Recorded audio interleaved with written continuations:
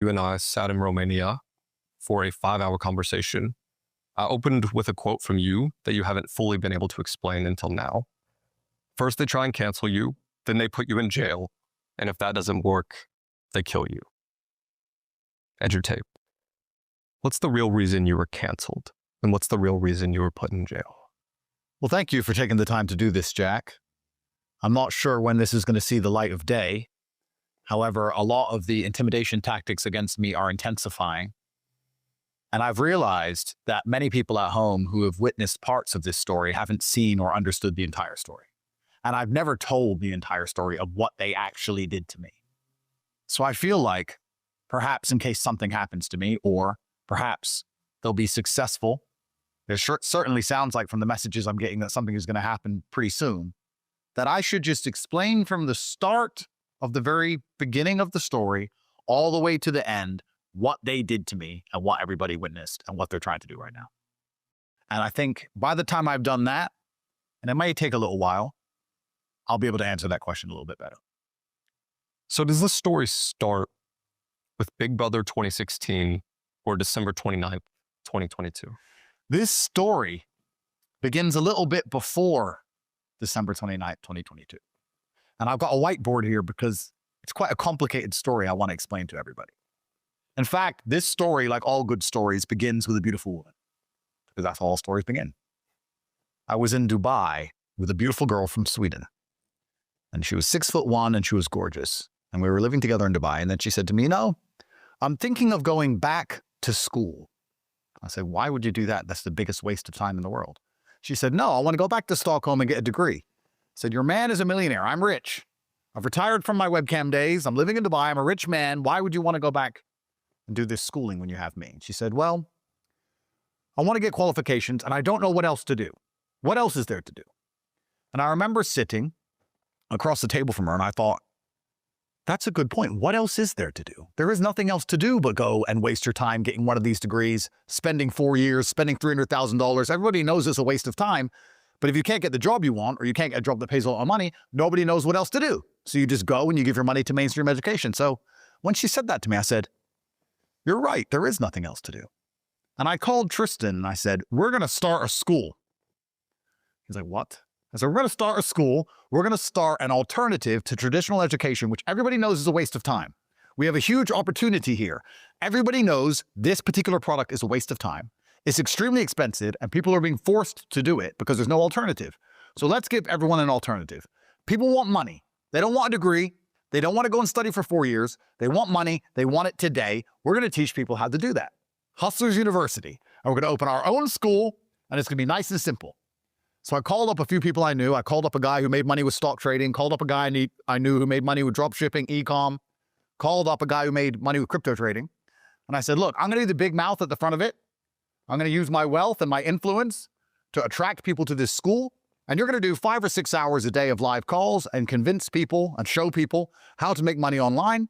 We're going to get a Discord server. We're going to attach a Stripe account. Nice and easy. Monthly subscriptions. Split it all up. It's going to be nice and easy. They're all like, yeah, we'll try it. See how it goes. Turns out, because I'm a genius, it was very successful.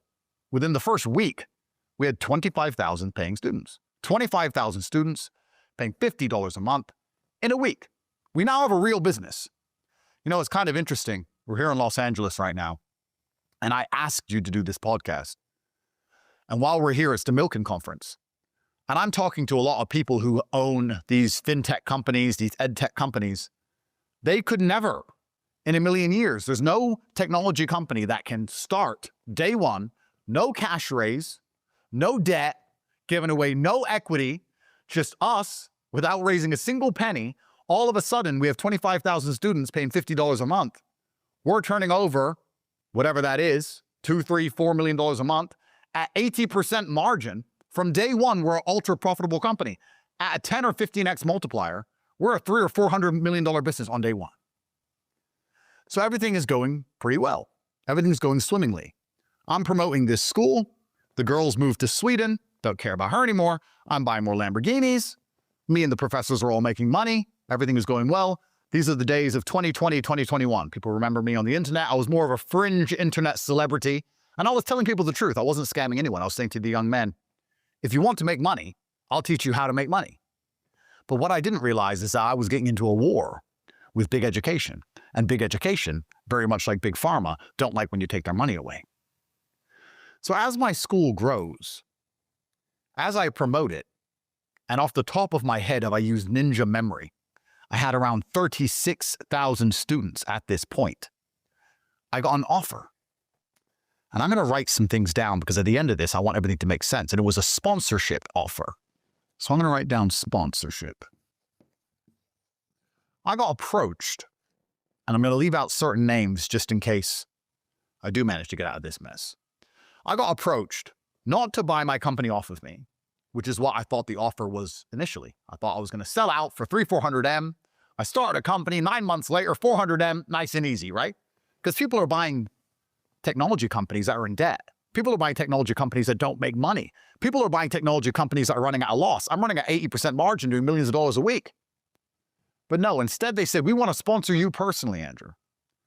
And we want you to shut up about certain things, not push the school, not say certain things, instead have certain opinions on certain topics. And in return, we're going to give you $50 million. It was a 3-year contract, $50 million. I sat there and thought, 16, 17 million a year, I'm making that already. And I get to say whatever I want. So I don't really want your sponsorship contract because it comes with all these rules. You're trying to tell me what to say. Maybe I'm, Jack, maybe I'm stupid. But I thought, what's the point in having money if you can't say what you want? Women can't drive. Sorry. It's the truth. And I'm going to say it. So I said, I'm not that interested. Thank you very much. And they said, but we have the best PR teams. So if anything bad ever comes out or anything negative is said about you in the press, our PR teams can help with that. I said, well, I don't need a PR team. At this point, I'm a fringe internet celebrity, right? I'm not in the mainstream media. I don't care about your PR team.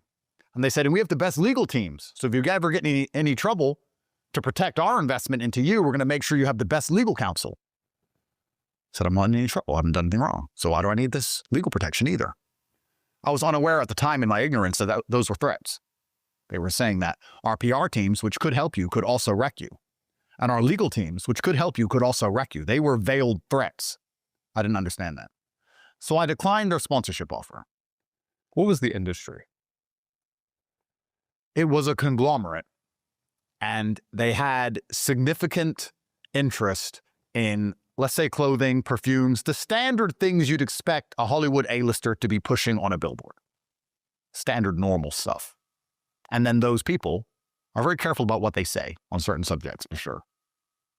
But I thought, I don't really want to be owned, and this school's going somewhere. We gain students every single day.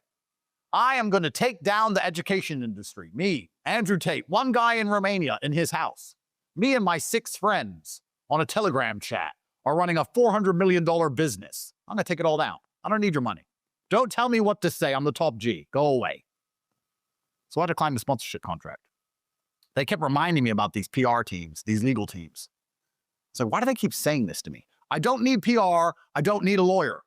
And they must have sat there and thought, this idiot doesn't understand what we're saying. So I declined the sponsorship contract. We continue to grow. A few months after that, Tristan gets a message from a girl. Can't say her name because there's open litigation. We'll call her Girl A. Girl, she's the beginning. She's the omega. She's the source of this. Girl A lives in Miami. Tristan knew her from a few years before. And she messages Tristan, hey, I want to come see you in Romania. Tristan's like, why? I've always wanted to see you in Romania. Tristan's like, okay then.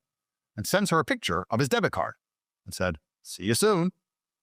She books herself a first-class flight, flies to Romania. So we have Girl A. All of this will tie together at the end. Girl A. Girl A books herself a business class flight and flies to Romania. Now, the interesting thing about Girl A, who subsequently destroyed my life, I only said hello to her twice. I don't know this person. Tristan knows a lot of girls. One day there's a girl at the house. Who's this? Oh, I knew her from Miami. She wanted to come. Cool. I don't care. Why would I care? Hi, whatever. She's there for 4 or 5 days. During those 5 days that she's in Romania for 5 days. 3 of the days, Tristan and I weren't even in the country. We were away, England, I believe. The rest of the time, she's going to the cinema, hanging out with Tristan's other girlfriends, hanging out with my girlfriends, hanging out with our personal assistant, Georgiana, who ends up going to jail, hanging out. And after about 5 or 6 days, she vanished. And I said to Tristan, where's girl A gone? He goes, I don't know. She blocked me and left. It's like, why? He goes, probably got jealous of my other girlfriends. Yeah, probably. Who cares, right? We're just guys. We're making money. We go to school. We got a big mansion. We got Lamborghinis. Girl A wants to come. Girls always want to come. There's 100 girls by the pool. Who cares? Girl A comes. Girl A vanishes. No one thinks anything of it. About 3 days after girl A vanished, April of 2022, we were sitting in our house at 1 p.m. on a Sunday afternoon when armed police turn up, SWAT. And the SWAT raid our house, bust down our door, and running with machine guns, pointing weapons everywhere and yelling at us to get on the ground. And of course, we comply and say that they're there because there has been a human trafficking allegation against my brother and I, which has been instigated from the American embassy. So they didn't just send the normal police. They sent the anti-terror police, because when the American embassy calls the police, it's a different kind of response. If you're a normal person in Romania and you call the police, they'll send a police car or a guy. No, this was the full army tanks, 30 dudes, head-to-toe SWAT. Did you have security at this time? We did have security. At this time, it wasn't to the point that we currently have security. We just had like a guy who watched. But they put MP5s in his face. And he was like, whoa, whoa, whoa. You know, my paycheck is my paycheck, but what's all this? So these guys bust in April of 2022. Please find and play the clips of our first ever arrest, because that's what I'm talking about. Our first one. They say, we're here for human trafficking and kidnapping. We're like, with all due respect, officer, what the fuck are you talking about? And they said, girl A has reported to the American embassy that there are kidnap victims and victims of human trafficking in this residence. I turned to Tristan and I said, Tristan, she's a 7. Look all the mess you got us in. She's not even a 9. She's a 7. Tristan laughs. I laugh. The police officer laughs. Everyone laughs. They look around the house. The house was completely empty. It was just Tristan and I there. No victims. We'd had no friends there. No girls. No one's there. They searched the entire house for drugs. They looked for drugs because girl A also reported us for being drug dealers and steroid abusers. All this list of crimes. They find no drugs. They find no steroids. They find no contraband of any kind. Our firearms are licensed. So that's not against the law. They go through the entire house in a 4-hour house search. They then seize some of our goods. I'm going to go into seized goods later. They take all the cash they can find, all of our diamond watches, our bars of gold. They left the cars at this point, but they took anything valuable we had laying around, watches, gold, jewelry, this kind of thing. I don't know why, but they did. So now we have the assets. What's your estimate on the number of assets taken on that one? Well, there was a lot of house raids, but on that particular house raid, I'd say all in all, in cash, about 100 grand, and in watches, about 500 grand. So about 600 grand of assets in the first raid. But no bank accounts, no crypto exchanges, no cars, just things they had laying around the house. I explained why they had to do that. They said it's protocol in Romania, in case these proven to be proceeds of crime. It's like crime. There's not even a girl in this house. Who have I kidnapped? They're like, yeah, you know, we're just responding to the American embassy. We don't know what's going on. You don't know what's going on. We're just the muscle. You have to go talk to the detective. The detective's in the office at DCOT. I said, who the fuck are DCOT? Never heard of DCOT before. Turns out they'd be my best friends later on. He goes, yeah, there's a guy at DCOT office waiting for you. We just have to come here, search for victims, take the money. We're the muscle. So after searching our entire house for 5 or 6 hours, the media is now outside at this point, so there will be video of this. They put us in cars. Media's outside saying human trafficking investigation, all this stuff. They start to slander our name with all this garbage. And they drive us to DCOT's head office. We get there around 11 p.m. House raid began at 1 p.m., in the afternoon. 11 p.m., we walk into this office, and there's a prosecutor sitting there. We sit down. The prosecutor says, why did this girl say there was girls kidnapped in your house? And I said, brother, I haven't got a fucking clue. I only said hello to her twice. Ask Tristan. It's Tristan's girlfriend. I don't know. And then the prosecutor goes, well, Tristan should have bought her a handbag, and laughed. And then I laughed, and we all laughed. And I was like, American girls are crazy, bro. Me too. This crap happens. Maybe in Romania, it's not a big thing, but in America, happens all the time. These girls are nuts. They just make stuff up. He goes, yeah, I heard about that, but I didn't know it's actually this bad. I was like, tell me about it. He goes, why did she call the American embassy? I was like, bro, I don't know. Just tell me what you need from me. You've been to the house. There's no one in the house. We have CCTV in our house. You can take the cameras and see her walking in and out the house by her own free will, getting pizza, going out to party, going to restaurants. You can see it all on camera. Please also find the clip of her walking in and out the house by her own free will, getting Ubers, getting taxis, ordering food, ordering Amazon packages, everything on Tristan's credit card, by the way. It's all there. So we're here. Take the cameras. Look, do what you got to do, bro. He's like, okay, go home. Cool. So after about an hour and a half of interview, midnight, we go home. Tristan and I sit around the pool laughing. Like, this girl A is crazy. We've lost some money. But this is a big misunderstanding, Jack. Like, we haven't done anything. This is all a misunderstanding. Let's just get back to what we do best, which is focus on promoting our school. Right? So we're on our emergency meeting podcast. We're traveling the world at that point. We have no restrictions of any kind. We're promoting our school. We're going to France. We're going to Italy. We see Dan Bilzerian in France. We're traveling around. We're doing all this stuff. We're having a great time. We're on yachts in Croatia. We're doing all this crazy stuff. And then one day, I call my lawyer and I say, they raided our house in April. It's like July now. Why is that case not closed? And he goes, this is Romania. Everything takes forever. It's a slow system. They're probably going through the CCTV. I was like, yeah, but this is so open and shut. My lawyer's called Alin. I'm like, Alin, this is so open and shut. What could they possibly be doing? He goes, yeah, it's Romania. They probably have to go through all the hours of footage. It's going to take a while. Don't sweat it. I'm like, I had this bad feeling. But what can you do, right? I haven't done anything wrong. So we're still traveling. And now, because of the school, because I'm promoting the school so heavily, I start moving from fringe internet celebrity to mainstream celebrity. I start getting bigger and bigger and bigger. I think at the beginning of this story, my Instagram had 100,000 followers.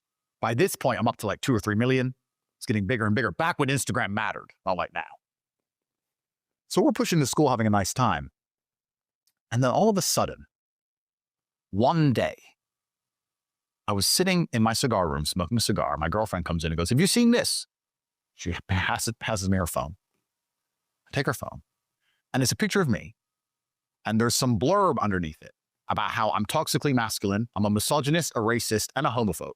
And I am the reason that the entire culture of the world is wrong. Cancer's my fault. Everything in the world's my fault. I'm the world's worst man, and I'm dangerous and need to be deleted from the internet. And it's on an NGO page for a charity protecting the rights of gays. Wait, that's weird. Whatever. And then she goes, and have you seen this? And she scrolls again, and it's the same picture with the same blurb explaining that I'm the worst man in the world. Copy and paste, exact one, on an NGO about wildlife protection. It's like, that is weird. So we open Instagram. I open it on my phone, and this exact picture with the exact same copy and paste wording, I find like 7 different accounts, random accounts for random charities and NGOs, posting that I'm the worst person in the world. Now, for anyone watching this, the media does not tell you what has happened. The media's primary objective is to prepare you for what is about to happen. They need to condition your mind so that when they do something, you're ready for it. If they instantly say, you're locked in your house, you can't go outside, there's a revolution. If the media constantly reports about how dangerous it is, how a lockdown might need to happen, how it's unfortunate, but we must prepare for the possibility of a lockdown, over weeks, your mind softens to the idea. So when the lockdown comes, there's no revolution. It's not a surprise. It's not a surprise. What was your comment section like at that time, too? Well, everyone loves me on my account, but on these accounts where they posted this, there's thousands of people saying, yeah, he's scum, he's scum, he's scum. And I was like, I mean, yeah, I made some jokes. Yes, I said women can't drive. Yes, I said some things, but I mean, I'm not blowing up girls' schools in Iran. Like, come on. Triple tap. Triple tap. So I was like, this is a bit out of control. They're conditioning the world for what's about to happen. Now, around this time, someone inside of my school said, we should start an affiliate marketing campus. And I said, that's a good idea. And we started with Amazon products because it's our job to teach all the people inside of our school how to make money online. You're a young man, you join our school, you pay a monthly subscription, and you start earning money same day. And one of the students said, I take affiliate links from Amazon. What I do is I go onto Amazon, I find a lawnmower, I take an affiliate link for that lawnmower, then I buy the lawnmower, and then I use the lawnmower or do lawnmower reviews on TikTok. And then I say, here's the lawnmower I'm using, and I put the link. And every time someone buys the lawnmower, I get paid. Well, that's a great idea. So we got a new professor, a guy I knew, who was in charge of affiliate marketing. And he started doing 4 or 5 hours of calls a day, pushing affiliate marketing. And then a student said, hey, why don't we affiliate market for the school? So that's a good idea. He goes, yeah, the school's great. So why can't I tell other people to join the school from my link and I get paid when they join? So that's another fantastic idea. Why not? So we launched an affiliate marketing campus for the school. And then the problem we were having is a lot of our students are from all over the world, right? So if you're a teenager from Peru and you say, hello, I have joined the school, I make so much money. Everyone's like, yeah, all right, scam, whatever, bro. But people trusted me. So people would say, hey, I don't want to use my own videos. I don't want to use any videos of me. I want to use videos of you, launch a Tate fan page, and then sell with my affiliate link. And I said, fine by me. Now, this was revolutionary at the time. Me, my cousin, when we came up with the affiliate marketing campus, we invented clipping. We ruined the internet. That's how the internet became what it is today. And that was the basic premise behind it. We're not going to copyright strike you. Back then, if someone took your content, you copyrighted it. Not us. Take our content. Take the views money. So people were taking videos of me, posting on their channel, earning hundreds of thousands of dollars in views money, keeping that, plus selling the school and getting paid off that. So everyone was getting rich. And the school starts to explode. Gets up to 271,000 students. I don't want to do the math off the top of my head at around $50 a month. Yeah, 13, 14, $15 million. I was probably keeping between 9 and 10 million American dollars every single month. Okay. How many times were you banned at this point? I'm not banned. You've never been banned? At this point, I haven't been banned. Okay. I haven't been banned. So the affiliate marketing campus is running. But all this NGO stuff starts. And I know how the world works, so I knew they were conditioning people's minds for something. And a perfect example of this, I want everyone at home to understand exactly what I'm saying. Before they got Diddy, they released the tape of him beating up Cassie. That tape of him beating up Cassie in the hotel was 10 years old at the time they released it. They've been sitting on it for a decade. Why was it never released? Because they didn't want to get him. When they wanted to get him, they then released it, so everyone said Diddy's a piece of shit. So when he got arrested, everyone thought he was already guilty. They knew they were going to arrest him, so they prepared the public for his arrest. So when I saw these NGOs, I was like, they're preparing for something. What are they preparing for? Tristan's like, who gives a shit? Tristan's the optimist in this story. He always has been the whole way through. Who gives a shit? We're fucking rich. We're helping young men how to make money. All of our students make more money than professors, than their teachers. We're doing good in the world. We're teaching young men how to escape the matrix and make money. You're making $10 million a month. We ain't doing nothing wrong. We haven't done anything. Who gives a fuck about what some wildlife or some fucking bullshit homosexual NGO has to say about us? They're just bitter and they're just jealous, haters. Fuck them. Lights a cigar. Tristan. Like, maybe you're right, T. Maybe it doesn't matter. But there was a problem. And the reason I think the NGOs attacked me is because there was a flaw in our master plan. And the flaw in our master plan is that we were working with a mercenary army. So now we have the affiliates, which are linked to the school, Hustlers University. Because the affiliates worked out that they make the most money if they put up the most controversial clips of me. Because if you put up the clip, not the whole clip, where I say in bed that if a girl picks up a machete and tries to attack me, I will take the machete off her, put it in her face and say, shut up, bitch. No, not the whole clip. They take the last part, put a machete in a girl's face and say, shut up, bitch. Only that part. And post that. because that gets the most engagement. That goes the most viral. They get the most sales. And they're mercenaries. They're in it for the money, these students. So in many ways, they're making me look bad. And I say to Tristan, students are making me look kind of bad here, the way they're putting all this stuff out. And Tristan's like, who gives a shit? You're cool. We're making $10 million a month. Who gives a fuck? Bad guy, good guy, what does it matter?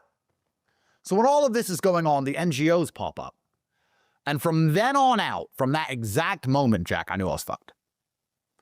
I just knew I was fucked. But I didn't know exactly what was going to happen.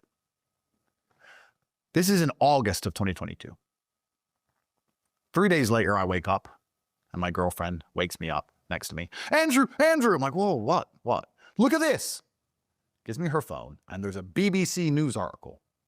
Andrew Tate, misogynistic influencer, is banned from social media for being a dangerous person. Back then, now bans are a common thing. Everyone's desensitized to it. Back then, the only people who had been blanket banned on the internet were Alex Jones, Nick Fuentes. I was number 3. And I was bigger than them. And by this point, I had become, in 2022, because of the affiliate army, the most Googled man on the planet. My mercenary army grew to 28,000 fan pages, posting endless Tate content. Do you remember the days where you couldn't get rid of me? You couldn't get rid of me from the algo. I was TikTok, I was Instagram, I was everywhere. 28,000 kids posting me all day, every day. We built an interactive library of everything I'd ever made. It was all transcribed. So when you went into the interactive library, you'd type Bugatti, every Bugatti clip would come up. You'd type heartbreak. Every time I had ever said heartbreak in any video, because they were transcribed, it would come up. You could make lifestyle edits, and they'd take it all and they'd post it, post. And if their account got banned, because they're from Peru and they're making $300 a day affiliate, they're not going to go get a job for $300 a month. They just make a new one. Like a virus, like Agent Smith in The Matrix, like ants. You can't kill them. And they're just out there posting. And then they realize they make the most money if they post my most controversial stuff. And my most controversial stuff is out there by 28,000 fan accounts posting 4 or 5 times an hour. And the entire algorithm is mine. And this may be the most Googled man on planet Earth. My school's now at 300,000 students. $15 million turnover a month. 15 million times 12 is 15 times 10, 150. Plus the 30 is 180 million turnover at 80% margin, a 10x multiply, which is pretty simple for an ed tech business, especially with a margin like mine. $1 billion business, 1.2 billion, 9 months old, me and 6 dudes in the Telegram chat. I'm a billionaire. And I open up this BBC article on my girlfriend's phone, and it said that my views have become so destructive and I'm doing so much damage to the planet and to the consciousness of young men that I had to be removed from all social media. This was on her phone. I was like, well, that's inconvenient that they've deleted me everywhere. I was like, let me have a coffee. So I put the phone down. I went to get a coffee. And as I was walking to get coffee, I opened up my phone. When I opened my phone, it said, your Apple ID is signed out. Well, that's weird. Okay. Went to click Twitter. Your Twitter's signed out. Clicked WhatsApp. Your WhatsApp's been deleted. Clicked Instagram. Of course, signed out. Clicked Gmail. Signed out. They pressed a button, Jack, and wiped every single thing from my phone. The Apple ID itself, so I couldn't download apps, and every single application was logged out. Uber, Airbnb, Skype, any app on my phone, all of them were gone. Coinbase? Everything. Every single app. All of my bank accounts, Coinbase. I had a NatWest and a HSBC bank in England. They seized all that money. We'll talk about that soon. Everything was frozen. Everything was gone. My entire phone just became a brick. And I called a friend of mine from my girlfriend's phone. I said, how the fuck can they do this? And he said, they put you on a terror watch list. They can only do that if you're on a terror watch list. And I was like, surely not terror. The fuck? I'll call you back. Here I film my final message. All that's left for me to do is have a positive impact on the world. I don't think anybody truly wants to go down as a villain. Maybe some people do. I don't. I wasn't raised that way. I sit down on the chair and I get my final message to the world. I decided to retire from the internet. I thought, you know what, Andrew? You made $100 million. You got $1 billion business. They're after you. You're starting to feel a bit paranoid. It's getting hot. You have a very credible source telling you you're on a terror watch list. Once you're on a terror watch list, all bets are off. There's no more law. There's no more constitution. All that's gone. They can shoot you in the middle of the street. Police can come up and just shoot you and go, terrorist threat. End of story. And the basic premise was that I had so much power over the young men in 2022 that I could have caused a revolution. They're probably right. I probably could have said, fuck the Matrix, Westminster Palace tonight. Let's take over. And it would have been the fucking end. Please understand, the Matrix does not fear women. This is why they empower women. This is why they constantly attack me for being a misogynist. They want women to be as powerful as possible because you know what happens when women are powerful? Nothing. If women protest, if 100,000 women march through this town right now and protest, it's inconvenient. If 100,000 men march through this town, everything burns and the entire government changes. Men can fight. Men are armies. Women don't matter. They don't give a shit if women protest. They don't give a fuck. So you want women at the top of the pyramid. You want women as powerful as possible so that women are in charge of society so that you can just stay at the top of your castle stealing and raping and pillaging from everybody. Just stealing all the money, destroying society, importing whoever, breaking all the laws. And what's going to happen? A bunch of women are going to nag. Give a fuck. When men get together, it's not called a protest. It's called a revolution. Women don't do revolutions. They can't. So they deliberately empower women to subjugate men. That's why masculinity has been under such attack. And I came along and was the most Googled man in the world promoting masculinity, not realizing this was putting me at war against the Matrix itself. I wasn't even political at that time. I didn't even talk about political parties. I just said to young men, stand up for yourself, go to the gym, stick for what you believe in. You're allowed an opinion. You matter too. And that was considered so dangerous. I ended up on a terror watch list and they wiped my entire phone. And the country that put me on a terror watch list, you want to guess? US. Incorrect, sir. England. Great Britain put me on a terror watch list. The Foreign Office, in the paperwork I later saw, which they wrote to the Romanians, said, he is an unchecked source of influence. And they believed I was going to cause a revolution. Now, anybody at home who thinks that the intelligence agencies that are here to protect and serve us aren't primarily concerned with preventing a revolution is a fool. The CIA, the FBI, MI6, MI5, whoever, they don't care about much besides two things. Stealing money from around the world in the form of resources.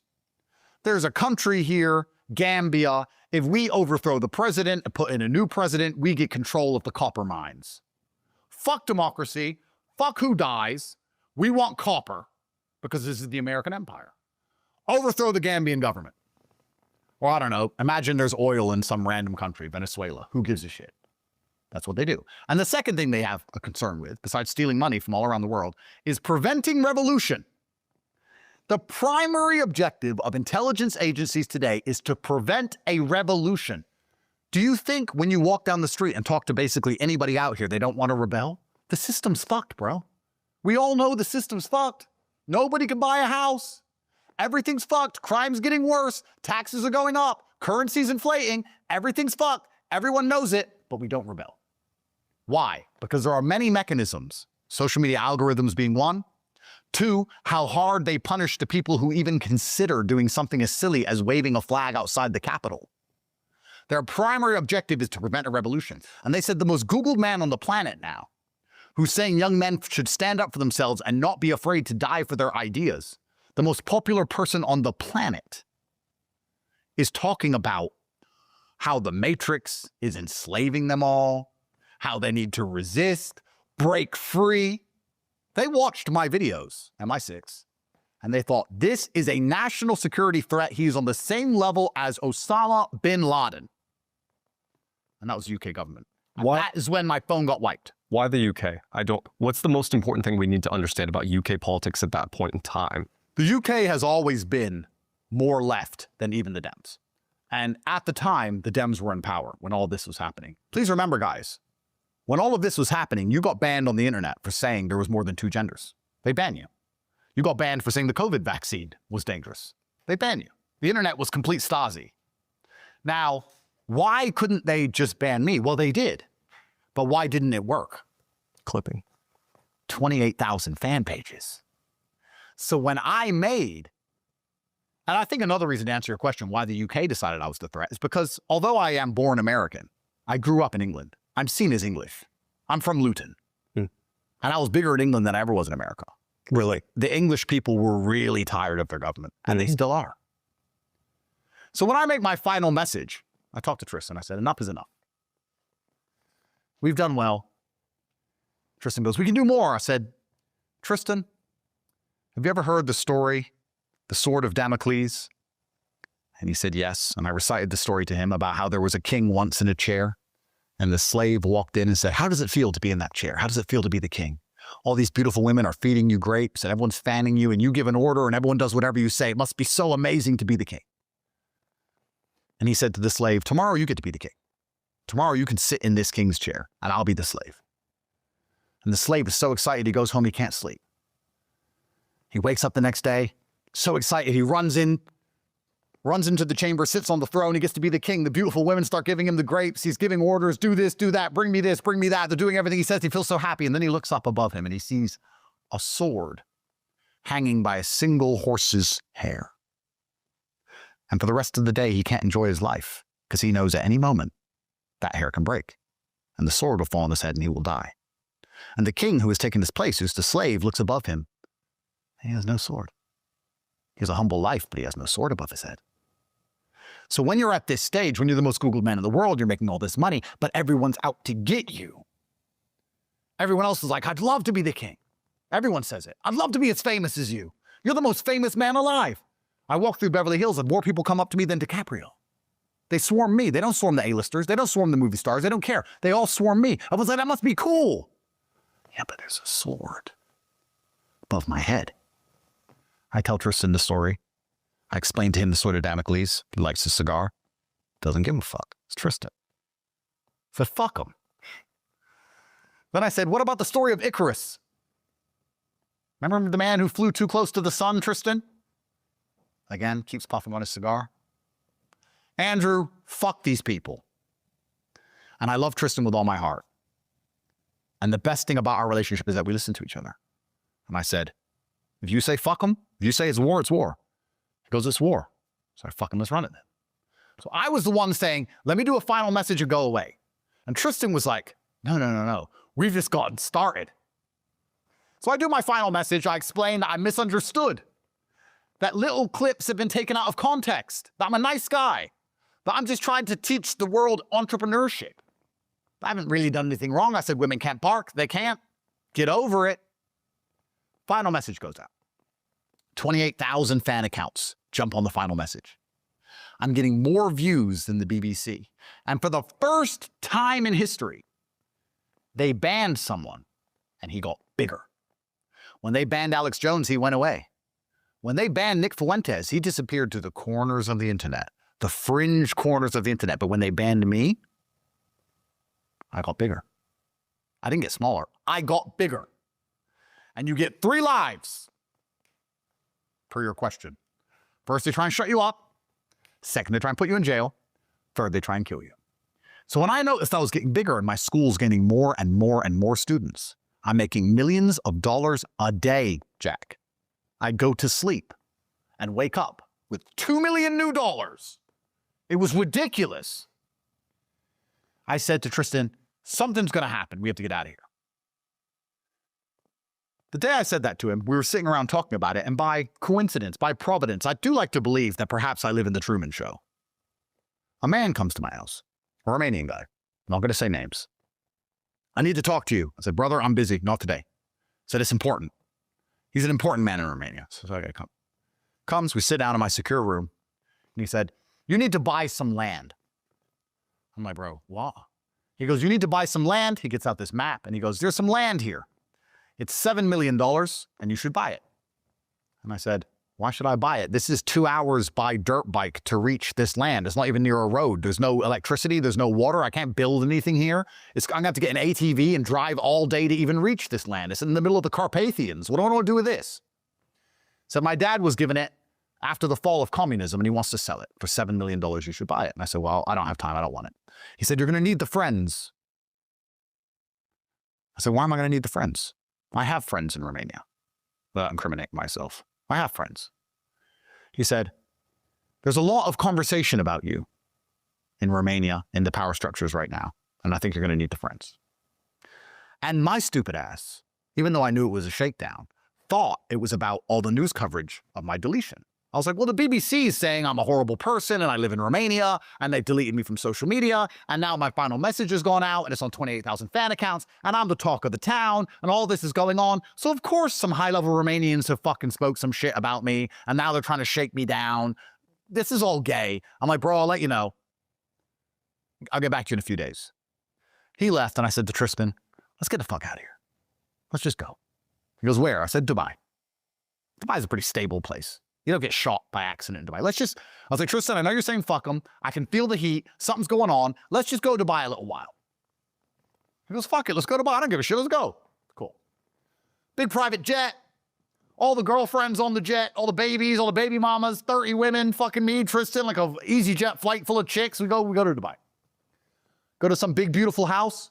Put the clips in of that house with the Bugatti outside. Georgiana's with us. She's driving the Bugatti outside that big, beautiful house in Emirates Hills, $250,000 a week.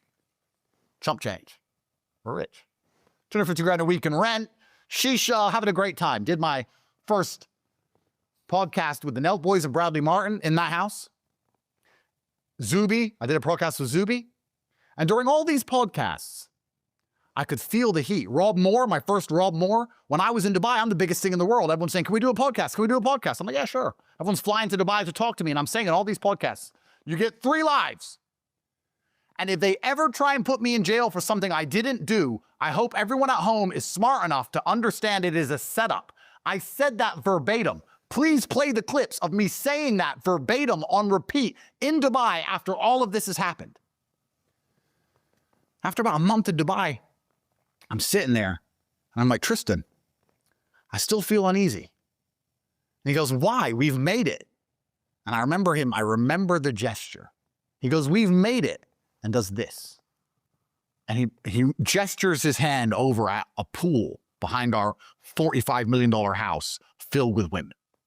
So we made it, bro. And I was like, 35 years old? I had like $30 million maybe. Now I've got hundreds of millions of dollars, which I've made inside of a single year. You can't just make it like that. Life can't be that easy. It was a fucking few of my friends and me, teaching people it wasn't a scam. The reason it worked is because it worked. If it was a scam, it never would have took off. It took off because we were teaching kids to actually make money. Everyone's making money. I'm the most popular man on the planet. Everyone loves me. I'm top G. I'm famous. I've got hundreds of millions of dollars. I've got this big house in Dubai. I've got beautiful women. I've got kids, everything. I'm like, have I won? She's like, yeah, we won. It's over. We won.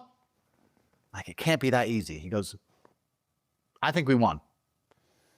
So we're in Dubai for about 2 or 3 months. I'm doing viral clips. I did the clips with Aiden. Aiden came out there, did the podcast with Aiden where I had the robe on and he's sitting there and I'm doing all these things. We're in Dubai. And then one day we get a phone call from Piers Morgan's team. You're a cultural force and we want to talk to you. I was like, Tristan, see, I told you, here's the setup. I told you they want us to go to England. They're going to arrest us. We're on a terror watch list in England. Tristan's like, stop being a pussy, bro. It's Piers Morgan. He's a bitch. I'm like, no, but if we go to England, they're going to fucking arrest us. He goes, are you scared of Piers Morgan? I'm like, no, fuck Piers. And he goes, okay, but when you go on there, just be a little bit calmer. Because my first Piers Morgan, I didn't beef him. He goes, this is probably a test. They just want to see, like, if you're really a terrorist. Go on there, be a bit calmer, be a bit nicer, explain the truth, explain that you're a nice guy. Don't let anyone think you're a danger. Go on there. And if you watch my first Piers Morgan, I'm a lot calmer. I'm a lot more like, I deliberately decided not to go there and be top G. To be a lot more understandable as a human. So Tristan convinces me that the British state just wants to make sure I'm a sensible, rational actor. So we leave our phones, we leave our laptops, we leave everything sensitive in Dubai. We get on a private jet with a small suitcase and we fly to England. And as the plane was coming down into London Heathrow Airport, I said to Tristan, they're going to arrest us when we land. He goes, we'll see.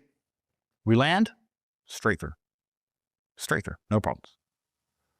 Did the podcast with Piers Morgan. I deliberately let him clown on me a little bit. Like, I'm just a guy. I'm just an idiot. I have some ideas, and I believe men are people too, and men should be able to stick up for themselves, and that we live in a gynocracy, and that it's all misandric, and that men are getting destroyed, and women have all the power. But I believe that men are human as well, and that men are allowed rights. And he came at me saying, I'm a misogynist, I'm this, you're a terrible person, you're Hitler, all this shit. And I'm just like, yeah, well, I don't think so. Really nice, really calm. Is this November, roughly? This is December of 2022. Okay. Just before Christmas. And I do the Piers Morgan show. And the reception is fantastic. All the comments under that show are 100% on my side.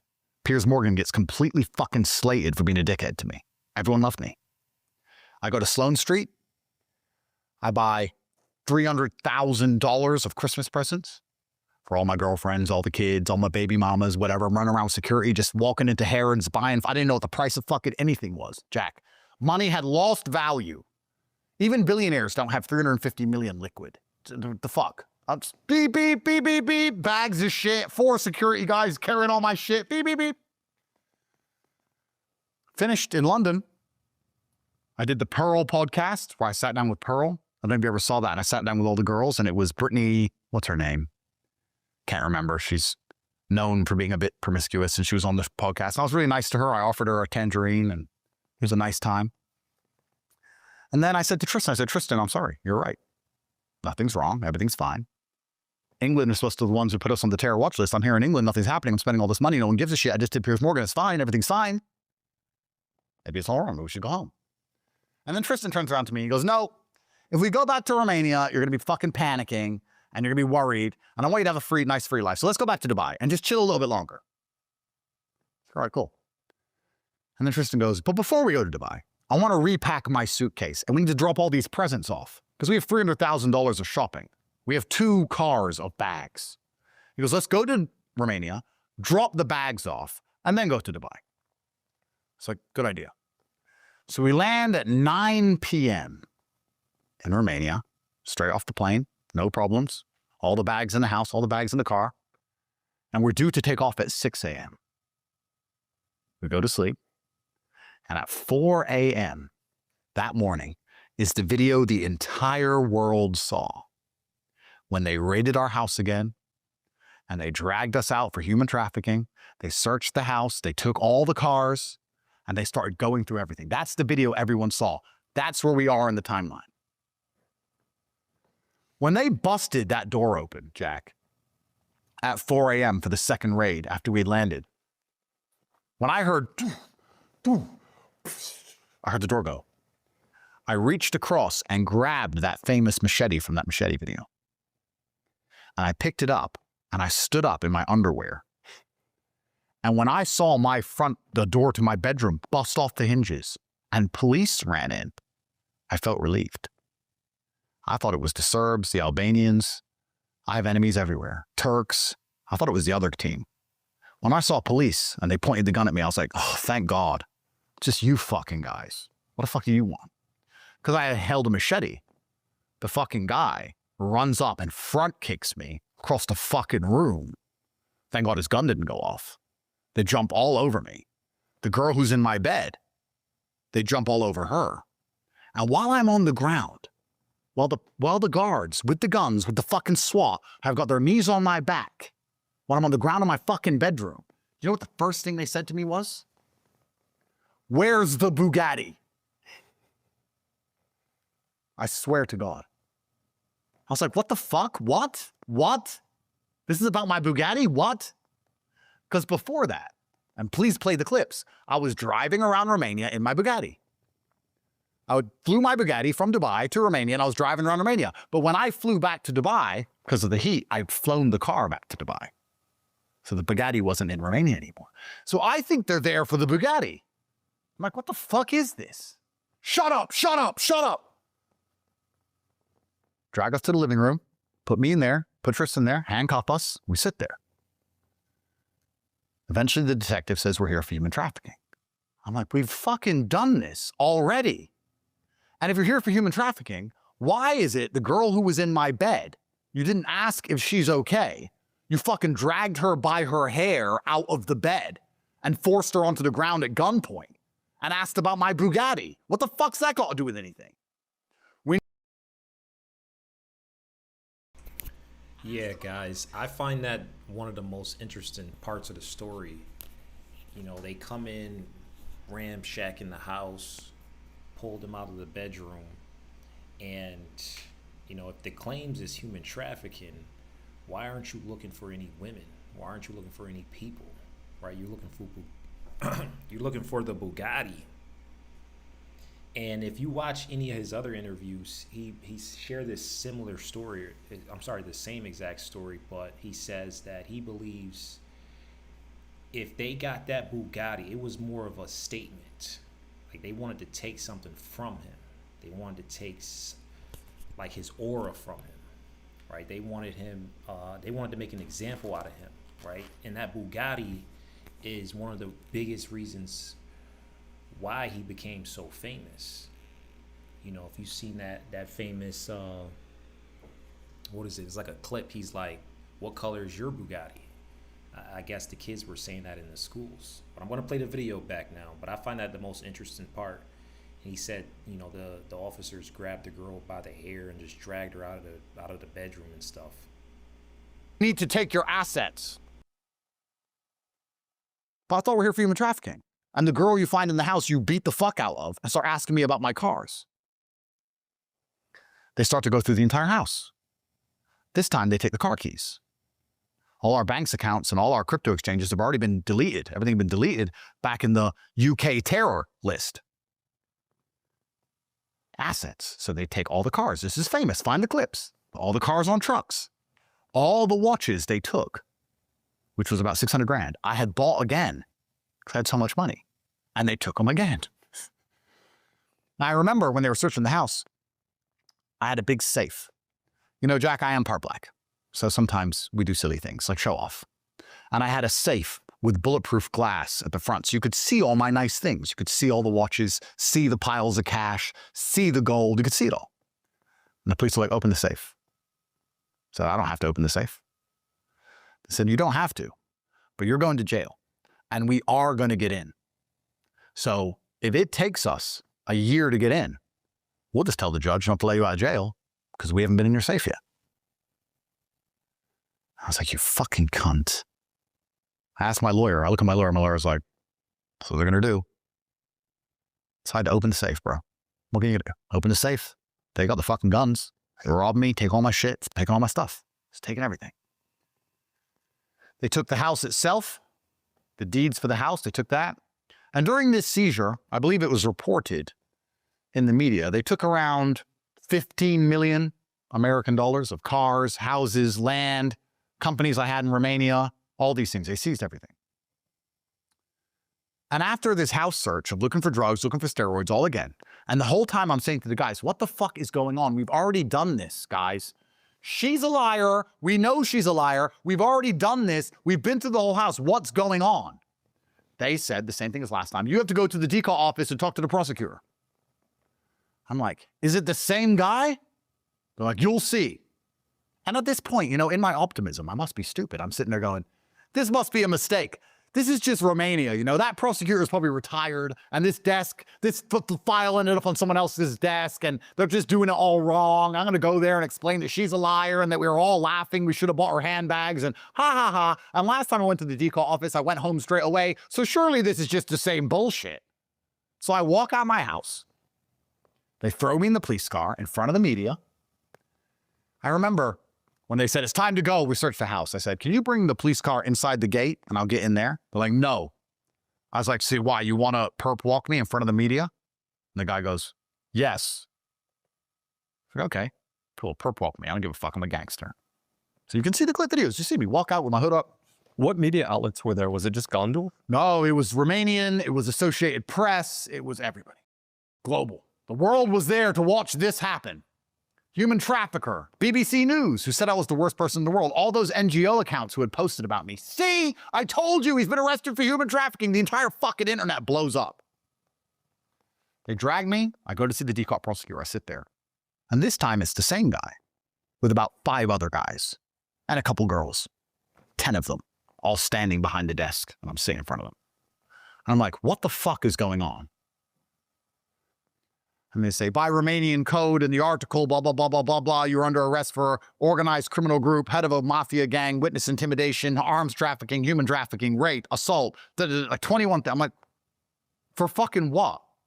Well, how do you plead? I'm like, well, I'm not guilty, obviously. This is bullshit. And they're like, what do you have to say about the crime of human trafficking? I'm like, nothing. It's made up. What do you have to say about the crime of assault? I'm like, assault who, bro? What are you talking about? So I got an argument with the DCOT guys.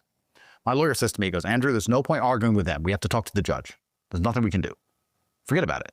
Just chill. Just chill. At the end of it, he goes, and we recommend detention. So I was like, so I don't get to go home? Like last time? They're like, no, you're going to jail. And that's the clip where they take me out of the DCOT office and the armed guards walk me into the police car where I say, the Matrix has attacked me. There's a clip of me walking and I say, the Matrix has attacked me. And I get taken to prison in between Christmas and New Year. I'm very excited to find out what the fuck I'm in jail for.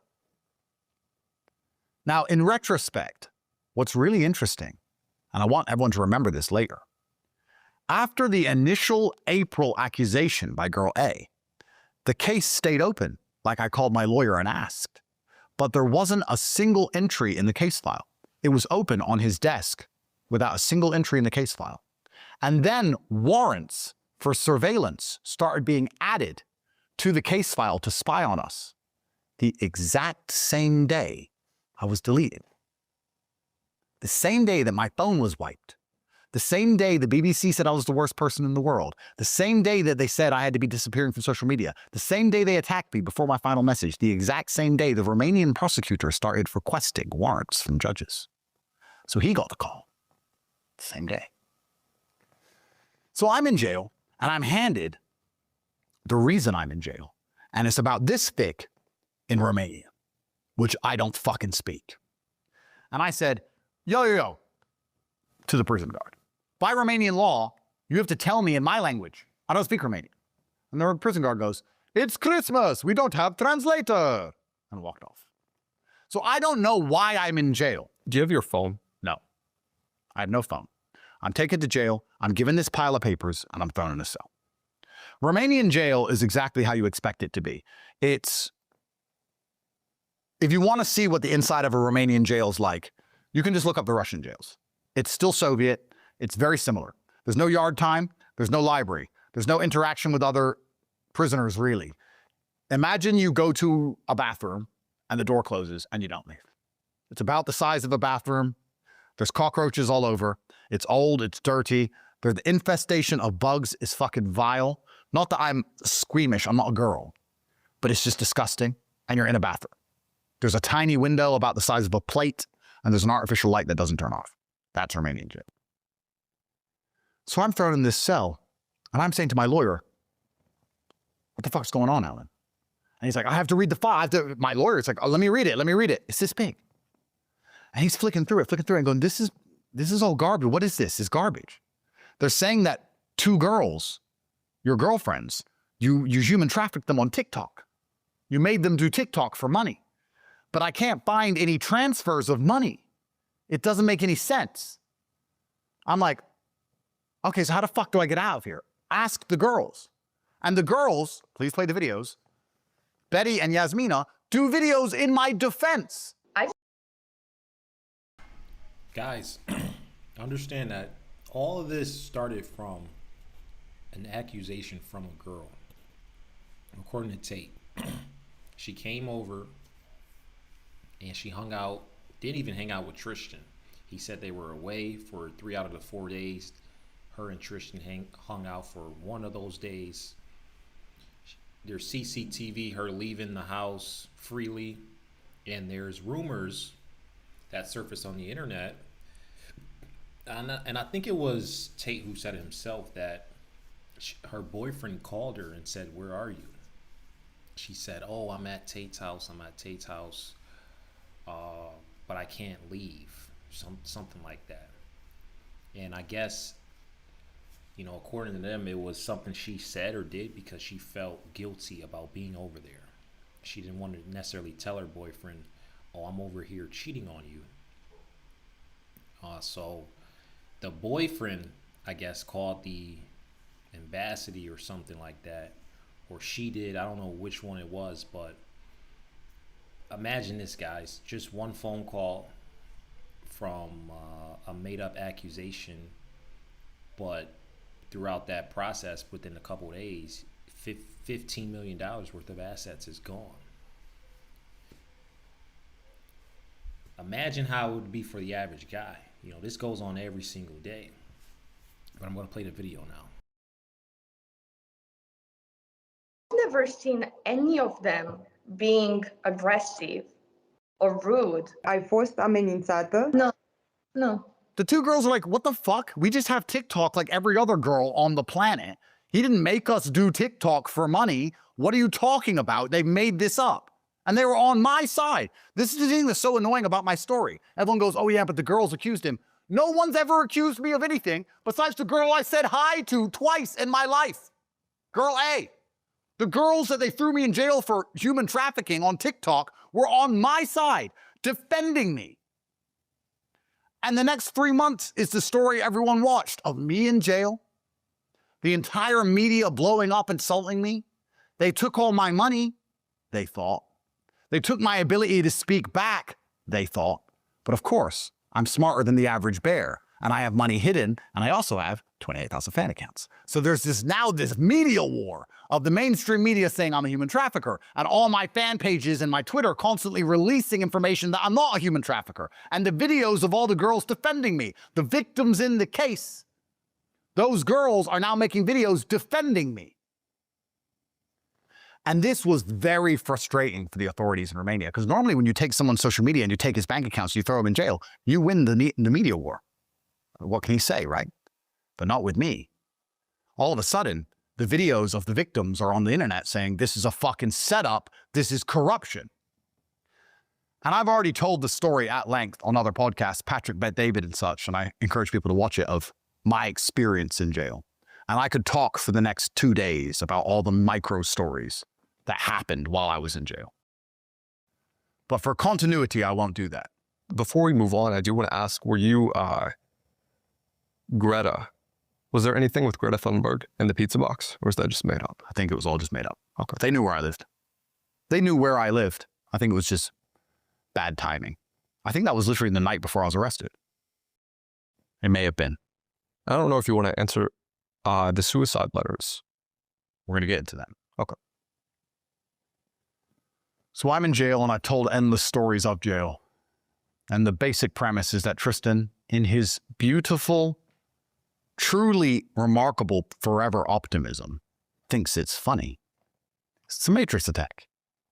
It's hilarious. And I've told the stories how he didn't care about jail, didn't give a shit. And I'm trying to get out. Every 30 days, you know, when I first went there, I look at this hellhole, and I had 2 lawyers. I had Alan, who's a guy I've known for a very long time, who most people see, and I had an older lawyer. His name was Gliga, and he had been part of the system for a really long time. And I said to Alan, I gotta get the fuck out of here. And he said, well, don't worry, DCOT put you in jail for a day, but after a day, they have to convince a judge to let you go. So I do 1 day in jail, and then we go in front of the judge. And Alan stands up and goes, inside this entire file, which I've been up all night reading, they're accusing Andrew Tate, a man with money, of human trafficking 2 girls on TikTok. They can't prove any money was made on TikTok. They can't prove any transfers went to Andrew from TikTok, and the 2 girls says he didn't do it. So can Andrew go home now? He presents it all to the judge. And the judge is like, yeah, this doesn't really make sense. And she's kind of confused. She's asking lots of questions back in Romanian, like, what do you mean TikTok? Everyone has TikTok. He's like, yeah, exactly. This is stupid. So at the end of all this, she goes, I have to go make my decision. And at the end of it, I said to Alan, what happens if we go to jail? He goes, there's no way you're going to jail. I was like, why not? He goes, I've been doing this 10 years. I've never seen a case this stupid. There's no way you're going to jail. So you sure? But what happens if we do? He goes, you're not going to jail. And you know what was weird? When he started saying that, I just knew I was going to jail. You know when someone's like so sure?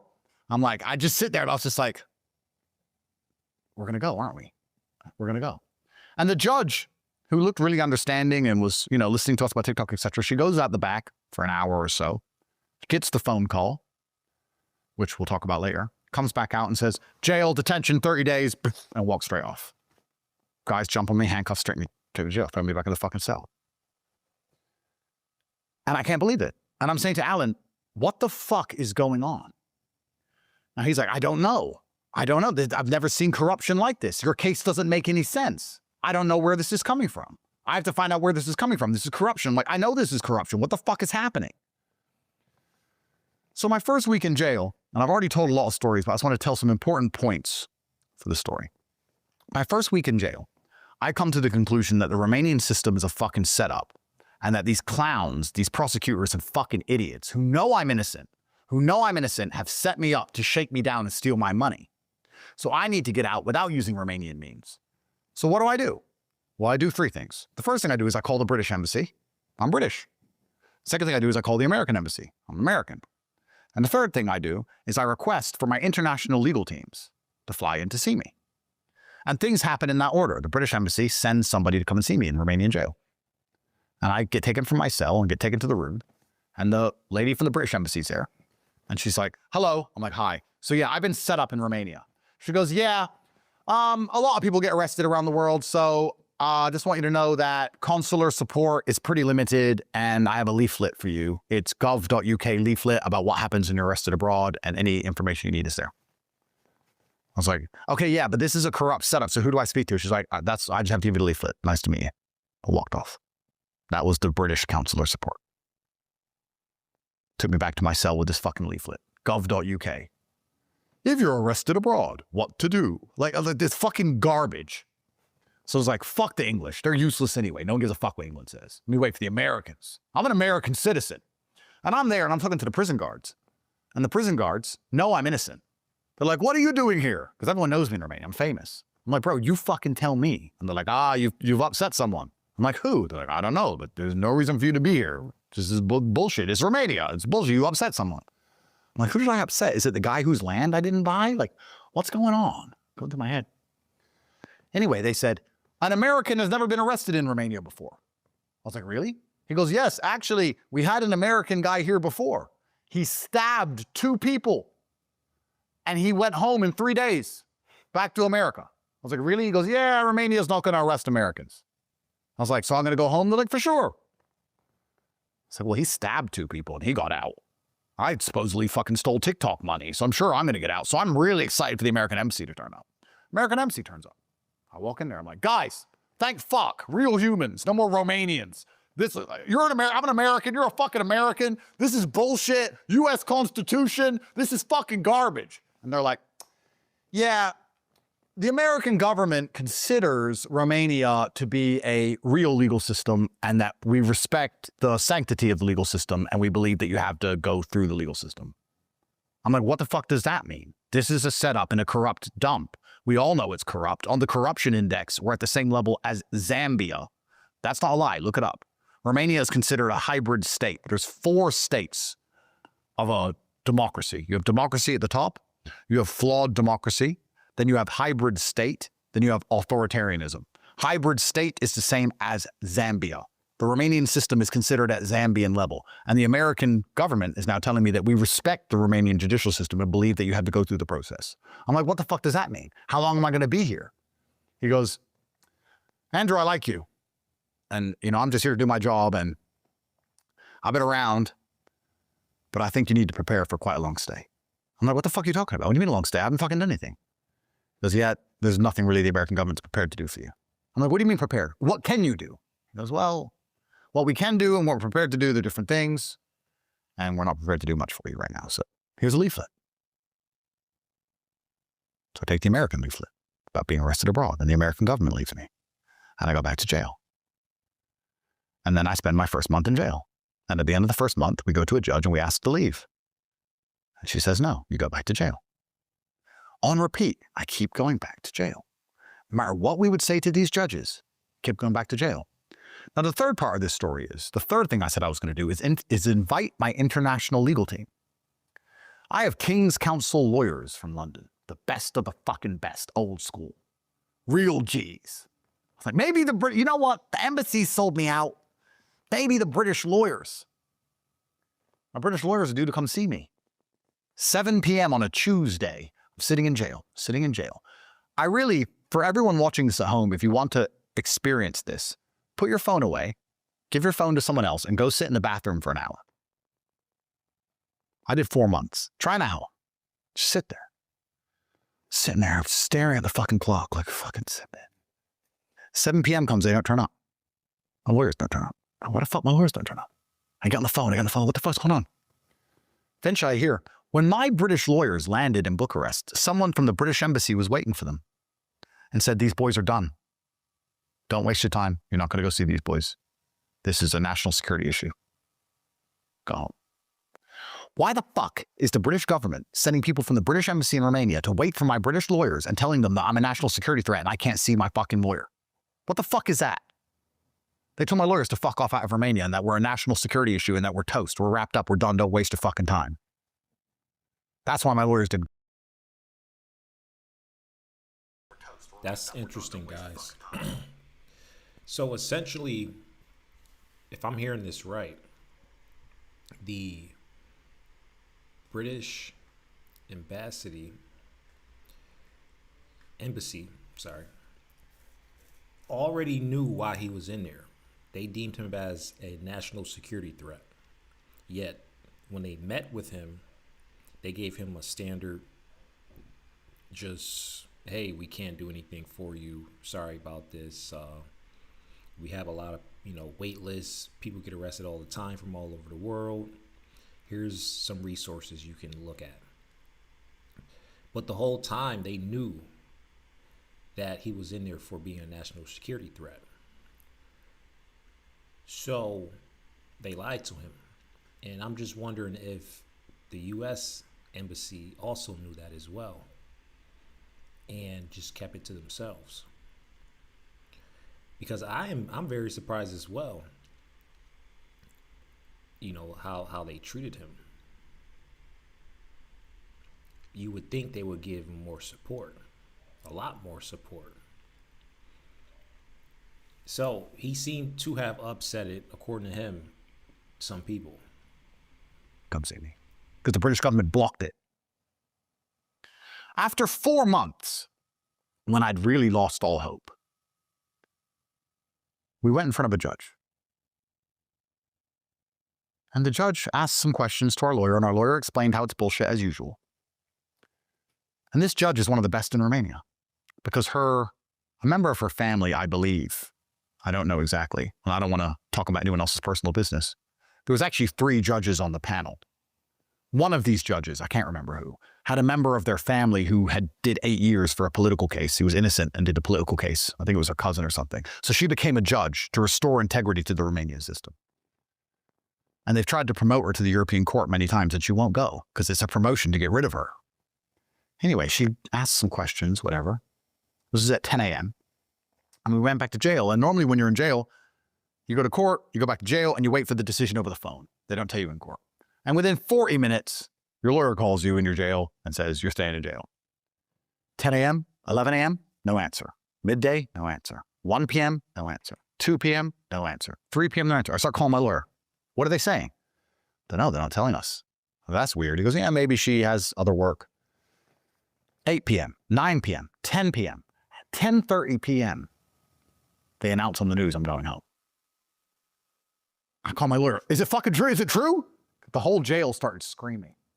Frati means brother. Frati Tate, Frati Tate. The whole jail screaming for me and Tristan. Frati Tate, you go home. Frati Tate, you're the best, you're the best. We were just like, fuck it, I couldn't fucking believe it. We had a little party in our cell. We drank our last water. We used our last mouthwash. We had a little fucking party of all the things we had rationed for the month. I couldn't fucking believe it. I'm sitting there, I'm like, it's over. Like fucking 4 months. This fucking liar, these fucking prosecutors who know I'm innocent, all my stolen stuff, it's fucking finally fucking over. I'm in my cell and I'm just like, I can't even say it was the happiest day of my life. It was kind of like, imagine you get hit by a car. You know in those movies when people get hit by a car and then they pop up and they're a ghost?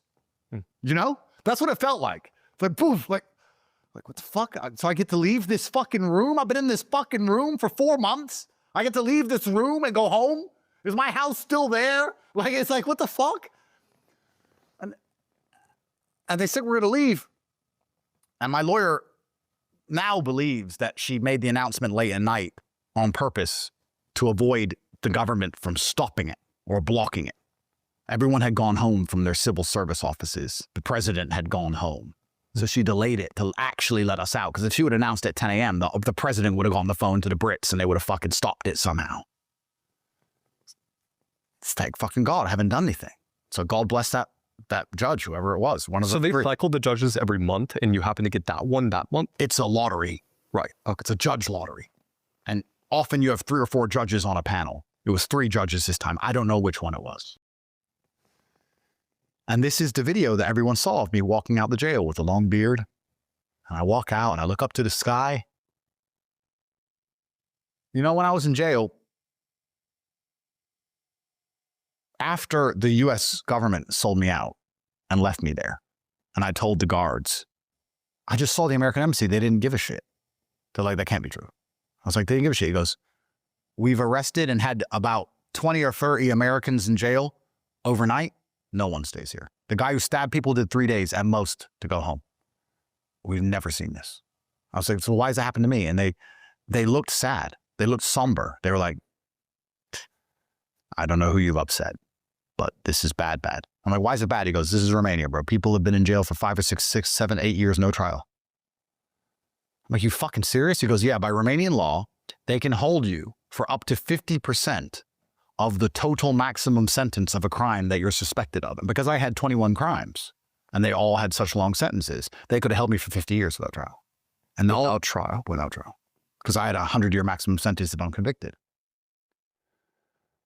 And I was like, all the guards had convinced me that my life was over. I had come to the point, Jack, where I'd look around the little room and just imagine growing old in the room. Like what? And I mean, before my school, I had 20 or 30 $million, but now I had hundreds of millions. And before my school, I wasn't really that famous, and now I got famous. So please imagine, I went from nice, comfortable life, fringe internet celebrity, to globally famous and properly rich for like 5 months at most. And now I'm in this room forever. That's the end of the story. I just fucking got started. I just enjoyed my life for the first time.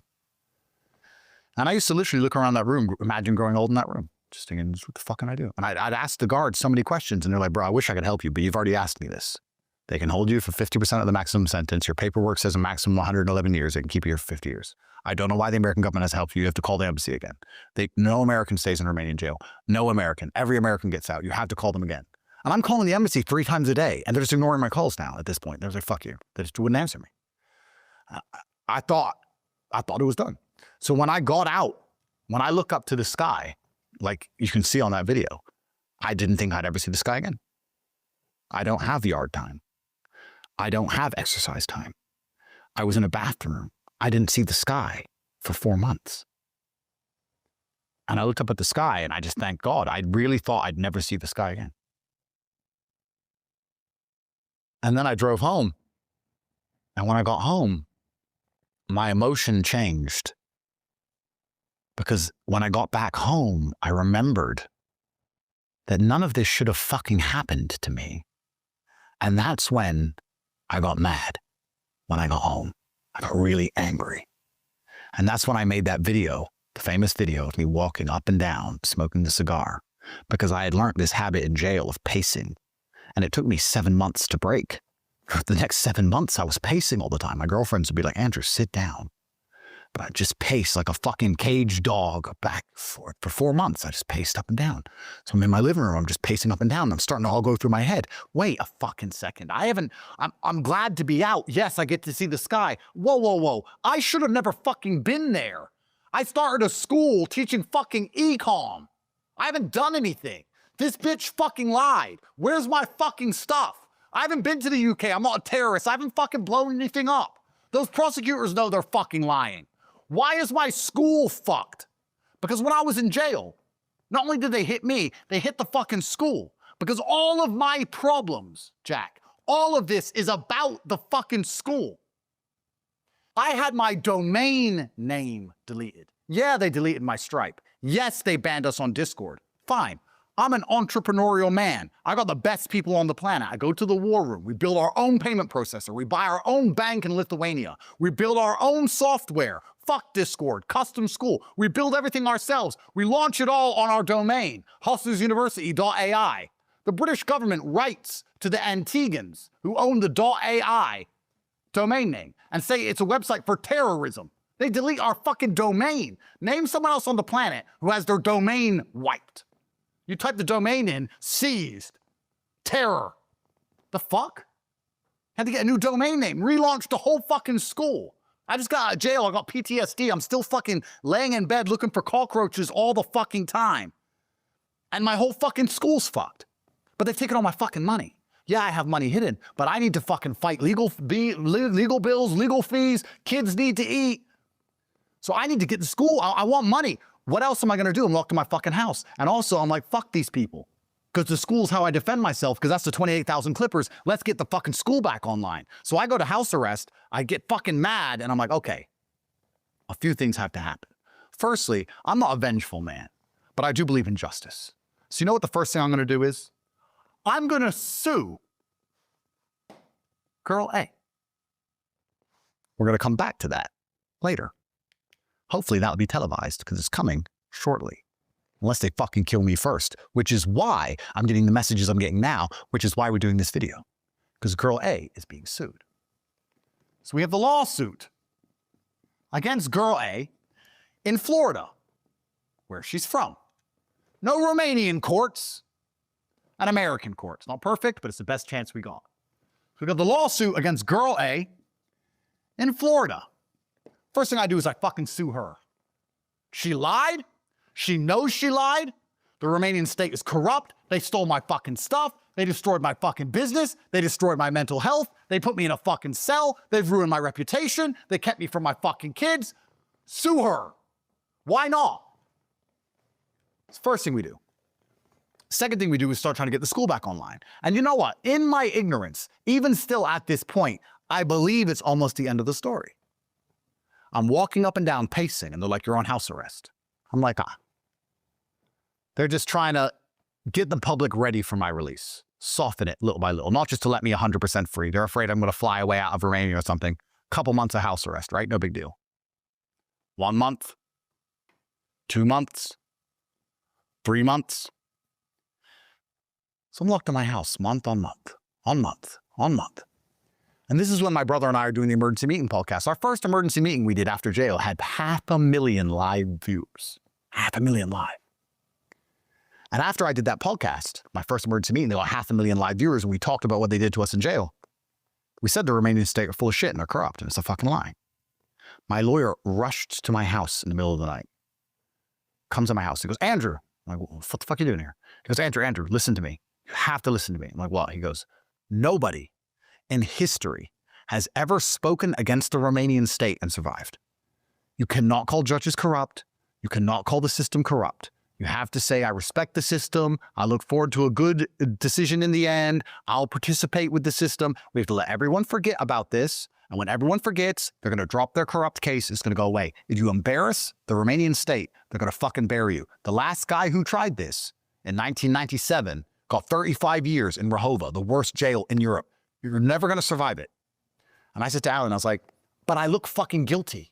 They fucking slandered me everywhere. I look fucking guilty. If I shut up, I look guilty. I can't just be quiet. He goes, you're going to make my job impossible, Andrew, if you talk. You have to stop doing these emergency meetings. You have to be quiet. Me, him, and Tristan sat there and I said, Alan, if I shut up and they lock me up, I'm going to torture myself back in that room thinking I had a chance to tell the truth about how corrupt this is. But if I tell the truth how corrupt it is and they lock me up, I'll know I went down swinging. Look, I just lost a fight. I'm not saying I always win, but I don't quit. And I said, Alan, your job's going to be hard. Because fuck them. They fucking ruined my life. I can't sleep. That's fine. There's 3 foot in the videos of all the tweets I was making. I had fucking nightmares. I couldn't lay in a bed without looking for fucking cockroaches. I couldn't have a blanket on me. I was fucked. If therapy was a real thing, I would have needed it. I was a fucking mess. And I was like, no, it's fucking war. It's fucking war. We're doing it. So we started doing our emergency podcasts, emergency meeting.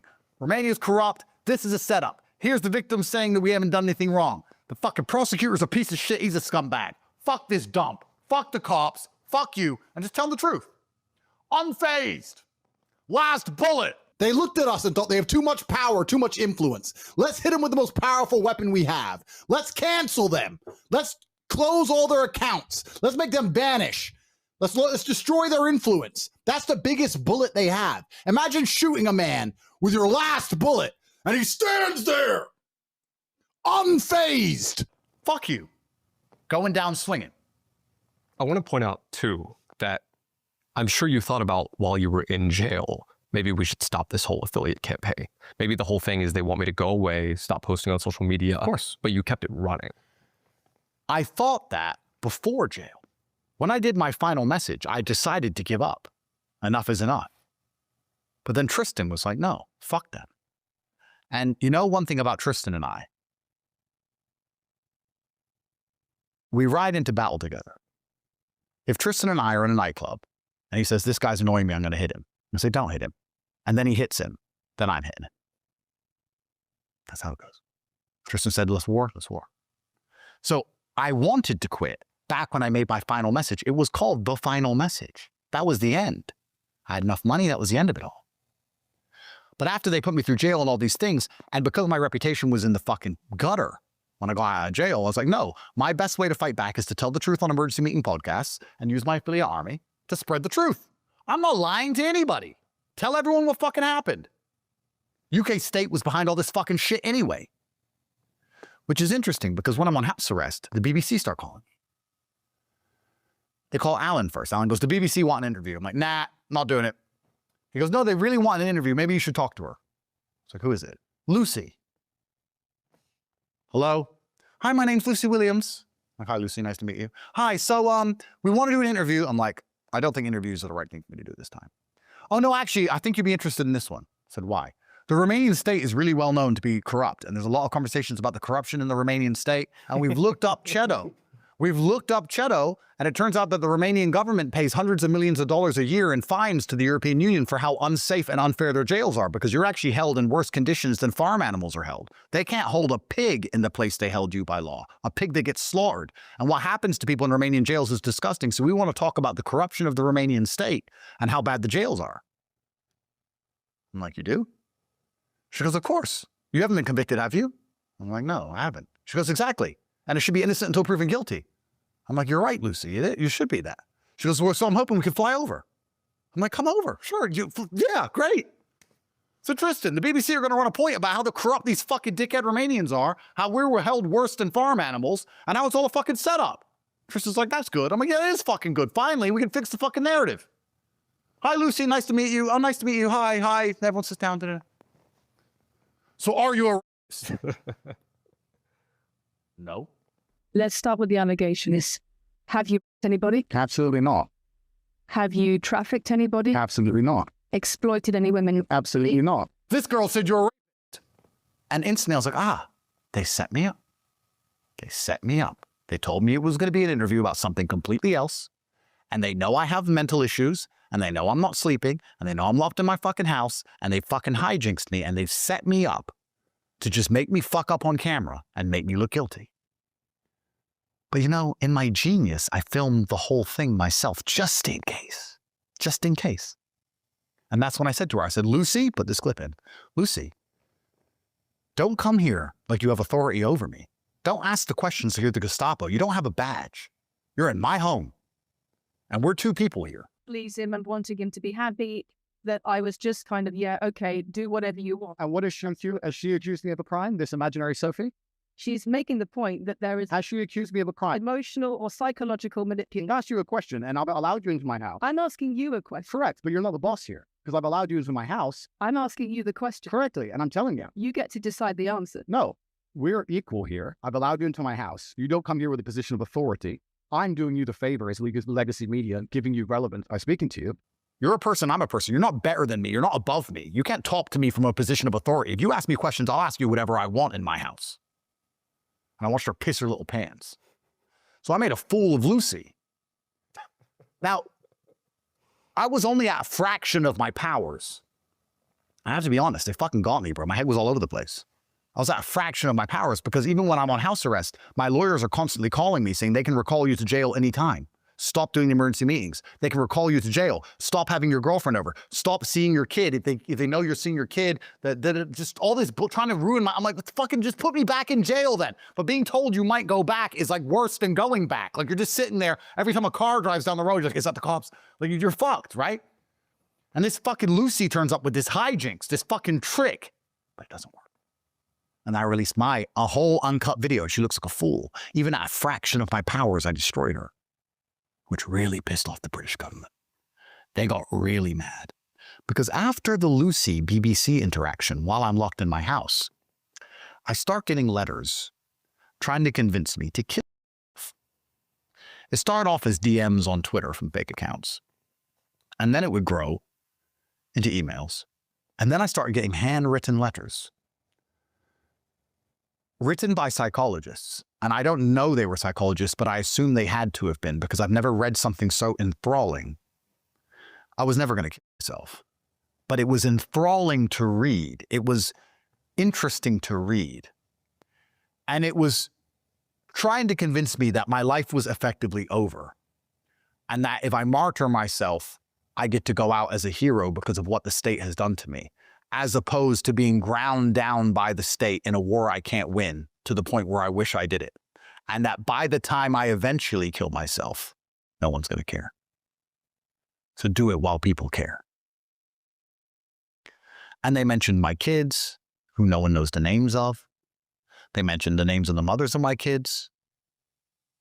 And these fake accounts on Twitter who pose to be haters, who know everything about the case, everything about my children, everything about the mothers of my children. They are fully fed the case file. They have the case file. They have all this information that are coming from these letters, trying to convince me to kill myself. I get a letter every day saying, Andrew, you're going to kill yourself effectively. You're going to do it in the end anyway. Don't do it when no one cares. Go out like a hero. You've always been a hero. You can stay a hero for eternity. Just kill yourself. And then my girlfriends start getting messages. My girlfriends and the mothers of my kids get messages. Leave Andrew. He's only going to drag your life down. You can use the government to get money from him. Go and report him for abuse. Accuse him of abuse. Sue him for money. You can get money from him. Why are you with this scumbag? Why are you staying beside him? His life is over. He's never going to be able to give you a good life. The only chance of a good life is to take his money and go find another man. My main chicks are getting these messages. The mothers of my kids are getting these messages, convincing them. And I know my women love me, but women are susceptible to pressure and psyops.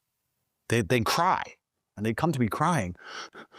Do you think you will get out of this? Like, I'm like, don't fucking start breaking now. That's what they want. They want you to give up hope so that you leave. Because they realize they couldn't get to me, so they start going for all the women around me. TikTok accounts of my girlfriend and making fun of her. She's a whore. She's a whore. One day she'll leave Andrew. Everywhere. And no matter how many times they get deleted, new ones pop up. New ones pop up. That was all funded by an NGO. And we're going to come back to this NGO. There's an NGO linked to Girl A, which we're going to come back to later. Ninja. What was the word in the letter that you interested in repeated? It was different on different podcasts, but I'm going to find one and find you an exact example of it so you can place it here, because every time they'd send me a suicide letter, next time I did an emergency meeting, I would specifically say a word from the letter, an unusual word, so they knew I read it and they knew I was talking to them saying no.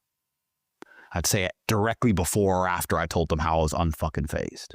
Because I tell you something, when your progeny, when your grandchildren come up to you and say, why are we brokies, Dad? If you're looking for a group of men who are on the journey to become the kind of men we talk about, and also men who are already at the pinnacle, the highest echelons of masculine accountability and capability, that's what the War Room is. All of these systems which are designed to create good citizens of a respectable society and preserve sanctimonium amongst the populace are actually corrupted and gay. But I'm not going to lie, they got to the women around me. Women around me were more suicidal than I was because they're just under so much pressure. Even like, imagine you got my daughter, you're the mother of my kid, and you're living a normal life. You don't have social media. You're a good woman. You don't go clubs. You don't go parties. You don't have social media. You don't show off. You're a nice, normal woman. And you're getting letters with pictures of with the name of your child and saying your child's life's over and all this shit. Like, what the fuck? This is the British government, by the way, the good guys. This is the good guys doing this, trying to convince women to kill. They didn't tell the women to kill themselves. Trying to convince the women to leave me and take my money because I'm going to kill myself. This is the good guys, the good UK state. The people who didn't give a fuck about the grooming gangs, these fucking scumbags. So it was all from the government. We're going to get there in the end. That all started after I destroyed the BBC because I beat them in their narrative war. And the entire world is just a battle for influence. That's all it is. And I had more influence than the BBC. You can't be one man with 28,000 fan pages with more influence than the BBC, causing young men to stick up for themselves in a state which is trying to extract resource from the young men and ruin their lives. The average man's life in England sucks. It's shit. They pay taxes. They're losing their country. They can't fucking do anything, go anywhere. They just build the roads, and then they're told they have to go die in addition Ukraine. It's over. Me telling them to stand up for themselves was considered an act of resistance against the enslavement. So the UK government's like, oh, just convince them to kill themselves. And in my darkest hours, I'd lay in bed. I'd fuck my girlfriend, and then she'd fall asleep, and I'd just lay there, and I'd be tossing and turning, and I'd be fucking staring at the wall, and night sweats, and I'd just be a fucking mess. I'd get up and start pacing around my bedroom like a fucking psycho, just pacing up and down my bedroom, and I'd end up picking up one of the notes and reading the letter, just pacing up and down. And it's my stubbornness who was like, whoever wrote this is going to have to explain to their boss why I didn't do it. So, they never got close to convincing me because I'm so stubborn, Jack. No matter how suicidal I would have ever felt, I knew my life annoyed them. And that's when I'd read it, and then I'd be up all night, 48 hours, no sleep. And then I'd go into the garden, and there's a video of me on a Bugatti scooter with Tristan in the garden doing circles. Please play the video. It was after that night. I was like, they're checking my social media to see, because I got a new letter today that I haven't posted in 12 hours. And I just had the Romanian news is saying they might have to re-imprison me. And all this pressure's on me, all this heat's on me. And the BBC saying, and the BBC saying bad things, and I'm feeling the heat. They're going to wait and see what the next thing I post is. Fuck you. Fuck you. I'm on a scooter with Tristan. Fuck you. Because I'm stubborn. Now we're making this video. I'll be honest, it was getting to me. But I don't believe in mercy. I don't believe my enemies are ever going to have mercy, so I don't ask for it. My dad didn't raise me that way. I wasn't raised to believe that if you're weak enough, people will feel sorry for you. I don't believe that's how the life works. I don't think if you go in front of your enemies and go, I'm a little bitch, please, that they're going to do anything other than destroy you. They're going to destroy you anyway. That's when they double down, usually. Of course. I'm like, fucking do it. Why did you read the letters so many times? Because they were so well written. They were so well written, Jack. It was a beautiful use of the English language. It was beautifully written. It was convincing. It had all the trigger points. My masculinity, my ego, how I'll be a hero, how we all die in the end, how my life's already over, how it's better for the people I care about, how it's going to be good for my image. Like, it had all the psychologists did a great job. They profiled me. They watched my stuff. They wrote it all down. All the group of fucking psychologists in MI6, GCHQ, they did a fucking great fucking job. It was flawless writing. Do you have a line? I have a letter. And I'll make sure you get one. Leave it to me. Because they're in a secure location in case something happens. But I'll make sure you get a letter. And you can read the whole thing. So then I'm in my house, 6 months of house arrest by now. And let's analyze the battlefield before we move on to the next stage. I've been to jail. They failed to keep me in prison because of one honest judge. I'm now on house arrest. I'm telling the truth. Nobody believes them anymore. The victims are on my side. I have more influence than them. I've destroyed the BBC. They're trying to starve me out, but they keep asking me. And the prosecutor keeps asking me. Drags me into DCAW office, which I'd have to go to once every couple of weeks and say, you're on house arrest. By Romanian law, on house arrest, you have to explain how you're feeding yourself. Where's your money from? It's like, oh, Alan lends it to me. I'm in debt. No, well, I'll put you back in jail. Put me back in jail. Do it. pussy bitch. Put me in jail. Give a fuck. Alan lends me money. Alan's like, yep, I lend him money. Where's your money? Where's your money? Where's your money? Because remember, human trafficking, but they beat the girls in my house up and ask about the Bugatti. Yeah, human trafficking, right? Fucking stealing. So I wouldn't tell them where my money was. So they're trying to starve me out. And if you actually watch, I don't know if you remember, back then, eventually, house arrest ends. They said house arrest is over. And I put a video up saying, my first free day from house arrest. But I've decided to stay in tonight. Didn't even leave the house on my first day free. Had a nice dinner with my friends. And the next day, my brother and I got a brand new Porsche GT4 RS and a McLaren 765 LT in purple delivered to our house. Why? Rich and shit. They got fucking mad. So we had those cars delivered on our first day and start driving around Bucharest. Alan calls me, DCOT wants to see you. Like, surprise, surprise. We go to the DCOT office. Where are these cars from? I rented them. They're not rented, so they're not mine. Run the number plates. Some genius, some fucking genius started a rental company in Portugal and bought a bunch of assets under this Portuguese company. And he was so nice, he'd rent them to me for €1 a week. What a nice guy. Never met him. Don't know his name. So they're like, well, we need to talk to the rental company. I'm like, go Portugal. Fucking, I'm just renting the car. Here's my rental contract. €1 a week. They get fucking angry because they know we still have money. And that's all they want, the money. While this is going on, there's DDoS attacks on the school every day. School's under attack. But I'm now almost, Jack, I first got arrested in April. Then I had those 3 months. And then I went to jail in December. It's now July of the year after. I got out of jail in March. It's now July, August. It's been nearly a year since my deletion. And I'm still as big as ever. And after the year, I'm like, this must be coming to an end. One night, I'm in my house, and police turn up. But not armed like the last time, not full SWAT, just a normal police car.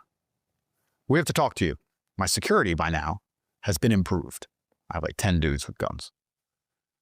One of them comes in and goes, police are outside. They say they want to talk to you. Do you want to go? Or are we going to fucking have a shootout and make a big issue? I'm like, look, I'm a peaceful man. See what he wants to say. I go out there and he goes, Andrew? I was like, yeah. He goes, I want you to know I'm a fan and I respect you a lot. So I thank you very much. He goes, but I need to take you to the station. I said, why? He says, there is an extradition warrant for your arrest out of the United Kingdom. So what happens now? He goes, well, we have to go and talk about the warrant. Then we have to see if a judge is going to extradite you or not. And I was like, okay, so I go to jail? He goes, only for 1 day. I was like, why 1 day? He goes, because either they don't extradite you and you go home, or they do extradite you and you go to England. And you know what? I actually kind of felt relief. I was like, oh, so I might go England and all this Romania crap's over? Because all this case and this bullshit is still ongoing. It's still in the court. I still have these court dates I'm going to, which you've seen. I used to walk in and out of court and fucking the DNG was there and all this bullshit. I'm still doing all this Romanian crap. I'm like, oh, I get to go to England and just fuck Romania off. I was like, you know what? That doesn't even bother me. I'm like, bro, cool, let's go to the station. So we go to the station. They take me there. He lied to me. He goes, yeah, you might go to jail again. I'm like, whoa, that's not what you said. He goes, oh, well, the warrant says that they want to extradite you or at least jail you until you're extradited. I was like, okay, so now it's serious. What the fuck is this about? And they said, you have a warrant for assault in 2011. I said, assault who? It doesn't say. I said, where? It doesn't say. I said, what date? When in 2011? Doesn't say. So what does it say? He goes, assault 2011. I was like, that's it?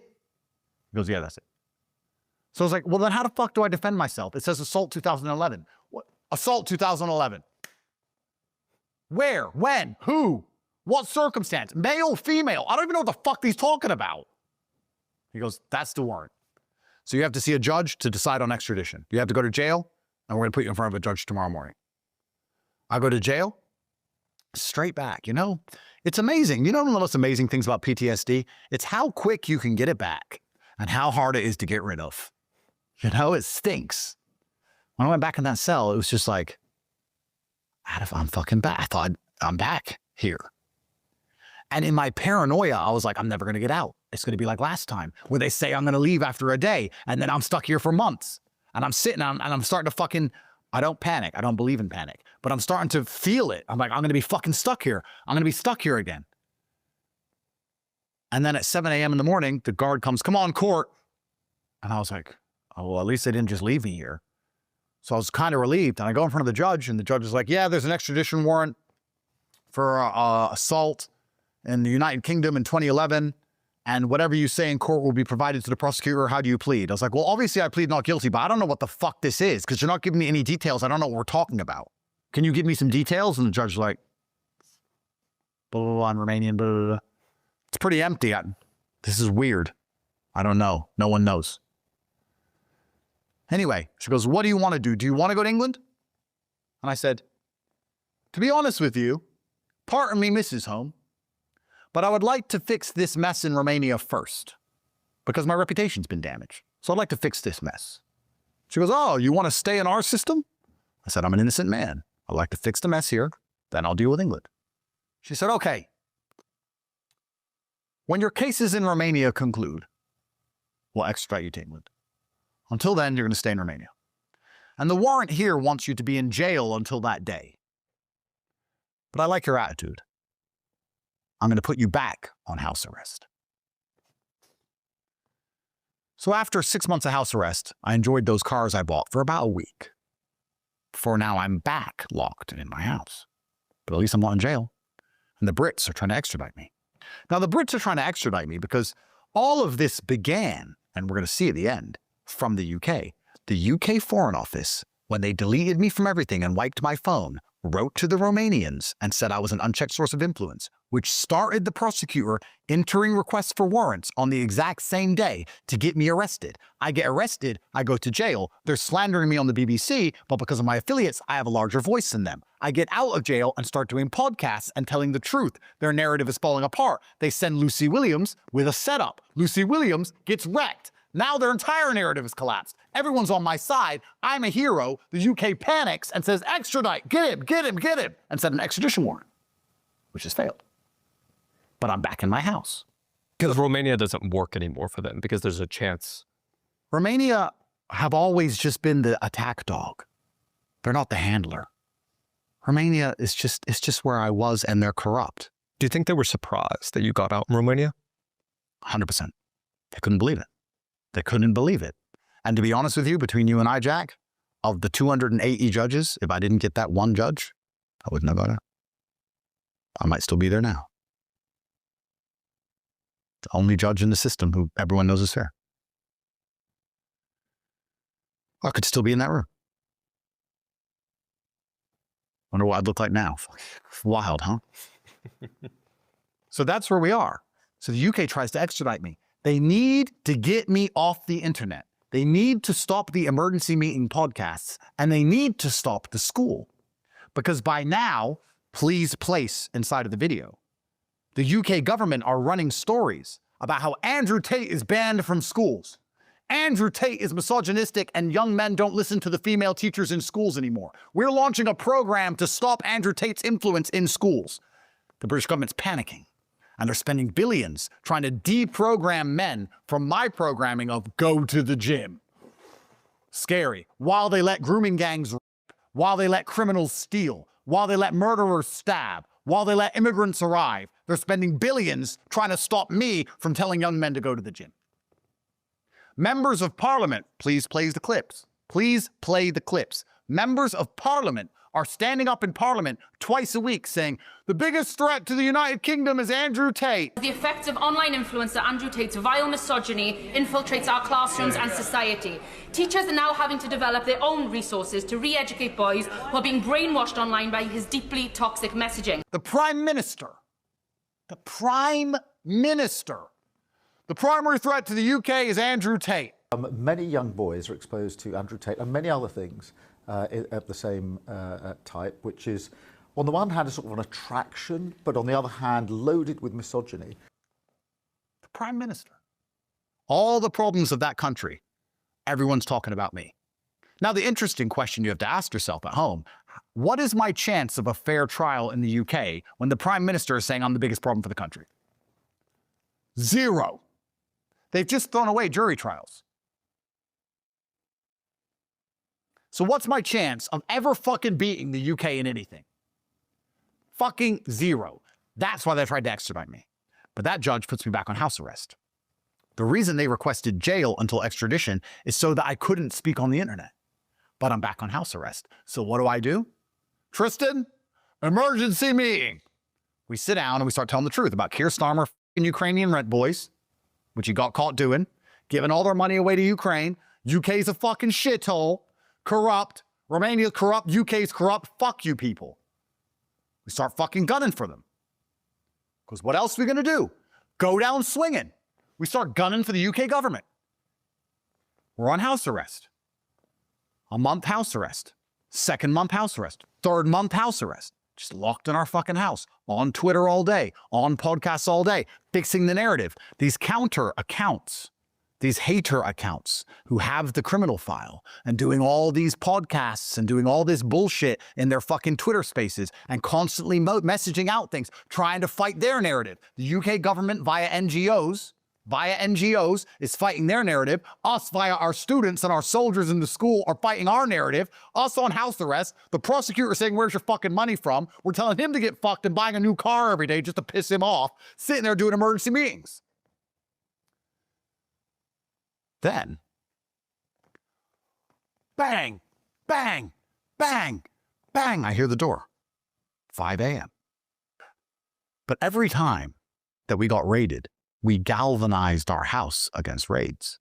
However they got in the first time, they didn't get in the second time. This is raid number 3. So we got pretty good at it. We learned that they climb on the roof, so we put bulletproof glass. We bought doors from Switzerland for banks, 135,000 euro. Blast proof. We've removed all the windows. People make fun of my house. He lives in a warehouse. Yep. Raid me, dare you. You live in a nice house with glass. It's nice and pretty. You're not safe. I am. Bang, bang. I hear it. I wake up. I say to my girl, I'm like, give me your phone. Give me your phone. She starts panicking, gives her phone. I'm like, wipe your phone. Because all they want is phones. Wipe my phone. Factory reset. Wipe your phone. Go outside. Tristan's walking down. I'm like, wipe your phones. Done. Laptops, wipe all our laptops. Wipe, because all they want to see is fucking financial records, money, who we've been talking to, the school, how it works. Wipe. We wipe everything. Bang, bang, bang. And after about like 6-7 minutes, I was like, everyone wiped everything? Tristan goes, yeah. I was like, well, let's just chill. So we go in our cigar room. We sit there. I say to my girl, coffee. She goes and makes us 2 coffees. We get a cigar. We light the cigars up. And we're watching on our screen, on the cameras, 30 police outside with the fucking baton, and they're taking turns. One will go till he's tired, pass on to the next one. And we sat there with our coffees, smoking our cigars, saying, we're so fucked, bro. Tristan's like, I know. I'm like, we're going back, aren't we? He goes, 100%. This is to be the 3rd time. There's no way we can keep getting out. They're gonna fucking bang us up. I was like, I know. What are we gonna do? He goes, it's a Matrix attack. It's got to ride it out. It's you and me. Always going to be you and me. We have to find a way to get into the same cell. We got to do the blood pressure trick again. Got to eat raw coffee, do the blood pressure trick. I talked about that on Patrick Bay Baby. You can put that in. And then I said to Tristan, I whispered in his ear, I was like, they bugged this cell. Let's prove it. So we started talking about Ireland. I said, I wonder if they found the assets in Ireland. They took everything in Romania. I wonder if they found the assets in Ireland. We talked about it for about a week. And then we saw it on the news. Investigation expanded to Ireland. Neither him or I have ever been to Ireland in our lives. Never been there. No connection to it. So I was like, look, told you. I was like, yeah. So we continued to talk shit. So that's why they put us together. So we had to kind of develop sign language in the cell. So we didn't talk very much because everything was being listened to, right? Get back in the same cell. We'll do our push-ups and just keep fighting. This is the fucking Matrix, bro. We're an enemy. We're an enemy to their enslavement, and this is what it is. I was like, yeah, you're right. Having our coffee, smoking. After about 50 minutes, they still couldn't get in. Hi, Romanian police. Not many people know that they couldn't get in my house. Bang, bang. After about 50 minutes, it stopped banging. And we watched on the cameras, and they were all just standing around outside, flabbergasted. Like, we can't get in this guy's house. They climbed all over the roof. They tried to break the bulletproof glass. They tried to break the front door. They couldn't get in. So I'm sitting there, and then we see a big yellow digger, like a big JCB, like an excavator driving down the road. And I said, Tristan, they're going to knock the walls down. They're just going to ram through the walls of the house and come in that way. Tristan goes, well, that'll be funny. And I said, yeah, but do we really need to have our house destroyed? Our phones are wiped now. We've had our coffee. We've had our chat. We're mentally prepared. Let's just open the door. Tristan goes, they're going to be so pissed. I was like, I know, bro. And then my girlfriend goes, I'll open it. It's like, really? She goes, yeah, I'm a girl. I'll just smile and try and like diffuse them. And, you know, I'll make some coffees. And if I'm holding a tray of coffee and I open it, maybe they won't grab me.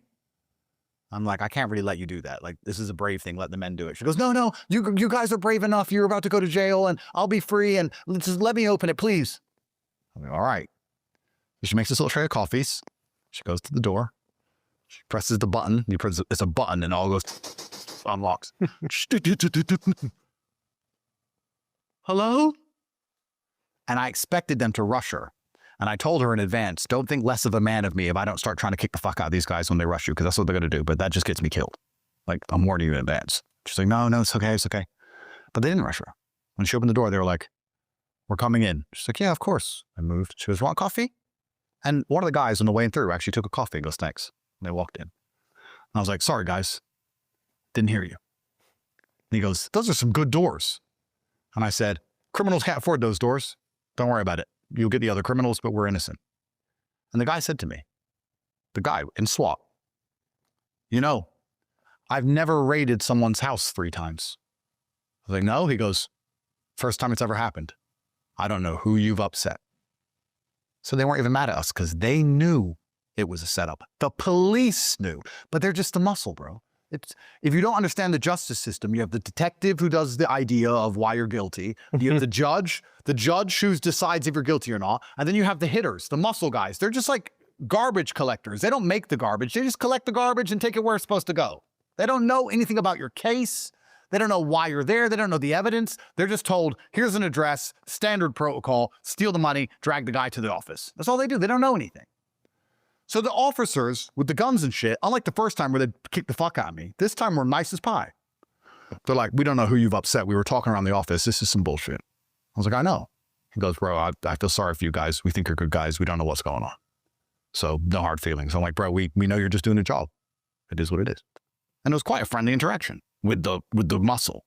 But then the decot detective walked in. He's a fucking dickhead, this guy. Thinks he's a tough guy. He thinks he's hard. And it's just like, bro, you're surrounded by armed men with guns. You are not tough. People talk to you like you're tough because you're with them. You're a bitch. And if I got hold of you by your neck, you'd be fucked. And you know it, and I know it. Shut up. So he walks in. We are here again for human trafficking. I'm like, bro, you're a fucking idiot, bro. I'm like, you're an idiot. Again? We've been over this 3 times. There is no human trafficking. We will see what the judge says. Start stealing all my shit again. Just like last time. Stealing all the watches, which I bought for the 3rd time. This nice diamond, this big fat diamond AP. This is my 4th one. 3 of them are in decot possession today. They still have them. Start stealing all my shit. Stealing my watches. Stealing my gold. Stealing my cash. Stealing all the cars. Again, we had a nice driveway full of cars. Stole all that. Went through our entire fucking house, stole everything. Drag us out in front of the media. Can you bring the car inside the gate? No. Mr. Tough Guy Decot Detective. All the real muscle, all the real men showed me respect because warriors respect warriors. But this bitch person who wants to be a warrior, but he's a little fucking punk, he's disrespectful. It's like, it's weird how that works. It's weird how big men can respect each other, but the little pussy wants to be a tough guy. I won't say his name, but he knows exactly who I'm fucking. He knows who he is. It's a fucking punk. So this dickhead starts taking our cars, and we say to him, they're not our cars, bro. They belong to a rental company in Portugal.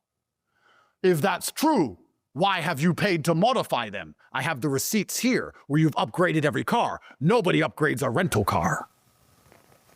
It's like, I just had money to spend. I don't know. Well, you've upgraded them, so I will tell the judge that they're your cars. Okay, jackass. So he takes all our shit. We go back to jail. The funny thing about PTSD is, it's amazing how quickly it comes back and how hard it is to get rid of. I'm back in the cell. And I'm like, you know, that was the first time I will admit to you, Jack, that my impenetrable armor, which I had been relying on all of this time, through the jail, through the attacks, through the assaults, through the company getting closed down, through the fact that my mother had a heart attack and I couldn't go and see her in England because I was on house arrest, through the fact I couldn't see my children, through all the endless war all day, every day, through in and out of jail, the PTSD. That was the first time I was like, I might be out of power.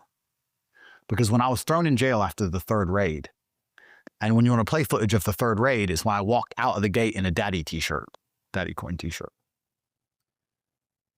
I got on the phone to my lawyer and I was like, I want to understand what's happening. He goes, talk to me. I said, okay. I'm stuck in Romania on house arrest. And while I'm on house arrest, they can attempt to jail me as many times as they want. He said, correct. Okay. And if they're successful, I stay in jail. He said, correct. I said, okay. And then I go to trial in Romania. He said, yes. And if I lose, I go to Rahova jail for 25 years. He said, correct. And after Rahova jail, when I'm an old man, I get extradited to the UK and I go to British jail. And then I have to face this bullshit made up charge in 2011 for assault, which they're probably going to throw away and then just go through all my Twitter for all the things I said about migrants and fuck me for that for 20 years. And he said, yes. And I said, and if I beat the Romanian case, I don't go to Rahova, but it's the same. I'm on house arrest. I go to jail a bunch of times while they try and jail me. They're probably going to get me back in jail. I beat my case in Romania. And when I beat my case in Romania, I'm instantly extradited to the UK and it all starts again. He said, yes. I was like, and while this was happening, it was when that piece of shit scumbag stabbed those 3 little girls in England, you remember? And I was doing emergency meetings saying the British government is complicit. And they were locking people up for those tweets. Do you remember? So I was like, they're going to fucking fuck me. The British government, if they get hold of me, they're going to fucking toast me for my Twitter. They're going to toast me for my emergency meetings for telling everyone that Keir Starmer fucks Ukrainian rent boys, because he does. That's why he keeps giving them billions. So I know the British government's after me. And I said to Alan, I was like, so either way, the next decade of my life is just jail, house arrest, and court. He said, yeah, either way, win or lose in Romania. And England, you don't stand a chance. I was like, I know. Everyone knows I don't stand a chance in England. I put the phone down. I looked around the jail and I was like, how the fuck do I get out of this? What do I fucking do? I haven't done anything, Jack. I haven't done anything. I started a school teaching fucking Shopify. How the fuck do I get out of this? And for this case, the Romanians found 30 new victims of human trafficking. Tristan's yoga instructor, the mother of my kids, the daughter of my gardener, any girl we had ever interacted with. They just said we had attempted to human traffic. So they just found random girls who we knew and said that we had attempted to human traffic them. Imagine that. They just find you have attempted to human traffic them. Jail. Every girl was outside the court. In our defense. Excuse me, are you one of the alleged Tate victims? Yeah, I was listed as a victim and the court wants me to claim that I'm a victim even though I told them more than once that I'm not one. Tristan and Andrew were always very kind to me. They helped me many times and this is absurd. After the third house raid, after a year and a half of slandering in the media, after the PTSD, after the smear attacks, after all of it, the only girl who has ever accused us of anything is girl A. Ever. So we go there in front of the judge and he says, I have a request here to jail you because there's 30 cases of human trafficking and one sex with a minor. So to the minor, I'd be like, oh, well, she's 17. At the time, you were accused to have been 26. And although that's not technically a minor, they're saying that because you were well known, you abused your power, some crap. What country was that in? Romania. The funny thing about that is that neither of us even slept with that girl. And she says we didn't. So that's another lie to slander us. I'm like, that girl says we didn't sleep with her. Read her fucking statement. And the judge is like, yes, the girl says you didn't sleep with her. I was like, so what the fuck are we talking about then? So it was all a setup because When the Brits tried to jail us the first time, and then we got out, tried to extradite us, didn't work, tried Lucy, didn't work, tried to take down the school, didn't work, they must have lent on the Romanians again and said, fucking get him off the fucking internet. And the Romanians said, we have nothing to get him with. And the UK said, make something up and go. So they came with 30 new victims and a pile of paper this big. I remember the NGOs, maybe we could find the tweets, were tweeting, Andrew Tate says there's no evidence in this case. What's this? And it was files all in the Romanian court with my name on them. Huge pile of files. I'll tell you what they were. Complete transcribes of my emergency meetings. And fucking transcribes of my YouTube videos. And transcribes of the surveillance they conducted on me for 2 years. And a pile of fucking bullshit from a prosecutor who decided that Tristan human trafficked his fucking yoga teacher and hit the mother of his own kid by giving her money for child support. The Romanian government is as corrupt as Zambia. It's a fucking setup. And the judge, thank God, goes through the file and goes, this is bullshit. I was like, I know. And said back to house arrest. How were the 30 women selected? They were literally just anyone they could find proof of a financial transfer or a text message between. Any text message, even hello, hello. But they never got our phones because we had wiped our phones. So it turns out that they had been going around and getting hold of and interviewing girls who they knew we knew. And they would go through their WhatsApp, and if they had ever spoken to us and they could find a conversation, they took their phones, downloaded that conversation, and said that we were attempting to groom them into human trafficking. Do you think that they were just trying to siphon down which ones were most likely to turn on you? 100%. 1,000%. They were just trying to find victims. I mean, these girls were interviewed by DCAUT, and they were pressured to turn. And they were like, no, he hasn't done anything. Oh, but he was going to do something to you. Okay, but he didn't. But we think he was going to because he's a bad person. Haven't you seen the news? Yeah, but he didn't do anything. Yeah, but he was going to. So do you admit you're a victim? No. Okay, well, our psychologist says you're brainwashed. So you're a victim. Victim. And their proof was the screenshot of Tristan saying to his yoga teacher, yes, how much is it per hour? Yes, okay, Thursday, 2 p.m. It was a fucking clown show. It says you're an alien. I don't even need proof. You're a fucking alien. Jail. Go see the judge. Judge decides. I'm just a guy. I just print the paper. You're a fucking alien. Deal with it. This is how they talk. So they told me. So they say openly. You mess around in Romania, you piss anyone off, maybe a judge will save you. But to us, you're guilty. Don't talk to cops. That's how they work. So this case was even more pathetic than the first one. But I had a flashback. And I had a flashback after this one night in jail. And I'm sitting there and I've lost control of my mind for... Correction. I always have control of my mind. I lost a percentage of my powers after Alan told me my life was effectively over. And I'm sitting there in jail, and eventually they take me in front of the court, and Alan flicks through the file, and he goes, this one's even more stupid than the first one. There's no way you go to jail. I said, Alan, we've been here. He goes, I know, Andrew, I know, but every single one of these girls is defending you. I was like, they defended us last time. He goes, yeah, but with those girls, you knew them for a long time. There was a lot of messages between you. You were sleeping with them, whatever. These girls, you don't even know these girls. You haven't even had sex with these girls. What can it be? There's no way you're going to go to jail. I was like, Alan, please don't even say that to me, please. And I remember sitting on the stand, and the judge, just like the first time, said, okay, I'm going to go make my decision. Went out back for an hour. And me and Tristan just sitting there looking at each other. And when the judge came out and said, house arrest, I almost cried. Almost. I almost cried. I couldn't believe it. I was so sure I was toast. I was so sure I was going to go back to jail. I almost cried. And when we got up to leave, to go back to house arrest, and we walked out the court and walked down the stairs, there's a video. Please play the video. I walk out and I say, built different. You are okay? Free man, built different. And I walk down and I say, this is disgusting to the media.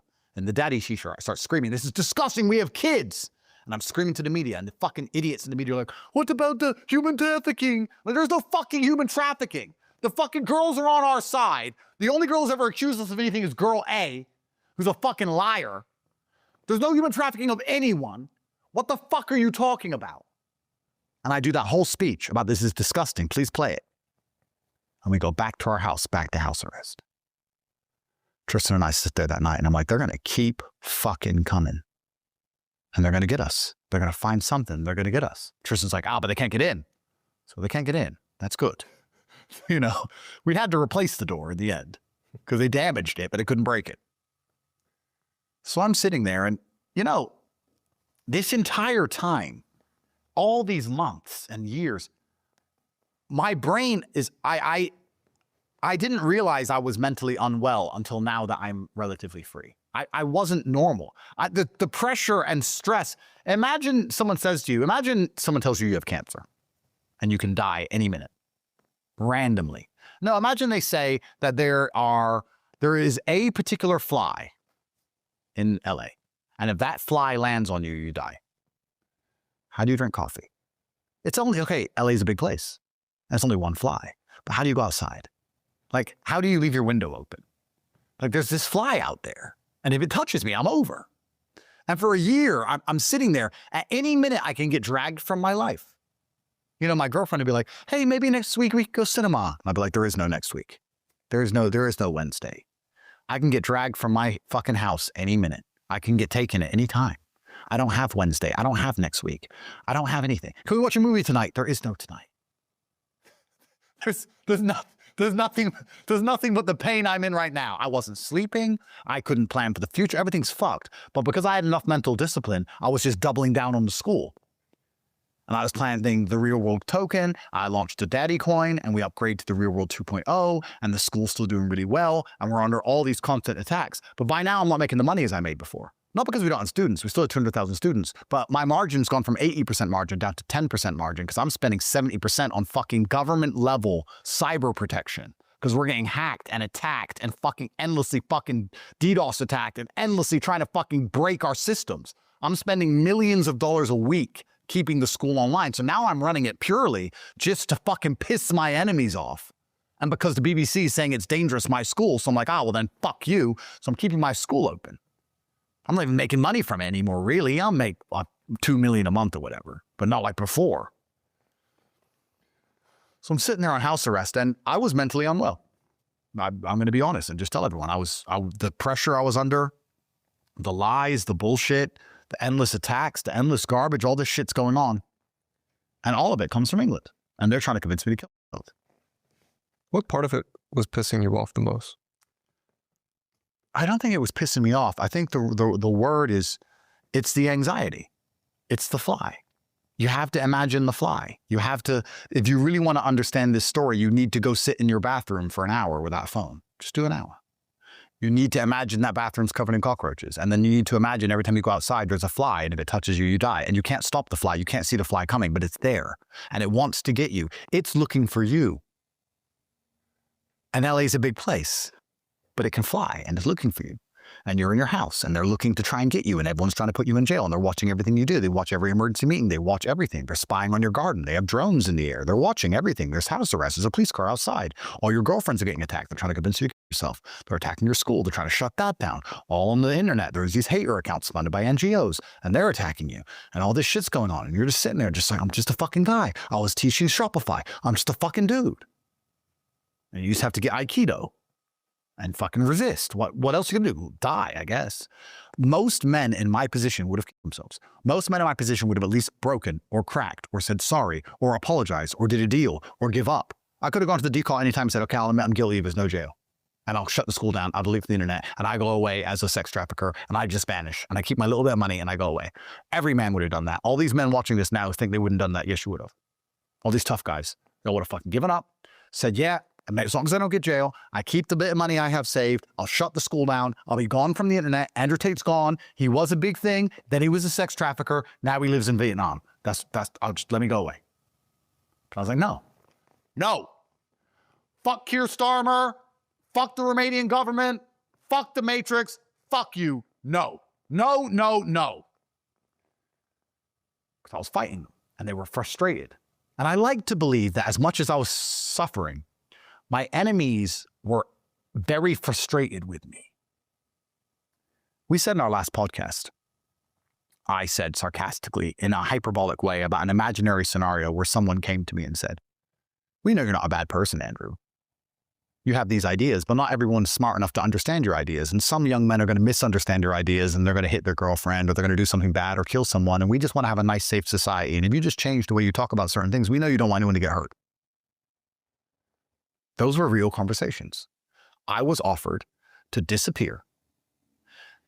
And it's funny because they would hint, they would say, you know, you were offered this before in a more favorable scenario,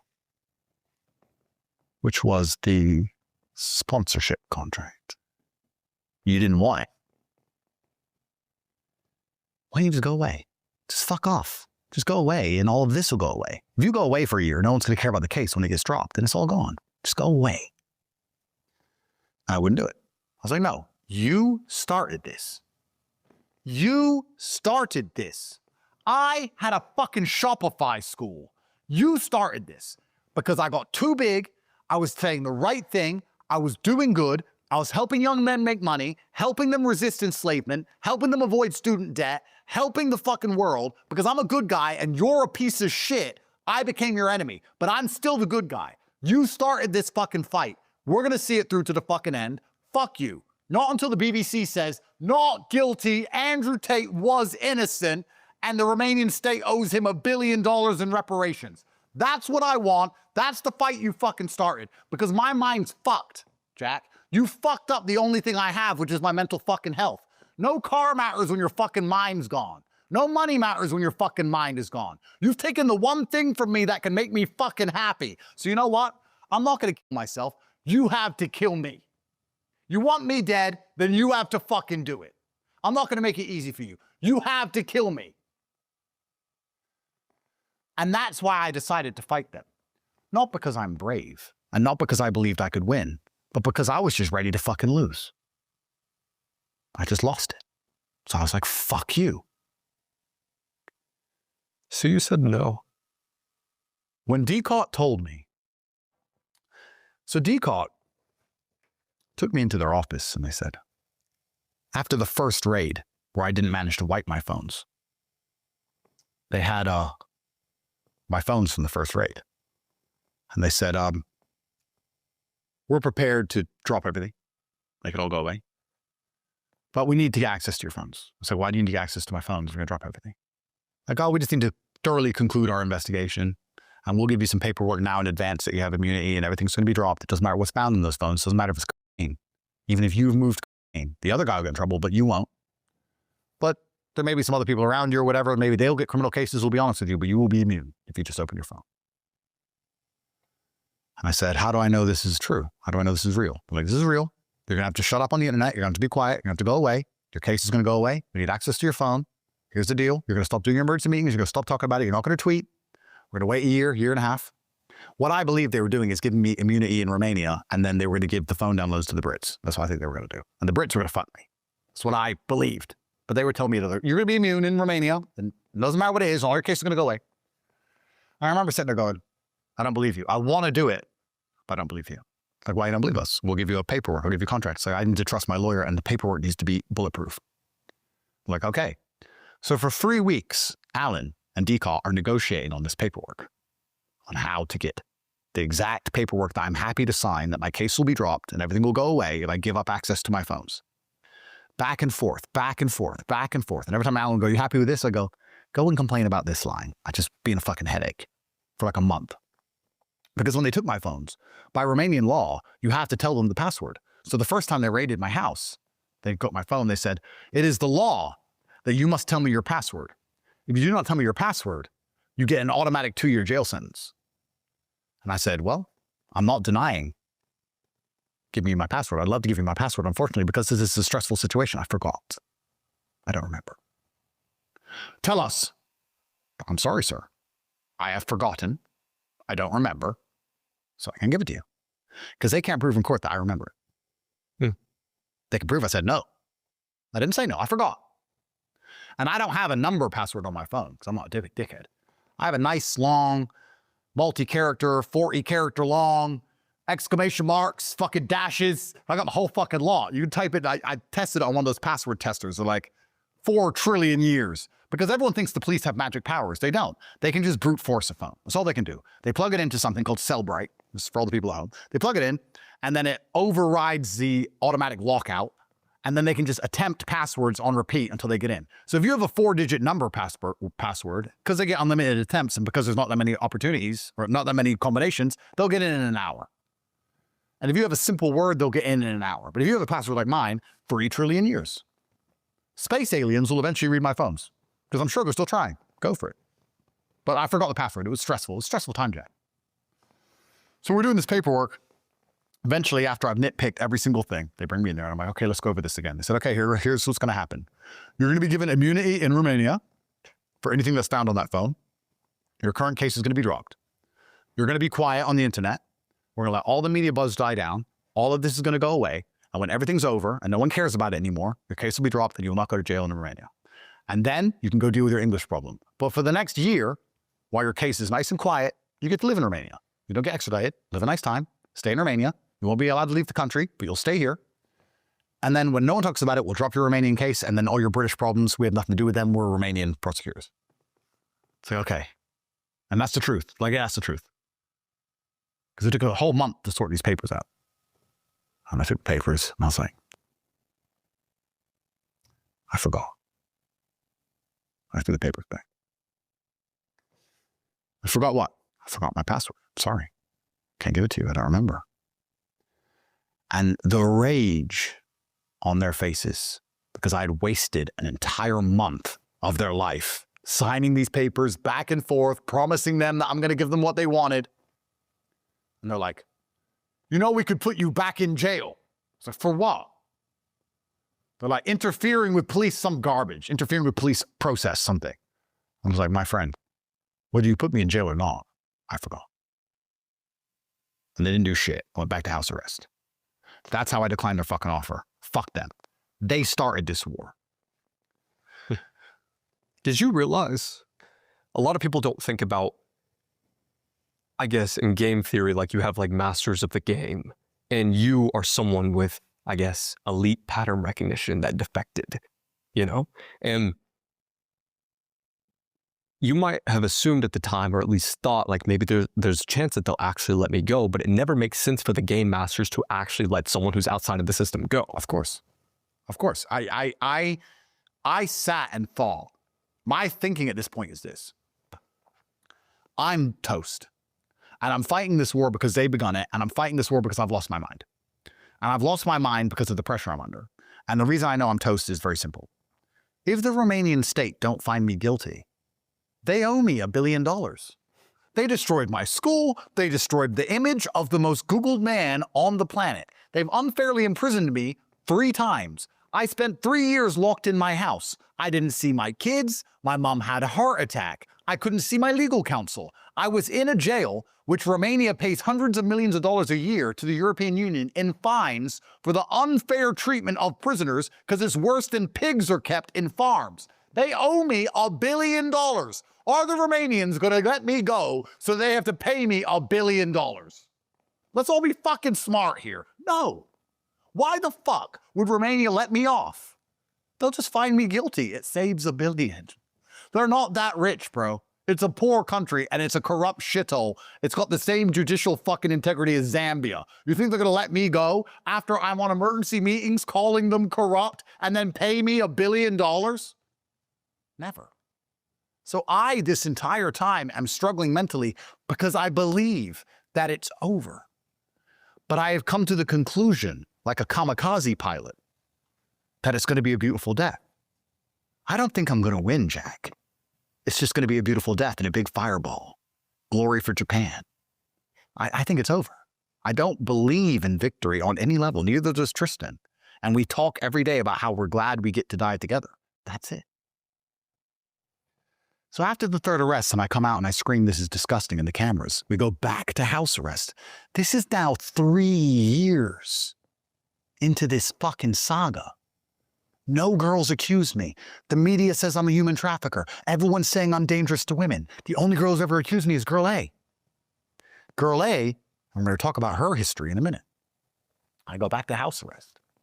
And finally, because after these 3 years, I've never had a trial.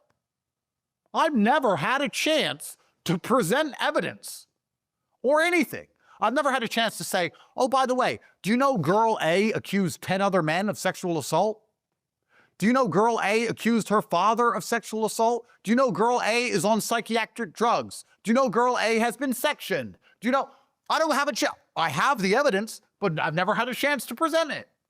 What was that last part you said? Girl A has been sectioned. What's that mean? Taken to a mental institution against her will. Got it. Finally, I get a trial date after these 3 years. I'm like, finally, I get a chance to present my evidence. But before you go to trial in Romania, there's something called the preliminary chamber. And the preliminary chamber is basically an overview of the case to check, not the evidence of the case, to check that the case was constructed legally, to check how the evidence was constructed and if it was legally put together before the case goes to trial. Because they used to have problems in Romania where people would go to trial with cases and they do the whole trial and at the end find out there was no warrant. So they had to throw all the evidence out, and then people who they knew were guilty would walk. So now before they go to trial, they have to check everything was done correctly. We go to the preliminary chamber. It's two-stage. You have stage one and you have the appeal. We go to the preliminary chamber, and my lawyer says, here are 23 pages of laws that DCAUT has broken while constructing this file. The translator they used didn't have a translation certificate. The warrant they used to raid the house had the wrong address. It was a fucking shit show. 23 pages of broken laws. Funnily enough, after this day, when the preliminary chamber started, I want to add this point in because it makes it funny. It was one of the funny things that happened. I got all my cars back. I went to do a judge rule. After I walked out and said, this is disgusting, a Portuguese billionaire from a company in Portugal with a Portuguese lawyer put papers into the Romanian system saying that his assets for his rental company had been seized and stolen unfairly because he just rented them to some guy. And a Portuguese lawyer flew to Romania and went to court and said, I'm representing a rental company in Portugal, which rents cars to this guy, and my company has lost assets, and my company has nothing to do with human trafficking, so we deserve them back. And the judge said, yeah, you're right. You should get them back. So this day, when the preliminary chamber began, that little piece of shit, that little fucking detective who took the cars with you modified the cars. He had to take all the cars and drive them back to my address. White 812 competition, $1.5 million. All of them, all my fucking expensive cars. He had to bring them all back because they weren't mine. I was like, hey, bro, thanks for bringing them back. Told you they weren't mine. Well, the judge says they're not yours. I was like, bro, they are mine. You know they're mine. Never seen a man so mad in his life. I'm like, park it over here. And he would just dump it somewhere. You park it. So you took it, dickhead. So we're having an argument with this guy to bring me all my cars back. They kept my watches. They kept my gold. They kept my cash. They kept the house. They kept all that shit. But he had to bring me my cars back. Sorry. He had to bring the Portuguese guy his cars back. Because some genius, some fucking smart, handsome guy. Funny story. Anyway, so I got all my cars back. Please put that clip in. So we have the preliminary chamber. And we give 23 pages of broken laws. Our judge, this is the biggest case in Romanian history. What year is this in month? This will be after the daddy arrest jail time, 2023 September-ish. So right when we did a podcast and you went to jail. Correct. I went to jail very soon after our podcast, didn't I? That was after they got me again. Yeah. Yeah. So, sorry about that. Yeah, no, it's just hard for me to remember the dates of it all and when I was free, when I was out, because I was like out and then back and then out and then back. So I get put back in house arrest. We go to the preliminary chamber. This is the biggest case in Romanian history. And our judge, it's her first ever case. Some brand new woman, younger than me. It's her first ever case. No, I think before that she was dealing with traffic tickets. And now she's dealing with the Andrew Tate case. I'm like, that's suspicious, isn't it, Alan? Why would they give this case? He goes, oh, it's a lottery system. I'm like, which move would be good for her career? To help us or to fuck us? And he's like, well, to fuck you, of course. I'm like, okay, great. Did you have a disproportionate amount of female judges? Yes, but the woman who let me out was a female. So I can't say anything bad about that because the first time I got out of jail was a woman. And plenty of men fucked me. But then the second time, it was a panel of judges. No, it was a panel of judges the first and the second time. The third one, when I got arrested in the daddy t-shirt, was a man. And the man said no jail, house arrest. He was a man. But anyway, this young woman, I'm like, okay, well, she's a judge. So she's done her job, whatever. We give her the 23 pages of broken laws. I say to Alan, what's our chance of beating this in preliminary chamber? He said 100%. So why? He goes, there's no way. They didn't have a warrant for the things they did because they had the wrong address on the warrant, which means anything they took from the house, they can't use. Their translations, the translator they used, didn't have an English degree. The girls who they're saying are brainwashed by the psychologist never met the girls. The psychologist signed a piece of paper saying the girls she had never spoken to are brainwashed. He goes, this is the most garbage ever. Of course you're going to be preliminary chamber. I'm like, Alan, you said this a lot. He goes, but last time I said it, you didn't go jail. He goes, at the beginning of all this, when they set you up, there was all this heat. Now everyone knows you're innocent. Everyone in Romania knows, everyone on the internet knows, everyone knows you're innocent. They can't stitch you up like they did in the beginning and put you in jail. They can't stitch you up anymore because everyone knows you're innocent. And last time I said you weren't going to go to jail, and I told you that case was bullshit, you didn't go to jail. We're going to win the preliminary chamber because they've broken every law. And I'm like, why did DCOT break the laws? He goes, they probably were told to do it in a rush, probably hastily. And also, he said, I'll be honest with you, in the Romanian system, often they do break laws. But in the end, they get the payoff. He explained that in Romania, though, DCOT will break a bunch of laws to get a drug dealer. And then they'll go to the judge and say, okay, we broke a bunch of laws, yes. But here's the complaint. You want to let him out? And in Romania, they'll overlook the broken laws because they have the complaint.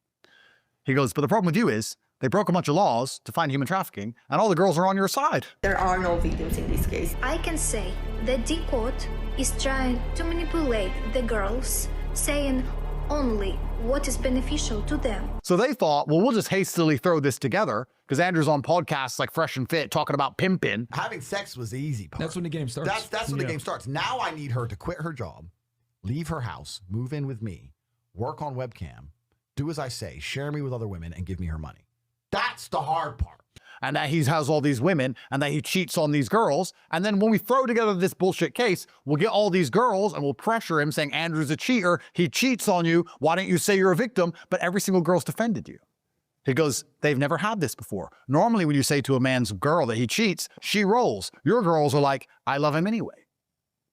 They've never had this. He goes, so they haven't got the claim. And that's why the fact they broke the laws matters because they don't have the payoff. So don't worry about it. So we go to the preliminary chamber. We spend a few weeks with this nice young judge and we explain everything to her. We give her the pages of broken laws. And then it comes back. Case is fine. Proceed. And even Alan said, this is a bigger stitch up than your initial jailing. This is a bigger stitch up. This decision is more corrupt than your initial jailing. No one can get through preliminary chamber with a case this bad. And their plan was exactly what I described. Break every law, do it in a rush. UK said hit me. Come up with some crap, raid my house, do whatever it takes, base it on lies, and then get enough girls in a room. Because you know what they did with all the girls they interviewed? They had a leaderboard. All my girlfriends, they had a leaderboard. And they went through all my bank accounts and all my bank transfers and everywhere I'd ever gone on holiday. And they had all their names. So imagine they bring in a girl. Let's make up a girl. Anna. Hello, Anna. Hi. We're here to talk to you because you're number 7 on Andrew's list. What's Andrew's list? Number 1 is Mary. He's given her $400,000 and he's taken her to Italy and Croatia and Spain. Number 2 is Bethany. Bethany had $385,000 and he bought her a car. You're number 7 because he bought you a handbag on your birthday and he did take you on one holiday, but you can see that financially, because Andrew's a criminal and all his money is financial crime, financially, you get a lot less than the other girls. So did you know that he didn't love you? And you're so low down the list? And it's fucking smart as fuck because women love money. These girls were so mad the other girls got more money. They'd leave the DCOT thing and call me. I'd be like, what happened? Why did you buy her this? I'm like, whoa. This is my life. My life is on the line. Stop. What did they ask you? Yeah, but you bought that bitch a handbag. I'm like, what the fuck? The girls cared more that I bought a bitch more shit than they cared about me going to jail forever. Because women only care about money. The bottom line of it. Well, you love her more. So that's how Decaut were trying to get the girls to roll on me. But none of them did. Not a single girl rolled on me. Every single one, no matter how much they upset them, no matter what they showed them, no matter what they told them, at the end of it said, still love him. Nope. Then they got the psychologist in to say they're brainwashed. And they'd say, the psychologist report said, we showed her that other girls got more money and she still didn't turn. And my lawyer was like, this has never happened in Romanian history. When you get a gangster from Romania and you drag his wife in and show that he spent more money on other bitches, she rolls. Because your girls just don't roll. And Decaut are furious. So that worked out well for me. So that's why they broke all the laws. But the preliminary chamber said, go ahead. And I said to Alan, if this is a bigger stitch-up than the initial jailing, what chance do I have of winning this case? And Alan said, I'm very concerned. We need to get back in touch with the American embassy. We need to tell the American embassy and show them the judge's decision, this young, brand new judge who's given this decision to fuck you. We need to show the laws they've broken. We need to get American litigation involved. We have to get an American judge to look at this because this Romanian judge is fucking useless. This is either corruption or ineptitude. Either one, your life's on the line. We need to get to the embassy. So I start calling the embassy. Can I have an appointment? Can I have an appointment? I'm an American citizen. I'm an American citizen. They're busy. Can't get an appointment with the embassy. And then Providence. You know, in this story, there's so much luck. The Romanians, in their absolute hubris, decided to overthrow their own election. I don't know if you heard about this. I was locked in my house for the 3rd year with no end in sight, and I've just lost the preliminary chamber. And Romania has an election for who the leader's going to be. And all of the people vote for a man called Calin Georgescu, who is a right-wing, Trump-esque figure who believes in restoring the sanctity of Romania. He's anti-Ukraine war. He doesn't want to give them any money. He doesn't want any migrants. He's a right-wing candidate. He wins the presidential election by a landslide with 65% of the vote. And the next day, the Constitutional Court cancels the election, says it was corrupted by Russian interference, call him a Russian agent, and send him to jail. The prosecutor which sent him to jail is the same prosecutor as me. The same prosecutor who locked up the rightful president of Romania and thrown him in jail is my prosecutor. The attack dog for the Matrix, I assume. So he goes to jail, and they start to redo the election. Now, only 3 countries in history have undone an election. I believe one is Kyrgyzstan, one is Mongolia, and the 3rd is Romania. That's how corrupt this shithole is. That when someone wins, they go, the Russians interfered. Now, the truth is this. Every European country rigs its elections. AfD in Germany, it's rigged. They let AfD win a little bit, but not properly. Marine Le Pen in France, she caught a criminal case just before she could win. Europe rigs their elections. But Romania's Romania. So they got told to rig it. And they were like, yes, my friend, I will rig it. Okay. Didn't rig it because they're fucking useless. Fucked it up and had to run and panic to undo it. Just like they did my case. Just fucking threw it together slapdash because they're useless. When the Germans rigged their election, it's done right. So AfD wins 22%, but not quite enough to get the seat. Almost there. Keep voting, guys. Keep voting. We'll vote our way out of this. The Romanians fucked up their rigging. So they had to redo the whole election. Now imagine this. I've been locked in my house for 4 years without charge. I'm an American citizen, the only American citizen they've ever jailed. All of my victims are on my side. And for the first time, the entire international community is talking about how fucking corrupt Romania is. That's great for me. For the first time, everyone's on Twitter, Romania's a fucking dump. They overthrew their election. What a setup. Why is their court saying he's a Russian agent? Why is it the same prosecutor as Andrew's prosecutor? This is a fucking setup. And all over Romanian news, they're even saying on the Romanian news, Our democratic and judicial processes are under so much scrutiny internationally, we look like a banana republic. This looks worse than Africa. We look like a fucking shithole. No one believes any of our processes anymore. And people are on the Romanian news. Romanian news reporters are saying, and now the Tate brothers are involved in every conversation because now, after protesting their innocence for 4 years or 3 years, now everyone's saying they might actually be innocent because we look like fucking clowns, which they did. So all of this is happening. And then we go to the appeal stage of the preliminary chamber, which is a higher judge than the little girl they got in to rig it. And during all this mess with international scrutiny, with Trump just one president-elect at that time, so now they're scared because Trump's coming back. The Dems have just lost. The EU's rigged the Romanian election. All this international pressure. Trump's not president, but he's president-elect. And Vance is talking about the integrity of Europe, and Vance mentions Romania. The Romanians are panicking. The Americans are watching. Trump is coming back. The big boss is coming back. Everyone knows. Panicking. I go to the appeal for the preliminary chamber. My lawyer gives them the same page of 25 broken laws to the same case file, the same page of broken laws. We go to the appeal judge, and the appeal judge comes back with 210 pages of broken laws and says, I'm sorry, lawyer. You're wrong. They didn't break 23 pages of laws. They broke 210 pages of laws. Dismissed. Because with all that international scrutiny, with J.D. Vance, with Trump coming back, with everyone watching, all of a sudden the judge knew they had to do their job. And the judge came back and said, here's 210 pages of broken laws. This entire case, the 4 years of house arrest, the jailing, the missing my mother after she had a heart attack, the PTSD, the repeated attacks, everything thrown out. Then the judge says something really weird. But we're keeping the jailing conditions. He must remain on house arrest.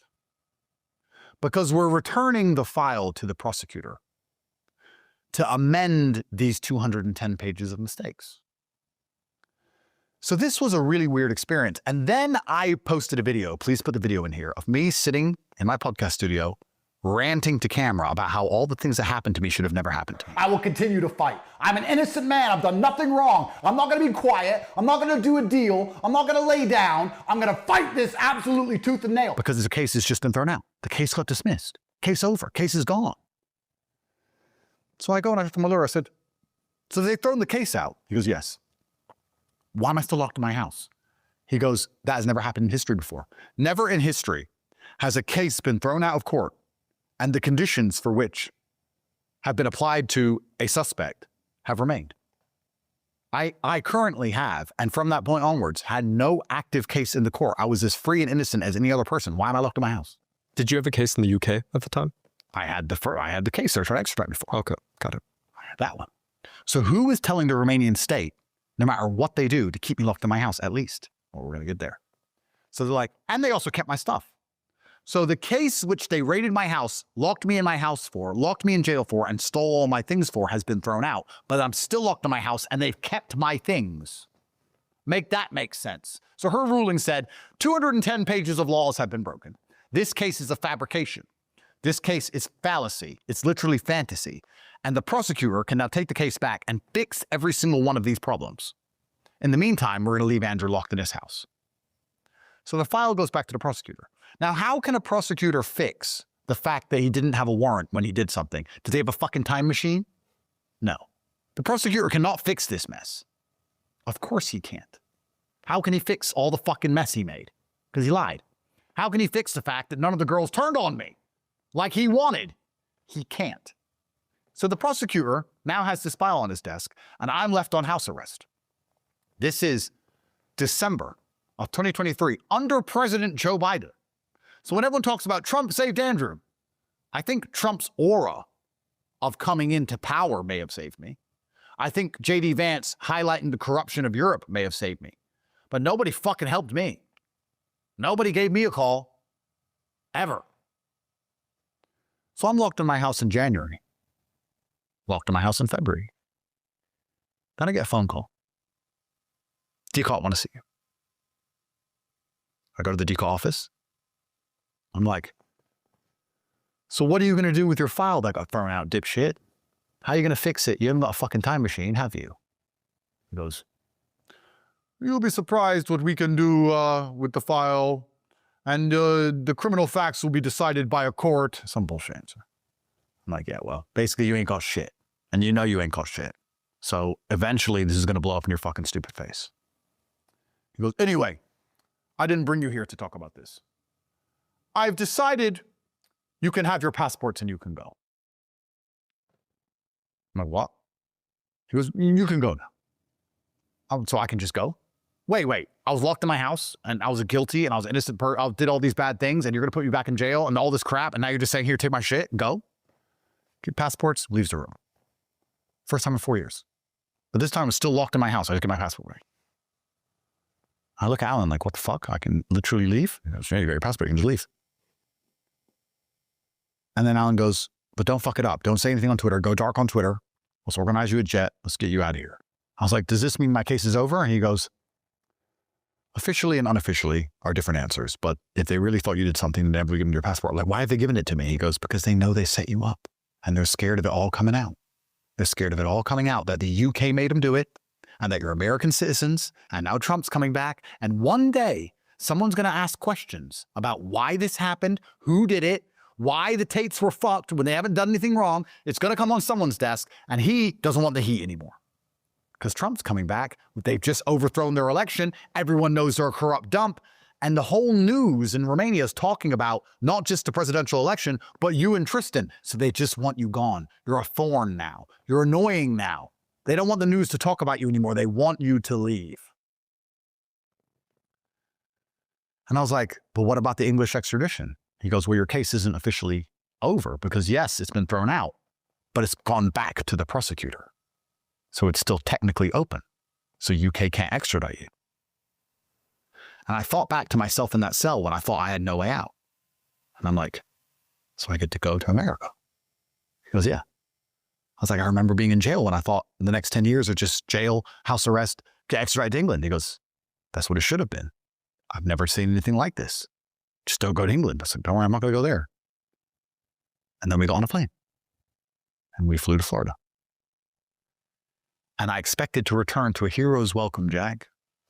All this shit I've been through, all this crap, I expected to come back as an American citizen to a hero's welcome. And Ron DeSantis and his little girlfriend, AG, started running their mouths that we're pieces of shit and they're going to investigate us so we deserve to go to jail. And my heart was broken. I couldn't believe it. And I was tweeting every day at the AG, tag at the AG, come get me, come arrest me. I left America when I was 8. What have I done? Nothing. You know what the AG did? The AG of Florida, Olfmeyer, whatever his name is, and Ron DeSantis, those two little fucking homos, really pieces of shit people. To be honest with you, I think Ron was ambushed. I think when the media said, Andrew Tate's on a plane, he's a human trafficker and he's coming here. I think he didn't know anything and he was just like, oh, human traffickers are not good people. I think it was a mistake from him. I forgive him. But I don't forgive his stupid little fucking AG who wanted to make a name for himself and double his Twitter followers and started opening an investigation into me the second I landed for no reason. No crime. Usually there's a crime, you find the guy who did the crime. You don't find a guy and try and find crimes he did. That's communism. Who was the Attorney General? James Uthmeyer. Got it. Okay. Olfmeyer, something like this. So he opened an investigation into me the second I land as an American citizen, saying that I'm a human trafficker and I'm a bad person and all this garbage. I expected to come home to a fucking hero's welcome. And I did a podcast with Candace Owens about that because even she said, this is insane. You know what he did? He wrote to the Brits saying, do you want me to arrest him and send him to you? You got an active warrant. Do you want me to send him to you? I'll come get him and send him to you. He wrote to the Brits. And I'm sitting in Florida in Miami and I refuse to leave. So I keep tweeting, come get me, Ron. Come get me, James. Come get me. Come get me. Come get me. Because, Jack, I've lost my mind. I finally get free from this fucking mess. I come back to the country my father served for. And they fucking open a case on me and start saying I'm a human trafficker. Why? Because Romania said so, the country that can't even have an election? And now we're going to repeat what they said like it means a fucking thing? I come to Florida where I'm suing girl A, and I'm attacked by the state? And I did a podcast with Candace on it because I was so flabbergasted. That piece of shit writes to the Brits. But I think the Brits are in a quagmire because, like Moby Dick, in their haste to get hold of me, they didn't quite understand the complexities of extradition and also the brutal inefficiency of Romanian law. Because the Brits tried to extradite me, and the warrant has been satisfied. I will be extradited when my Romanian case is complete. My Romanian case is on a prosecutor's desk. If the prosecutor closes the case, Romania owes me $1 billion. So it's in the prosecutor's interest to keep the case open on his desk, a case he can't fix, until he retires. Because if he closes it, they owe me $1 billion. And the UK can't get me as long as that case is open.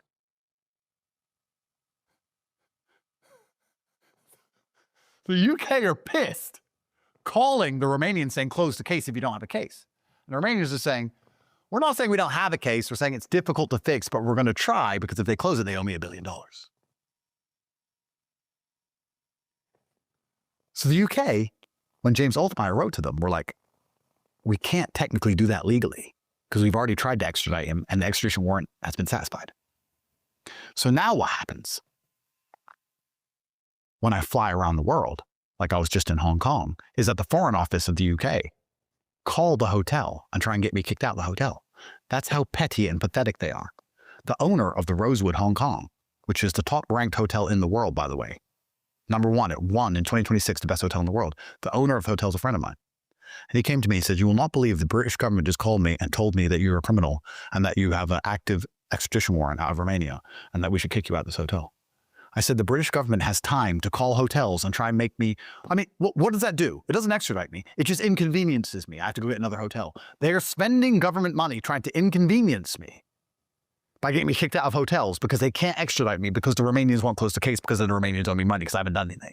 They also released, what was it, an article about how they could raid your phone without they could ask people who were non-Hong Kong citizens for their passcode if they were going through an airport the same time you were there. Correct. That was something I noticed. Correct. In fact, that article came out in Hong Kong when they changed the law in Hong Kong about raiding people's phones and how they could instantly force you to give them the password and you're not allowed to forget it. I was on a plane an hour later. I left instantly because that law was changed for me. Because England still has massive influence in Hong Kong because of the history of Hong Kong.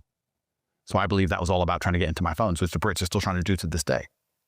Because the Brits have an active case. Because remember, I assaulted someone in 2011. You know what's really interesting? Guess who else assaulted someone in 2011? Tristan. Both of us. Funny that. That's not a coincidence. That's not a fucking setup. Every time I go anywhere, when I land in Hong Kong, the newspapers start printing. Andrew Tate, wanted by England. The Prime Minister of England said, Andrew Tate is this. Because the British Foreign Office call the media and say, lie about him in the media. They call the hotel and say, kick him out of the hotel. Because they can't stand when they see videos of me walking down the street and thousands of young men going, top G, top G, top G. Because that's why it all started. Because that's what they're fucking scared of. Me inspiring young men to tell these fucking clowns to fuck off. Because they are destroying society on purpose, destroying masculinity on purpose, because we are the last resistance against enslavement. We are the revolution which is coming. Young men are the revolution which is going to finally overthrow this bullshit.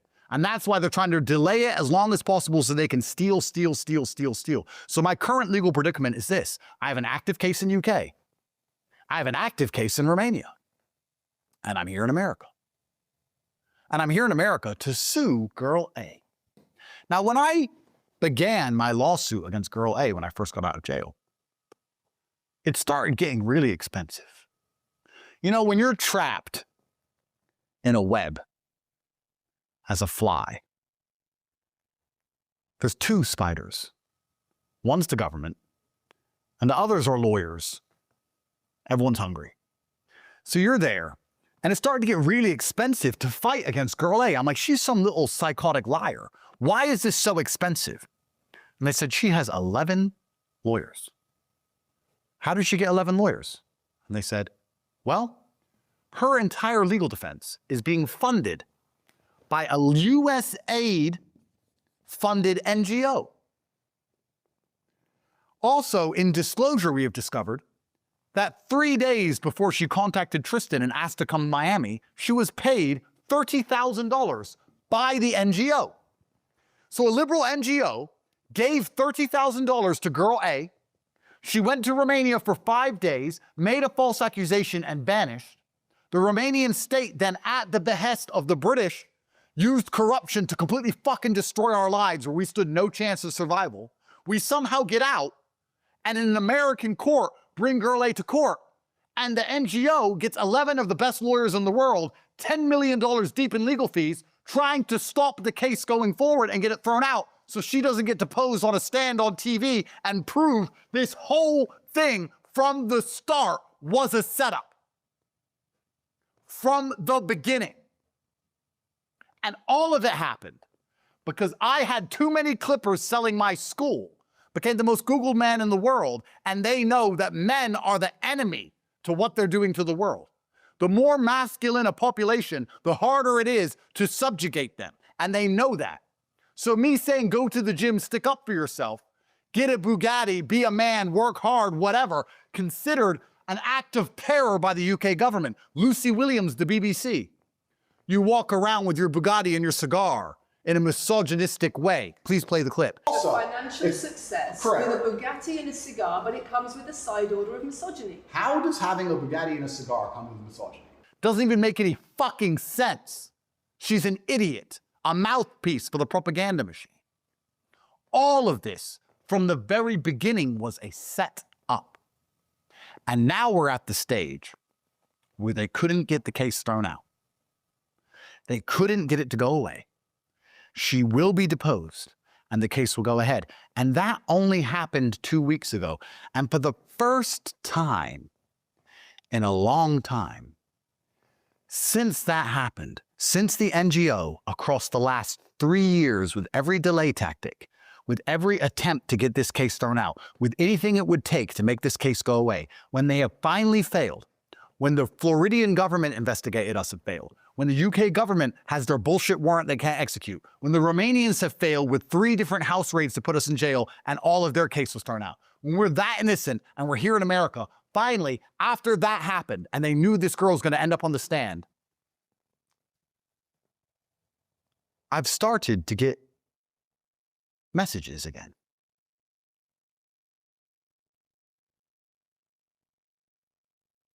Because I'm about to win, Jack. You know, the silver lining to all this is, and I'm going to answer your original question because I haven't forgotten. I remember, it's just been a long answer. The 3 lives. First, they try and shut you up. They tried that. Everyone they silenced before me went away. I got bigger. First guy in history. Now, if you silence someone, everyone's copied my tactic. But I invented it. Second, you try and put him in jail. Third, you kill him. I am lucky that I had the past I had. I'm lucky I had a webcam studio. That's not human trafficking. There's OnlyFans girls all over LA. It's not illegal. I'm lucky I had lots of girlfriends. Lucky I slept with a lot of women. Lucky I've made racist jokes. Lucky I've done a bunch of things. Lucky I bought cars. Lucky I missed a little bit of tax. Because the UK government, by the way, when I was in jail, when I was on house arrest, all that money they froze in August when they deleted all my things, the mass banning, when they deleted me from everything and all the apps on my phone were frozen, they froze all my bank accounts. The UK government decided that was proceeds of crime and stole it all. It's only 4 or 5 million I kept in there, but they kept it all. Of course they did. I'm lucky I did these things because killing people is messy. And killing people makes them a hero. So when they decided I had to go after the first life of deleting me failed because of the affiliates, they thought, well, killing him is messy and it makes him a hero and it proves him right about everything the Matrix said. Luckily, this guy has lived such a fucking interesting life, we can find something to pin on him. We have the corrupt Romanian state. We have a bunch of women he's fucked. We can lean on the women. We can pressure the girls. We can get the leaderboard of how much he spent on each girl. We'll get one girl to cry rape and we'll get him, bang him up. Why kill him? In fact, it's more torturous to leave him in that jail. It's worse than death. And they're right, it is. I'd rather die than spend my life in there. If you live too clean, let's imagine you pay your taxes and you get married and you're a good Christian man and you do the right thing all the time and they need to get rid of you and there's seriously no traction for option 2. There's not a single thing they can find to charge you with. You know what happens? Some crazy guy shoots you in the neck while you're speaking at a rally. So if option 2 isn't even feasible, they jump right to option 3. They wanted to kill me. But they thought his past is messy enough that we can get him. We can set him up. That's the only reason I'm not dead. And the only reason they want me to kill myself is because then I'd lose Aura as a hero. That's why when I kept saying, you have to kill me, they didn't want to do it. They kept believing if we keep relying on the corruption of the Romanian state, we're going to get him. Because he has fucked women. I've fucked women. It's true. I've made racist jokes. That's true. It's enough. We can get something. If you're like Charlie and you're too clean, they can't get you. And then you really die. So the reason I feel so sorry for what happened to Charlie is I know how these people work. And I know they sat around a table, just like they did with me. With me, they sat around the table like he's in Romania, corrupt. Here, he's fucked lots of women. He talks on the internet. He didn't pay this bit of tax back in 2011. Whatever, fucking get him. With Charlie, they're like, taxes are paid. Never had a speeding ticket. Married his wife. Never called the cop. It's clean as a fucking whistle. What can the DOJ get this guy for? Nothing. Then you got to kill him. So for Charlie, they skip stage 2. For me, my silver lining is I've lived an interesting enough life for them to attempt stage 2. But that doesn't mean I've ever broken the law. Doesn't mean I've ever done anything wrong. Doesn't mean what happened to me was fair. None of this should have fucking happened to me, ever.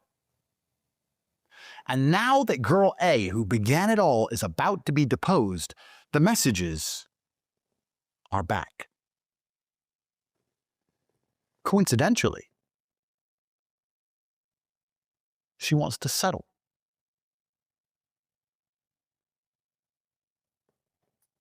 The number for the sponsorship contract was $50 million across 3 years. And I've just been offered $50 million if I drop my case, if I don't mention it ever again, and I shut up. But then I don't get my day in the sun, Jack. Then I don't get to put her on the stand and everyone say what she did. And everyone apologize to me. And finally, all my suffering was worth it. Because if I take $50 million, my life doesn't change. I have enough money. Not the richest man in the world, but I've done well. I'm a smart guy. But I want everyone to see how I was set up. But if I turn down the money that made them use option 1 and 2, and then I turn it down again, they only have option 3 left. And that's why we're making this video. Because I have a terrible suspicion that I won't make it to trial. And if that happens, that's when I want you to release this video. That's where we currently are right now in my entire legal predicament. And they know they are fucked on every level. On the funding of this fucking NGO, on this fucking liar, her being paid in advance, her legal defense, the Romanian state, the British corruption, all of this fucking comes crashing down because they tried to get one guy, me, for doing what? Having a school, encouraging young men to go to the fucking gym. Trial's in December. It's currently May. I'm going to go to Kazakhstan and hide in the mountains for a while. I'm going to pop back up in December. And if I make it, it's going to be Amber Heard, Johnny Depp, times 1,000. Because the evidence in our file, you'd be amazed how, in fact, I think the British state are going to be very unhappy when they see that we have the letters from the Foreign Office to the Romanians. I have everything. I managed to get everything. Because when you enact yourself with a corrupt mercenary like the Romanian state, they turn both ways. Oh, the Brits made us do it. Once it's not in their favor, they're all tough guys when you need them to do something. They're like, oh, England told us to. I don't hear, look, England. But my problems are beginning again, Jack. I'm back to where I was at the beginning of this story, with strange offers and weird messages and a feeling that something is coming. And I don't know what it is. I'll let you answer this however you would like to, but the NGOs, do college endowments invest in those NGOs? Big education is exactly the same as big pharma. Big education has the largest racket on the planet because they have a monopoly over lending money to young people. An 18-year-old cannot access money to start a business, and they cannot access money to buy a house, and they cannot access money for the stock market or a car. They can only access money for a scam education that doesn't work. They have a monopoly over indebting slaves, putting slaves in debt when they are teenage. That is one of the most powerful rackets on the planet. If I told everyone I went up against Big Pharma and they came for me, they'd understand it. I went up against big education. Oh, the schools are good. No, they're not. The schools use the banks to enslave the populace. The schools are where they teach everyone these liberal ideas. The schools are indoctrination camps. Not only am I taking money out of their pockets by teaching our people, I'm also taking their ability to brainwash people away from them because they're joining my school and learning the opposite idea.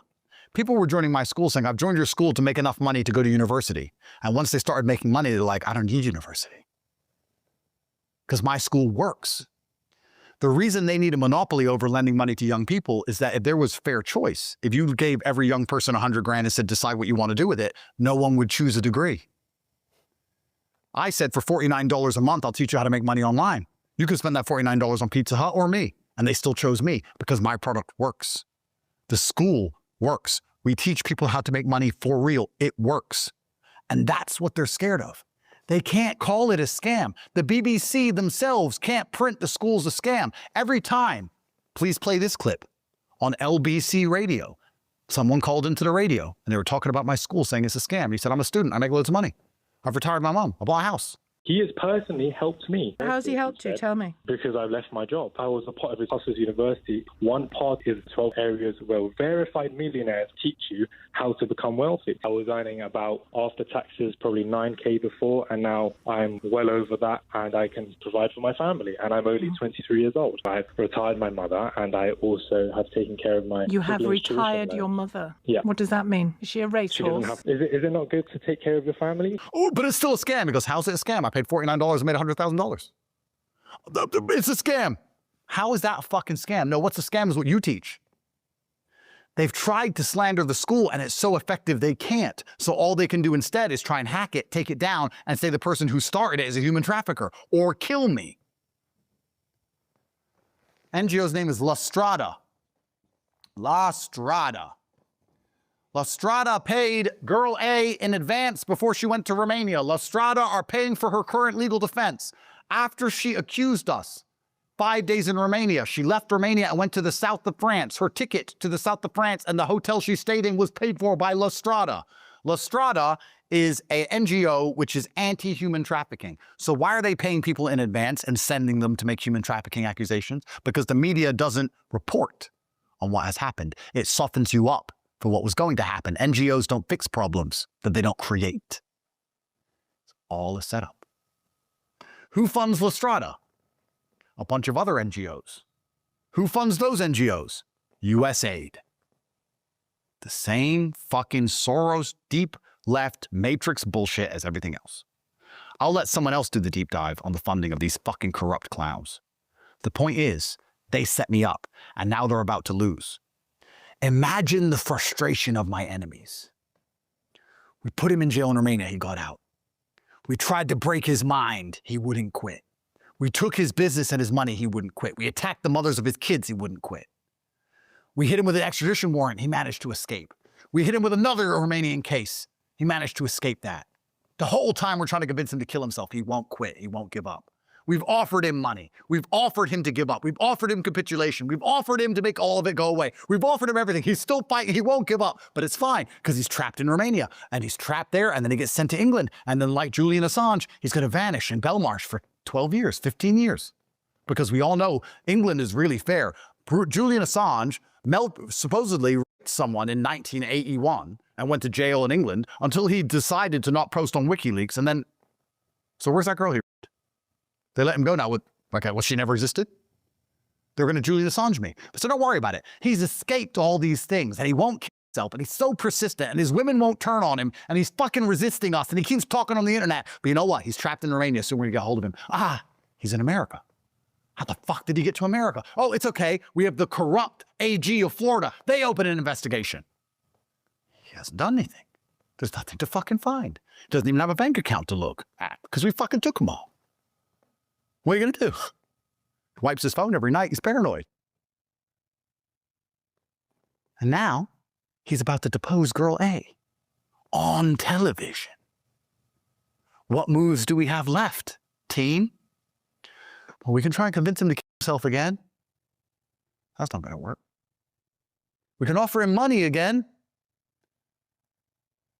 48 hours ago, they found out that doesn't work. So there's 3 lives. And they've already discussed it. No doubt about it. Because it's a pretty obvious choice. I fly on private jets. I drive fast cars. People don't like me. I'm a misogynist. You know, I might just be some crazy guy.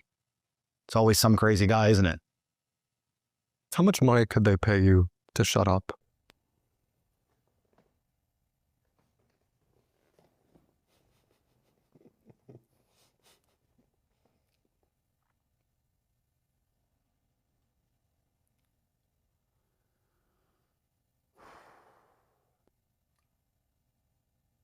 Some men don't want money, Jack. They just want to watch the world burn. And the world which I want to burn is this piece of shit, corrupt, scumbag, misandric, fucking shithole that we've built in these liberal democracies. Every single element of this, the whole story I've told, is corrupt, head to toe, all of it. All because I told young men to go to the gym. I don't want money. If they want me to go away, I want a minister for men's rights in government. I want all these girls who make fake Me Too accusations to go to jail. I want men to be treated like people. I want fair, equal treatment. That's it. We talk about feminism and how women need equal rights. They have more rights than us in every single metric and regard. More men commit suicide. More men fucking go to jail. Men have the worst lives. We build the roads, we build the buildings, we die in ditches. A woman can lie about us, destroy our life at random. I'm tired of it. No. I've been through all of this shit because I was sticking up for men in the beginning, and that's the only way it's going to end. When they put in a minister for men's rights and when they start jailing women for false accusations against men, en masse, because most of them are false, when they stop weaponizing the judicial system against men who simply want to see their own children, when they drop all this bullshit where men are getting completely wrecked in divorce court, in custody court, when they drop all that shit, if they were to come to me with a proposal to drop all that shit, I'd shut up. But if they don't, it is important, and it is bigger than me, that I put her on the stand, just like Johnny Depp did with Amber Heard, and expose the fucking lies these women tell and the corruption of the system behind them. So my mission's bigger than me. So I don't need the money. I have money. 50 million doesn't change my life, as they found out 48 hours ago. But I know that they are getting desperate. Because what they have attempted to do, it is a miracle that it failed. I'm not going to put it down to my own genius. I'm only going to put it down to the fact that I paid attention for every opportunity, my unmatched perspicacity, and no matter how much I felt like quitting, I was indefatigable. I didn't quit, as my father once said. Unmatched perspicacity and sheer indefatigability makes me a feared opponent in any realm of human endeavor, even against the fucking government of the United Kingdom and Romania itself, even against the Matrix itself. The fact that I refuse to quit, I refuse to give in, I refuse to do what they want, I refuse to stop talking, I wouldn't quit, I wouldn't go away, I wouldn't stop, and I paid attention to every single fucking advantage I could use against them. That's it. That's why I'm sitting here, and a whole bunch of luck and God. It's a miracle. But they know they're out of options. Besides, take my third leg. What lie did you tell yourself to keep yourself sane through all this? You know the funny thing about staying sane? It's kind of overrated. You have to optimize your life and optimize yourself for an objective. If your objective is to stay sane, then you have to sacrifice certain degrees of competency. For example, an insane man is more scary than a sane man.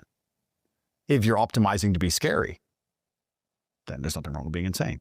I optimized my mind and my life for resistance. And I realized I was better at resisting if I wasn't afraid of them. And I could only be fearless if I was a little bit insane. I wasn't trying to grasp onto sanity, Jack. I wasn't worried about getting my mind back. As I felt myself losing grip on the standard version of life, which I understood, as I caught myself only sleeping 3 nights a week, as I caught myself becoming more and more prepared to do outlandish and crazy things to prove that I wasn't scared of them, I was like, good. I don't need sleep. I don't need to go back to happy little Andrew. No, I don't need to go back to happy millionaire with his cars. No, I need to be this person so that when they arrest me, I'm like, good, come. So that I get back on my podcast and call them fucking corrupt. Sanity in and of itself is an optimization point that wasn't in my mind. I didn't care about sanity. I didn't see the end of this. I still don't see the end of this. I'm in Beverly Hills in a mansion. Great. I have to survive till December. I don't think, truthfully, in my heart, there's a happy ending. So if I don't think there's a happy ending, what the fuck do I want to be sane for? If I'm sane, I'm going to give up. If I'm sane, I take the 50 mil, Jack. If I'm sane, I take their money and forget all this and move on with a nice, happy life. Take the money and go, at least I got paid, doop-de-doo, and go fuck some girls on a boat. That's what a sane man would do. What kind of fucking idiot would escape the jaws of a tiger and go back for his hat?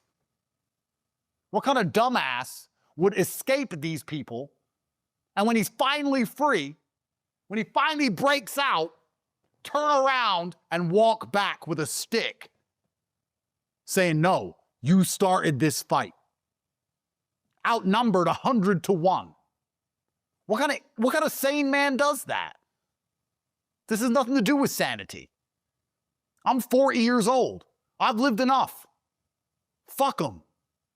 And when this video comes out, after they do whatever they're going to do to me, everyone's going to fucking understand that I made the brave choice. I'm not the guy who always wins, Jack. I'm the guy who will always fucking fight, and I don't quit. Fuck them. Fuck them. They want me to go away. That's what they want. They want me to take the sane choice. That's what they want. No. No. They attacked me first. They jumped me, and they beat the fuck out of me, and it was unfair. And now they've stopped, and now I've gotten up, and I should just walk home. And instead, I'm going to try and fight them all again. Everything has started again, and I've analyzed this. You said game theory. I've analyzed this. There's too much on the line for me to win. $1 billion from Romania. At least another billion from the UK. Prime ministers losing their job. The Foreign Office, all the civil service, all their corruption, all of that shit. The NGOs, USAID, Lustrada, all their fucking lawyers, all my assets. The Romanians still, even after they gave my passports back, kept all my money. They still have all my money and all my watches, all my stuff, all my gold. They still have my stuff. All of this stuff. If I sue girl A and my lawsuit in Florida is successful, then my school also, the attacks on that. Wait till I find out who's behind that and all that blows up again. They still lost control of the narrative. The reason this all started, they haven't fixed. No one believes I'm guilty. I've beaten them. There's so much on the line. They can't let me win. It's like Epstein. You just can't let him breathe. He knows too much. Too much has fucking happened. Too many people are going to burn. He has to die. They knew they'd get caught. And I say get caught. They didn't get caught as individuals, but we know they did it. Everyone knows they did it. They knew we'd know. But they had no choice because there was too much on the line. There's too much on the fucking line to let me just depose this girl and win. So what's the alternative? They've tried to lock me up. That ain't working. They tried to delete me. That ain't working. Everyone's got their social media accounts back, but me. Remember, they're like, oh, conservative. Zuck's a conservative now. I'm at the UFC. I'm a conservative. Okay, Zuck, where's my Instagram? National security threat, terrorists.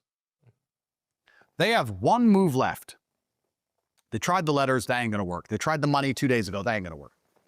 They're going to try to kill me. And if they are successful, if they do kill me, all I hope is that this video is watched by as many people as possible so that something happens and changes. Because if you're a man who speaks the truth, your ability to speak freely is directly correlated to your insignificance. You are only allowed to talk the truth if nobody listens to you. If people are listening to you, if you become the most Googled man on the planet and you're saying the right things, they will do everything they fucking can to take you down.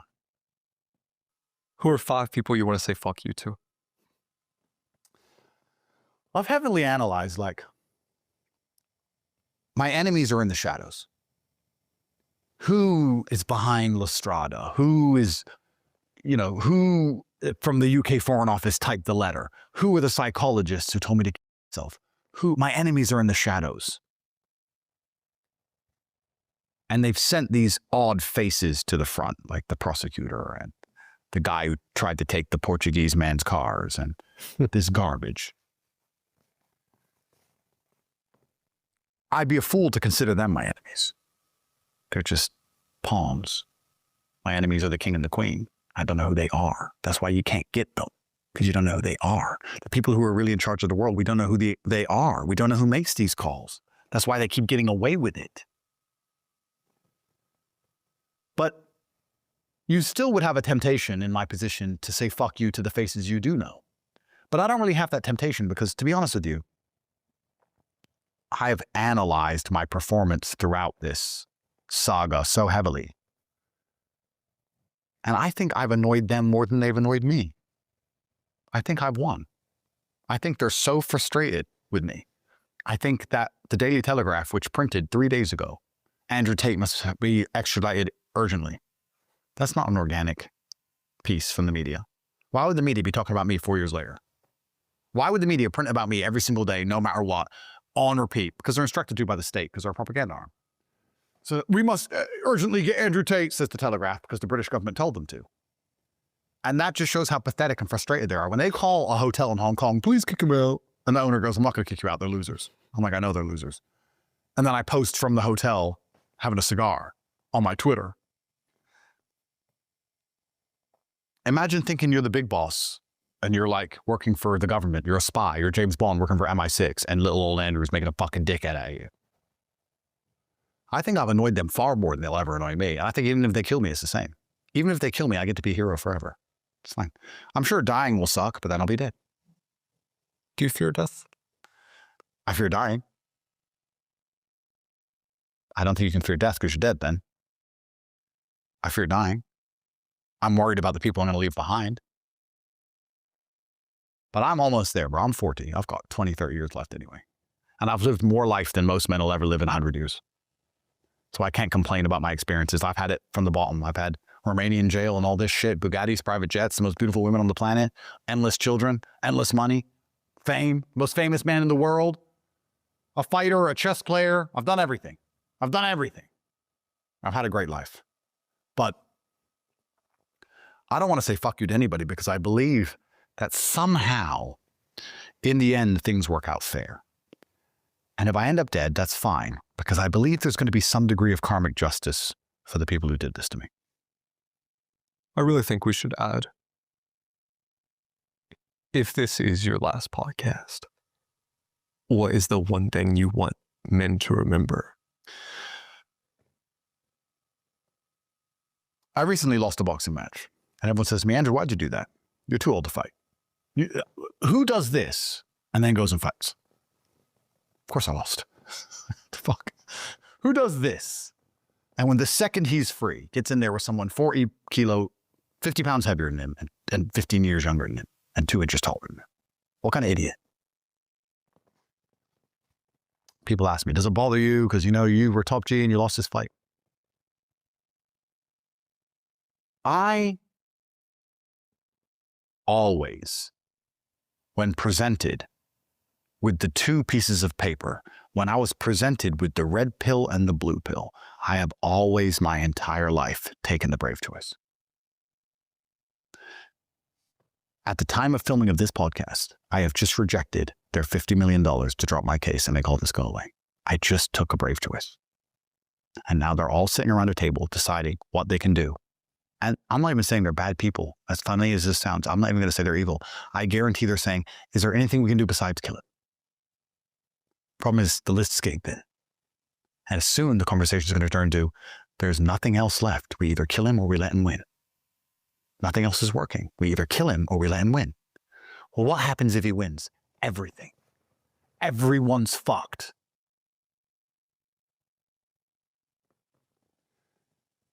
And then they have to make a choice. Do we want to tear the whole system down that pays us and pays our kids and the system we believe in and the system we built for one guy?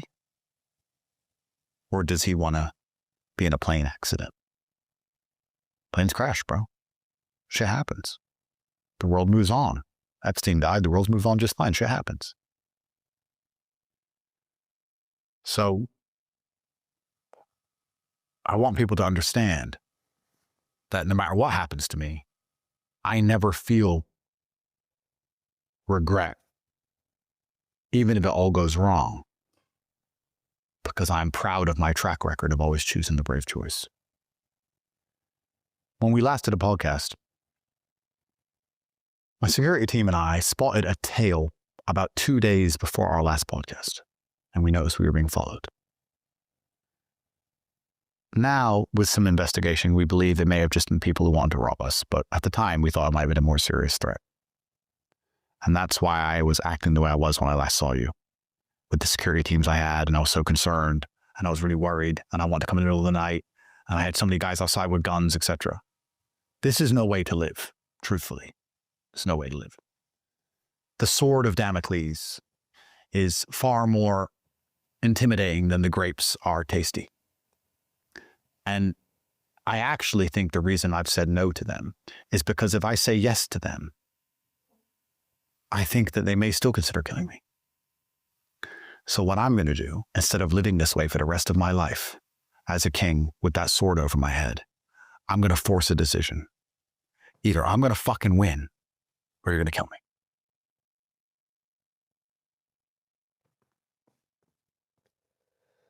Well, everyone, this has been your guest, Andrew Tate. This is the Jack No Podcast. Appreciate you coming on. Thanks, sir. We'll do another one soon.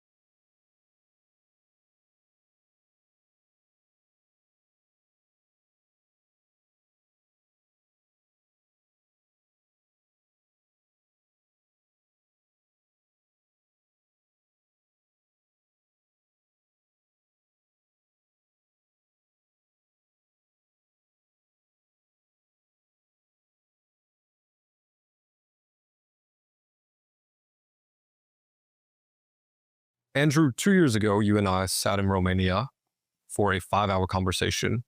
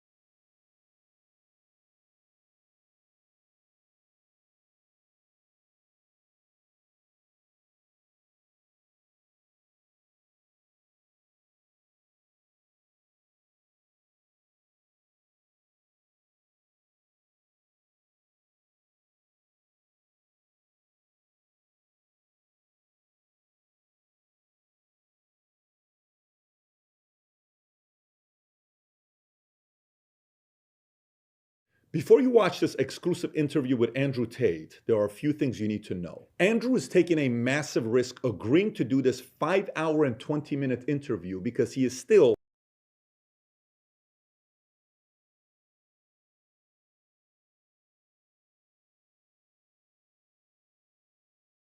under house arrest and under investigation, which means anything he says can and will be held against him. Now, what did we talk about in this interview? We talked about his experience in jail with Tristan, untold stories, religion, how this impacted his life, how emotional was it? Was he scared? You're going to see a side of him you've never seen before. We definitely talked about BBC. BBC is not going to like this interview for many reasons. You'll see why. It's a total of 15 hours that we spent with Andrew and Tristan at his compound, so a lot was covered. Having said that, there's about 45 minutes of this interview that will be censored due to the topic of discussion being around his investigation in Romania. So if you want to see that 45-minute portion, you will need to text the word Tate to 310-340-1132 or click on a link below to subscribe to an email for that to be sent to you after his investigation or indictment is public. Having said that, brace for impact. You're about to be value-tamed by the one and only Andrew Tate. I'm winning too well. I'm scared by the incompetence of these clowns. They could do this to you. They could do this to anyone. They could do it to you or me or any man watching this. Any man watching. The best thing I can do is stay true to my faith and stay true to God and tell the truth and fight.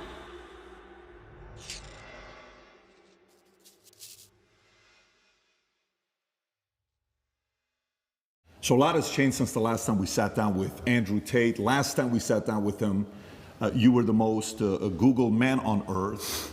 Today, effective last 2 days, you are now the most Googled woman on earth. Correct. According to your Twitter profile. Correct. And we wanted to make sure after the BBC interview, you made certain requests. Yeah. You said you want, moving forward, there to be a $50,000 fee when people sit down to do an interview.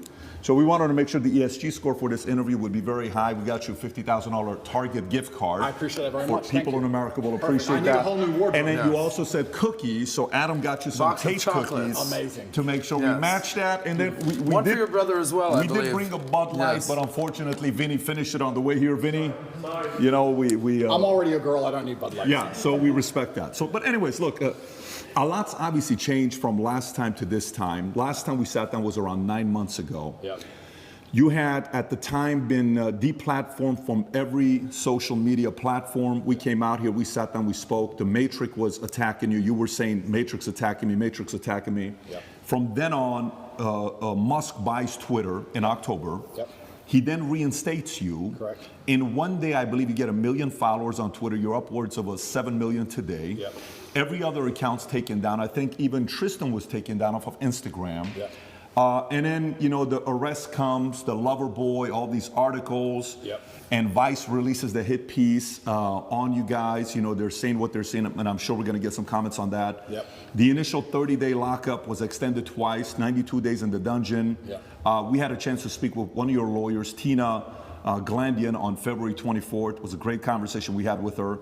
Then eventually you're released, you and your brother come out, and you specifically make it clear that you did 7,417 push-ups. Correct. Very impressive.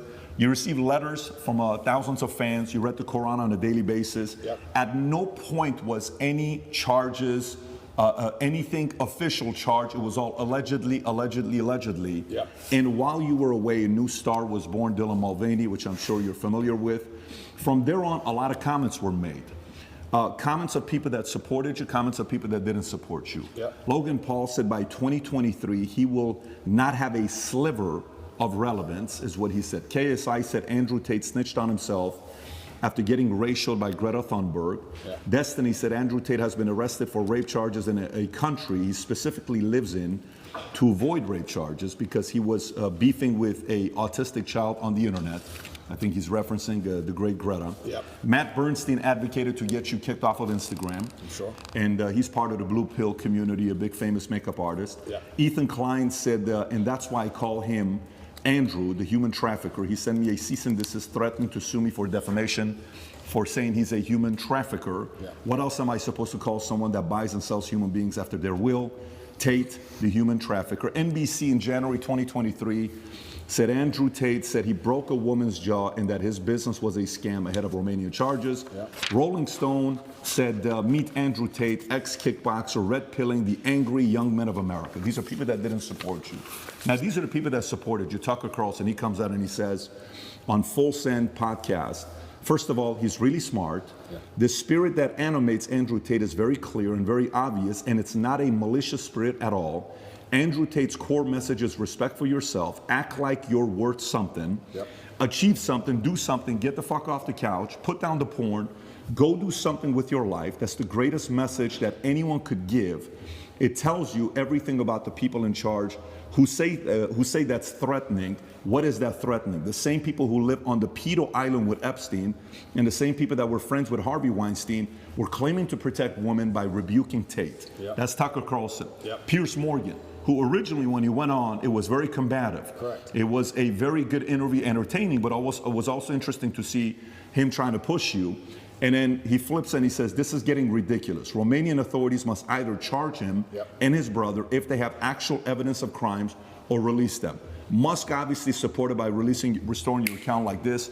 Jake Shields said people are freaking out about young boys looking up to Andrew Tate, but totally fine with young girls looking up to Cardi B and the Kardashians. And obviously, Aiden Ross, Red Pill community, Joe Rogan. I can go on and on and on about a lot of things that's being said. We watched the BBC interview, and we'll talk about BBC here in a minute because I have some questions on that as well. But the first thing I want to ask you is, 9 months, where we were at then, September, to where we are today, a lot's changed.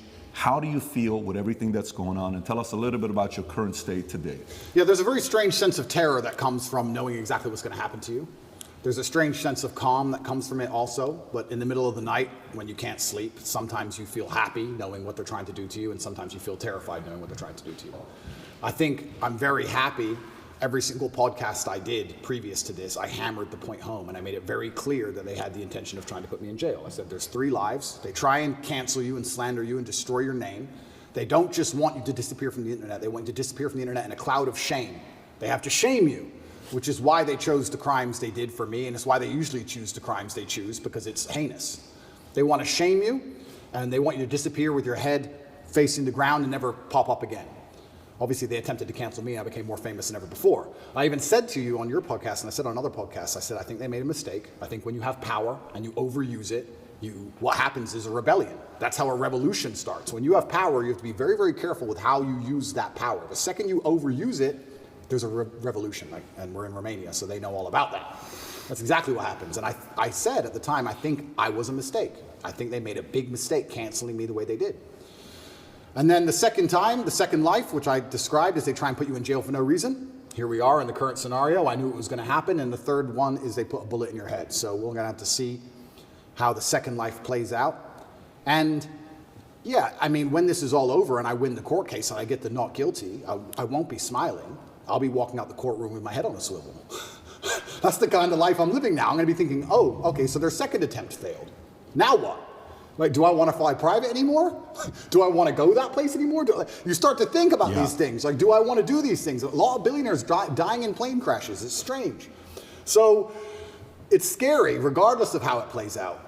And I guess you just have to go with the punches and see where it lands. And God has a plan for me and for all of us, and we're just going to see how it ends up. Full disclosure, you don't have any suicidal thoughts. I want to make it very clear, and I make it clear on absolutely every single podcast, I would never kill myself. I don't care what they say. I don't care what video they show you.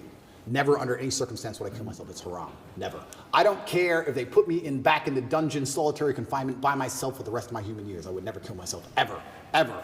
So if that ever happens, God forbid, do not believe whatever garbage they tell you. The chance of me killing myself is precisely 0. And you had this complete level of certainty that this is exactly how it would play out. You've said this on umpteen podcasts that this is their agenda. They have to damage my influence. They have to damage my influence. They can't sit there and let me be influential because I'm saying things that they don't like me saying. And there are people sitting around going, he's saying things counter to our message and counter to our narrative. Get rid of him. And they have a pretty standardized playbook. And this is probably one of the first times in history where their playbook just isn't working. Cancel him. Well, he's still around. Oh, well, lie about him in the news. Just say he touches chicks. Well, no one believes it. Oh, all the comments are on his side. Everyone's calling us liars. Okay, then do it again. Then do it again. Make up a new girl. Then do it again. Find someone else. Yeah. And they keep attacking me with the same weapons, but the bullets are bouncing off. And that doesn't give me a sense of calm. That doesn't make me think, ha ha ha, I'm invincible. It makes me think, uh-oh. It makes me think, uh-oh, because human life is cheap at the top. It's very cheap. Does it make you want to sit on the sidelines and be quiet and just kind of live a life with your family, your kids? Does it make you want to do that? Maybe all these attention is actually not a good thing. It's interesting because sometimes I analyze myself and think, why don't I just do that? Why don't I just disappear? You know, I don't need money. I don't need fame. Why don't I just disappear? And then you have to, I was saying this to my brother, and he was like, well, Genghis Khan didn't need Vienna. Some people are just wired that way. Like, Vienna's a long way from Kathmandu. Sometimes that's just the way it is, or Ulaanbaatar, I apologize, the capital of Mongolia. That's just the way some people are. If I see injustice, and if I see things which I believe to be false, I feel like I am obligated to say the truth. I can't explain why, even if at my own detriment. What am I doing this for? Like, it's to the detriment of my life. And I've had these conversations at length with the people close to me, and we're all saying the same thing. It's always been the same way. Humanity's always been the same way. There's been a select, small, few good men up against evil, and evil always outnumbers you. Evil always has more money than you. They always have more power and more influence than you. If you play any video game, when you get to the end boss, he always has more life than you. He always has more hit points, but you're the good guy. And it's kind of like, it's never been any different. At any point in human history, there's been the good guys up against the forces of evil, whatever they were of the time. And you've always been outnumbered, and you've always been supposed to lose. So you consider yourself the good guy in this situation? I think that truth is instilled by God in all of us, and I think if you tell the truth, you're a good person. So who do you think is the bad guy? You know, everyone uses they, them, they're after me. Who's they? Who's the bad guy? Well, instead of saying who, I will say, what I will start by saying is what they do. And what they do is they control information. And we now live in an information society, and by controlling information, they control how people think and act and react to things. That's all they have to do. They have to control information, and they have to be very selective with what they allow you to talk about and what they allow you to discuss and what they don't. And once they can do that, they can keep you bickering about garbage, and they can control the sensitive information, and then they run the world. So having all the information controlled and having this hard barrier on what can be discussed, that's how they can purport absolute fallacies. I think now it's been a couple years, we can probably talk about it. They psyoped the world into believing they should be afraid of the common cold. They psyoped the world into this. And if you think about how difficult that would be to do, how difficult would it be to psyop the entire population of Earth? Well, what you do is you just lie on repeat, and you don't allow anyone to say anything counter to it without hurting them the same way I've been hurt. And you just psyop them. It's actually amazing because now I use that exact same psyop on people. I love it. I love it. So when I sit with someone who's not matrix-minded, when I sit with someone who is matrix-minded, like when the BBC walked in here, I'm like, do you all have your vaccinations? Social distancing. Did you actually? 100%. Social distancing, please. And they look at me like I'm crazy.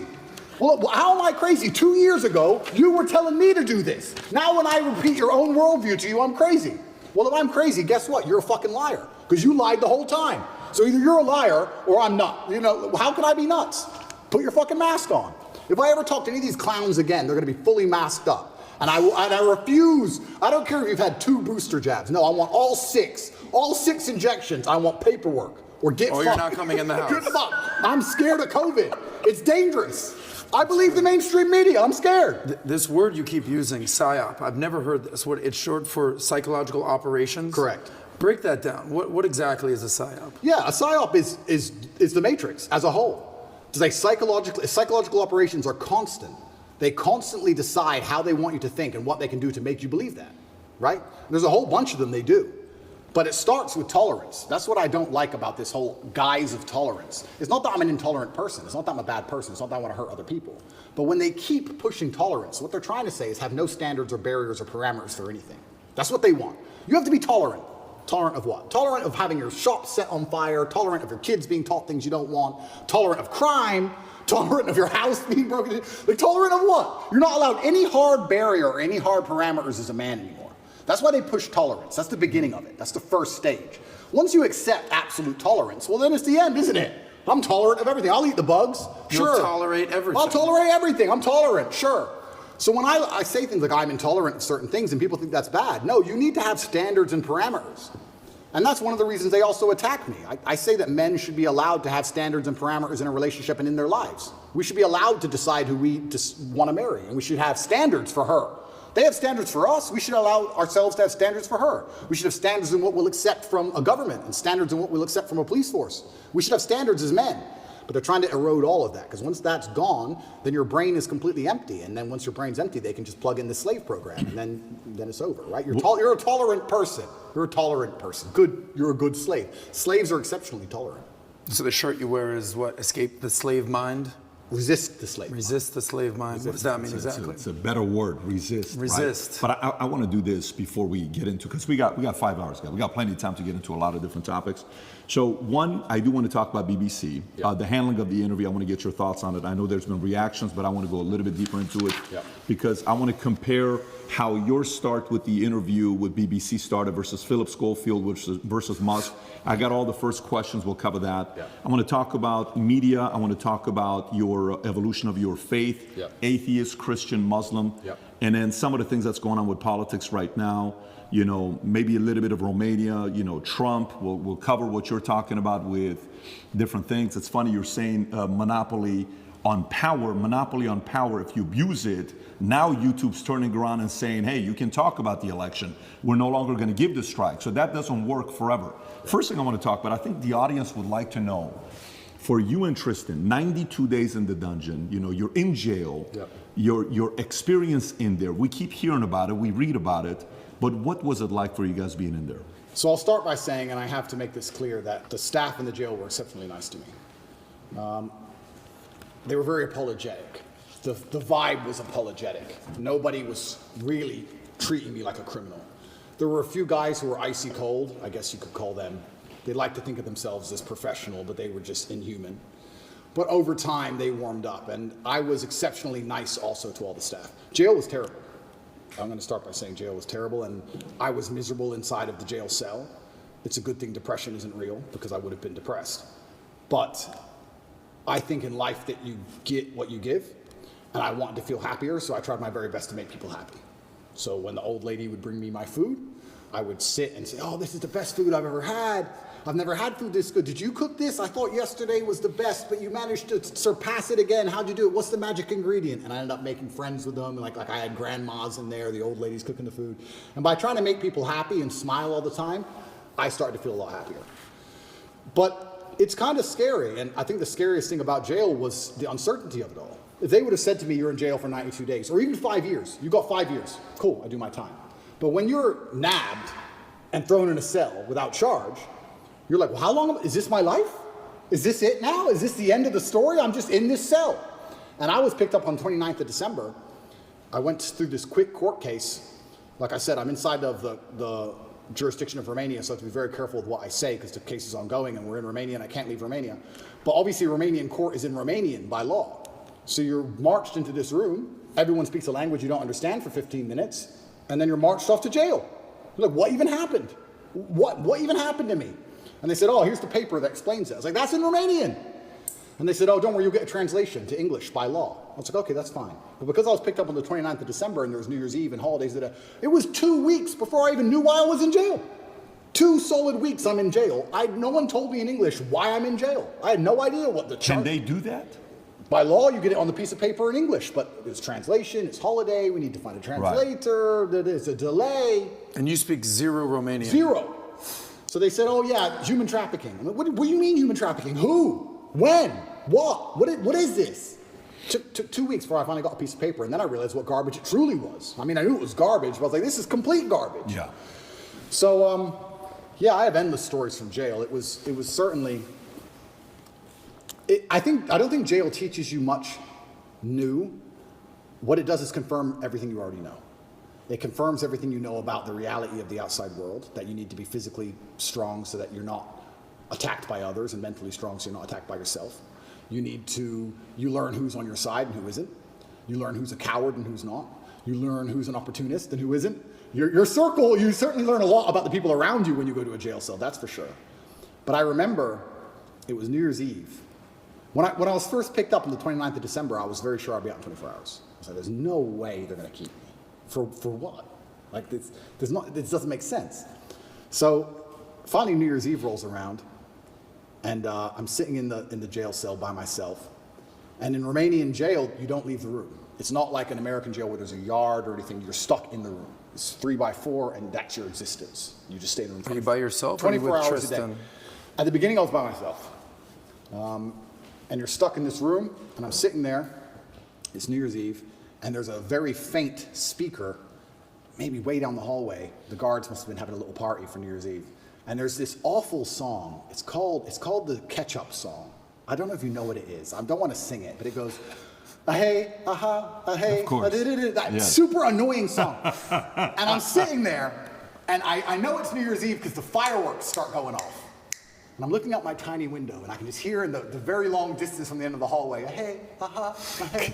And I'm sitting there looking out the window like, this can't be it. This can't be the end of my life.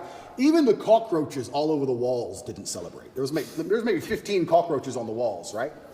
And when it struck 12 and the fireworks went off, I kind of like, well, who's my friends in here? The cockroaches. I looked at them, even they didn't move. I was like, well, that's New Year's. It's funny because before that, a couple days before that, me and Tristan were discussing, do we want to do New Year's in Dubai? Do we want to go Courchevel? Shall we go Miami? We're all arguing, oh, that will be boring. That's too far. We had all these grandeur plans. Oh, finally we decided to go to Dubai.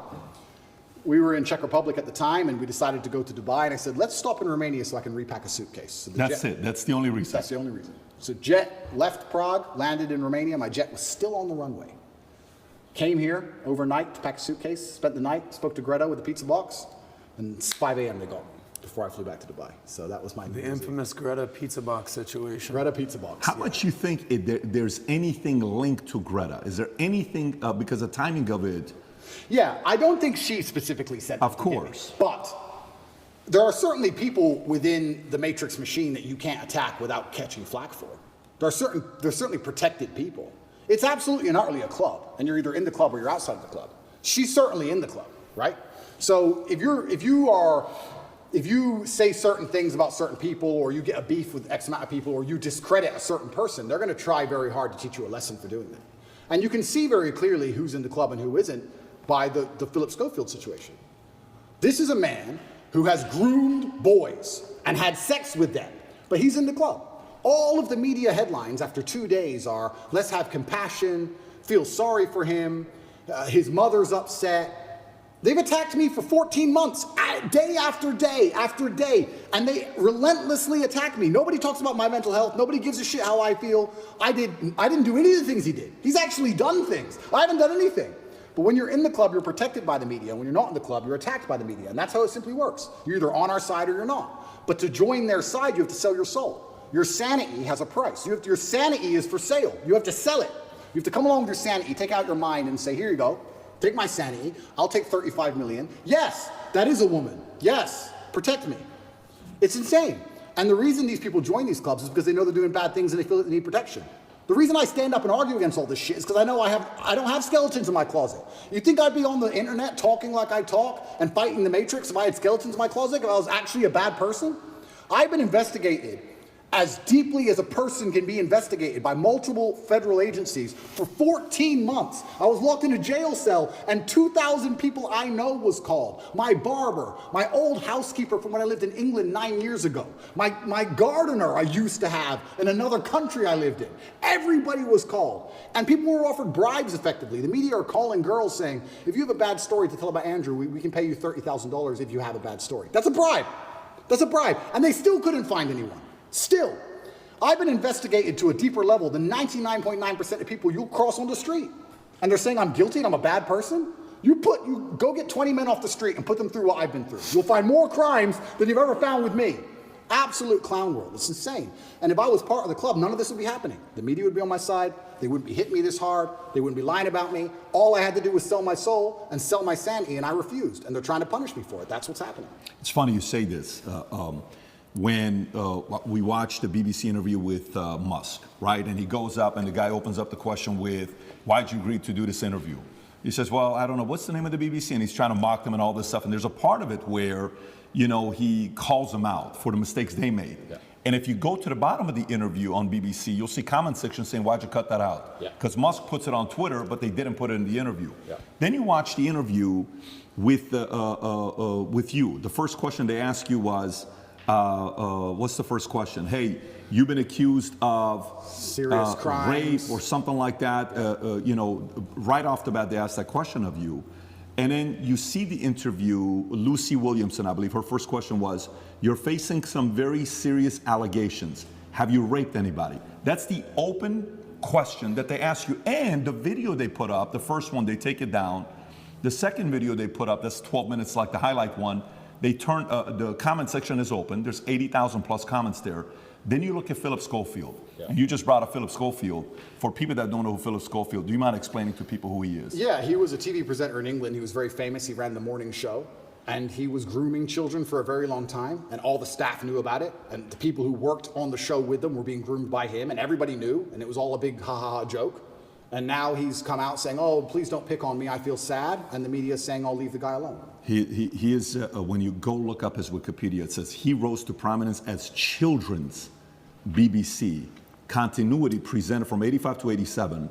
Then went on to do programs on BBC and ITV for Going Live, This Morning, Dancing on Ice, All-Star Mr. and Mrs., The Cube, and a bunch of other things. And they interview him, okay? While he's going through the mess, you know, after 27 years of being married, this one guy that he groomed since 10 years old, his name is McGreevy, I want to say, something McGreevy, that he's going through the process. Matthew McGreevy, they met at 10 years old at a theater group. At 15 years old, Philip follows him on Twitter. While the kid is 15, he follows him on Twitter. The guy celebrates it. Long story short, Ruth Langsford, they work together with. She files a complaint. Then right after filing the complaint, McGreevy gets fired. Then he has to take a break. Then he comes out after 27 years telling his wife, you know, and hey, I'm gay, I'm coming out of the closet. He's got 2 daughters. But there's a part of it where Matthew calls his wife and says, hey, your husband and I had an affair together when I was 19 the first time and 20 and all. Nobody knows if it was before or not. The interesting thing about him is his brother, Timothy Schofield, I don't know if you know about his brother. Oh, what, the one who's in jail for being a pedophile? Was convicted of 11 sexual offenses involving a child between October 2016 and 2019, including 2 sexual activity with a child. Here's how the interview started. First question, the guy asked him, he says, you've had quite a week. How are you? Opening question. Versus the question they ask you on the opening, right? And then he turns around and says, the media's interest in the affair was motivated partly because of homophobia, alleging that an affair with a much younger woman would have not generated such a scandal. So he gets protected. And he says, all those people who write those stuff, do they ever think that there's actually a person on the other end, right? This is proven. By the way, this is the part where even when somebody's watching you and saying, why are they taking him to court? Maybe he did something. Why are they taking Trump to court? Maybe he did something. Why are they taking this guy? He must have done something. There must have been something there, right? It's stuff like this BBC does. If BBC are watching this right now, I want to kind of remind you of your mission statement that you have on your website. We're going to put the link below to your mission statement. You can go find it. Here's what your mission statement is, BBC. This is why you've lost some credibility the last couple of years. To act in public interest, serving all audiences through the provision of impartial, keyword impartial, high quality and distinctive output and services which inform, educate, and entertain. You say you inform, educate, you entertain, yet you conceal, misinform, and your content's quite frankly boring. You're cherry picking on people that you're talking to. So a message like that gets the average person to say, everything with you is allegedly, everything he did is proven, his brother is proven, yet let's leave him alone. Poor guy, let's target him. This is where their argument has leaks in it. And somebody like you can tear it up. Absolutely. Philip is part of the club, and I'm not. And this is the thing. I'm a mentally resilient person, right? 14 months they've attacked me. I'm not going to sit and complain about that because that's not how I operate as a man. 14 months they've complained about me. If you type Romania, human trafficking, you type in any of these things, my name comes up, my face, I'm a bad person. I've lost all my bank accounts. I've lost all my social media accounts. I've been vilified all across the matrix in every single possible way. They print my face every single day with something negative next to it daily. Nobody gives a shit about my mental health, right? Because I'm the enemy. And what's scary about this is Lucy Williamson herself, she was begging me for an interview. The BBC were begging me for an interview. I don't need any of these people. The only reason I even sat down with the BBC is because they were begging me. I can go and just say my own words and get plenty of views, right? But the whole time I was in jail, they're begging me for an interview. Can we speak to him on the phone? Maybe you can give an interview from jail. Can we have an interview? Please, please, please, please. And I was saying, why do I want to talk to the BBC? And the BBC were saying, no, we don't want to do a hit piece. We want to come across, we want to be impartial. This is what they're telling me. This is what they're telling me. We want to be impartial. We believe there's a side of the story that hasn't been told. We're really interested in some of the, let's say, what's the word? I don't want to get this wrong. Inconsistencies in the Romanian justice system. We're very interested in his side of the story. There's been enough hit pieces. We want to tell the other side. We want to hear Andrew Tate's story. And I said no, on repeat. Then they sent me a list of questions. I didn't even ask for a list of questions. That's not who I am. I don't have to script. I never ask for a list of questions. They sent me a list of questions. Here's what we're going to ask. It's about his mental health. It's about the Romanian justice system. It's about the fact he hasn't been charged. His liberty's been deprived. All this stuff. And I thought, well, that's kind of interesting. Maybe it's a bit interesting. And the Matrix is obviously printing lies about me. And these are some interesting questions from the Matrix for the first time ever. Okay. They walk in here all smiles and happy, all smiley faces trying to take me off guard. I already had my list of questions, right? It's all going to be nice and easy. I sit down, and they instantly attack me. They put the cameras on first, and they attack me, expecting me to stutter and make a fool of myself. It's kind of like they tried to sucker punch me. I'm in the club, and they're my friends shaking my hand, and they tried to hit me and knock me out. And this is the thing that's so amazing about it. Yes, I destroyed the BBC. But of course I did, because I'm smarter than all of them. But why should I have to rely on my wit and intellect to destroy BBC with their research team and their plan?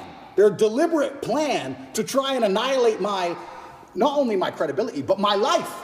They are trying to put me back in jail, these people. They're not dishonest. They're genuinely evil, and they don't give a shit.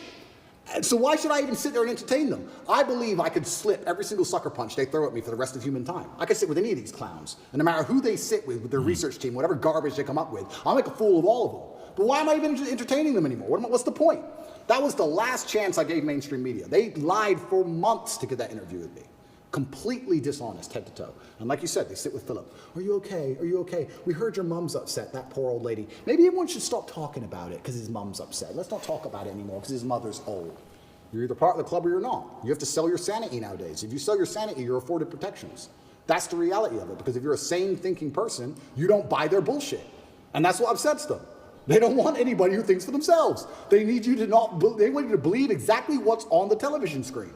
Believe in COVID. It's COVID now. It's COVID now. Oh, Putin's invaded Ukraine. Putin's cured COVID now. Now it's Ukraine. It's insane. Till the next thing comes. It's absolutely asinine. Did any of the questions that they sent you ahead of time? Zero. By the way, we didn't. There was no. No, that's not how we operate. Asked us ahead of time whatsoever. Did they ask you any of the questions they Zero. said they were going to ask you? Zero. They start with an attack and it became a battle instantly. Did they ask you at any point what jail was like? Zero. What your mental health was like? Zero. How, you completely missed the mark when everyone wants to know what was jail like. And they don't even ask you that question. But this is what's so interesting about it. These people are so detached from reality, because they are genuinely detached from reality. They think that finding a video I made 8 years ago, a 4-hour speech I made 8 years ago, and finding one line of it without context that can be misconstrued, they think that sitting down with me and saying that to me is an aha moment. Nobody cares. Because you're taken out of context, one. And I said you're taking things out of context. She goes, I'm not taking it out of context. I said, if you're presenting it without context, that's taking it out of context. That's what it is. You're lying by omission. I said that to her after the camera's off, and she looked at me because she didn't understand. When you omit details, when you refuse to put in all of the details, you can lie by including one detail which may happen to be true. You can tell the truth and miss all the details around the truth, and you are lying by omission. You're lying by omission.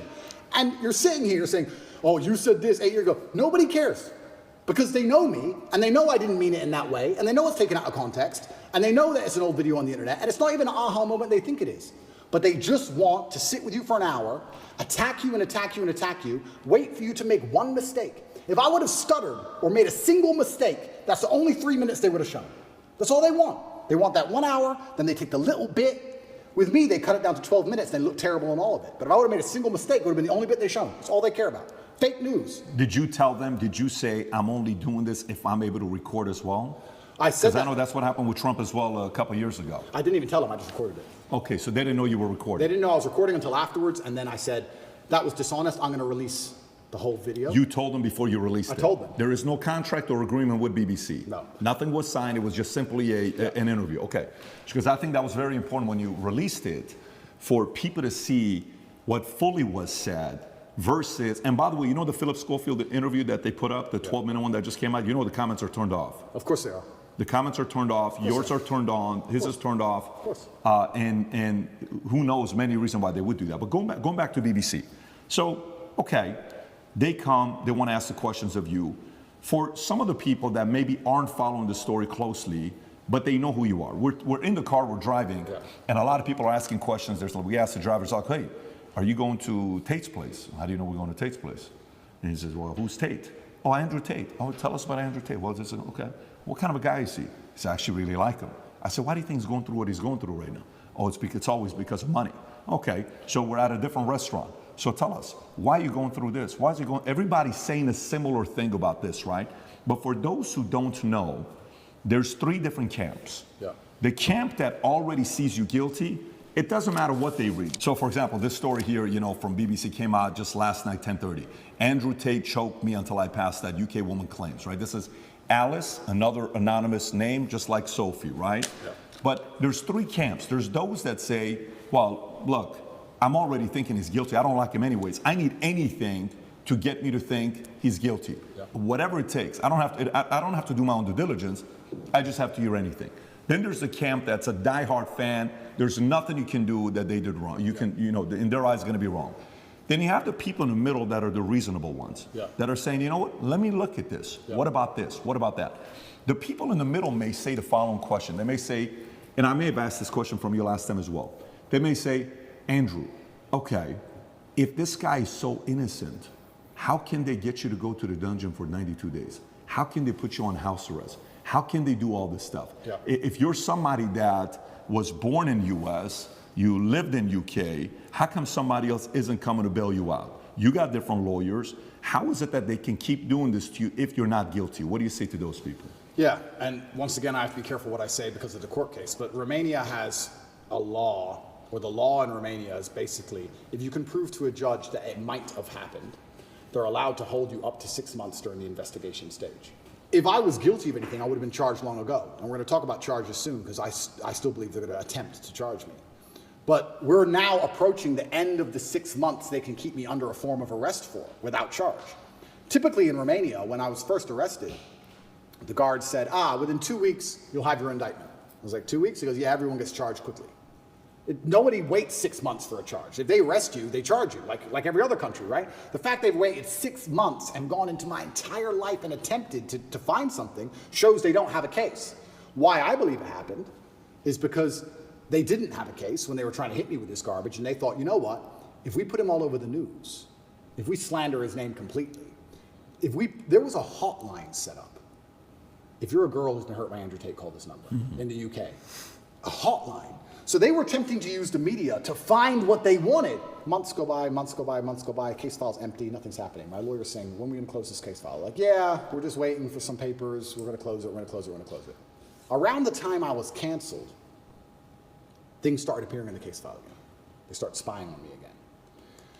Very interesting that it happened around that time. I don't know if they understood that I wasn't protected by the political class of the USA. I don't know what happened.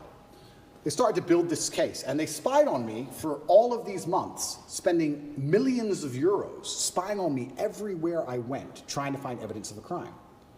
Eventually, they get to the end of their legal limit to spy on me, and they don't have any crime. They don't have anything.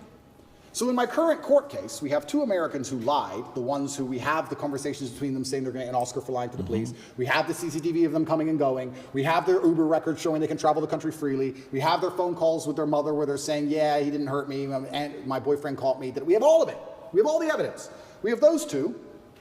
And then there's nobody else who could possibly even take the stand. I don't believe, as high level as this Matrix attack is, I still don't believe a Romanian judge is going to put me in jail with the dossiers. I've seen it. It's garbage. I don't think I'm going to end up in jail. But it's just taking years of my life, damaging my influence, having bad things to say about me, keeping me under control, keeping me locked in a house. That's all they want to do. They have no interest in the truth. There's no victims. There's no one to take the stand. Do you know who Sophie is or Alice is or no? Yeah, so the BBC, Ali? that's really interesting. So then the BBC says, well, we found victims, Because the BBC have done enough investigative journalism to understand that the case is garbage and there's no victims. So they said, well, we found victims. They found one called Sophie first.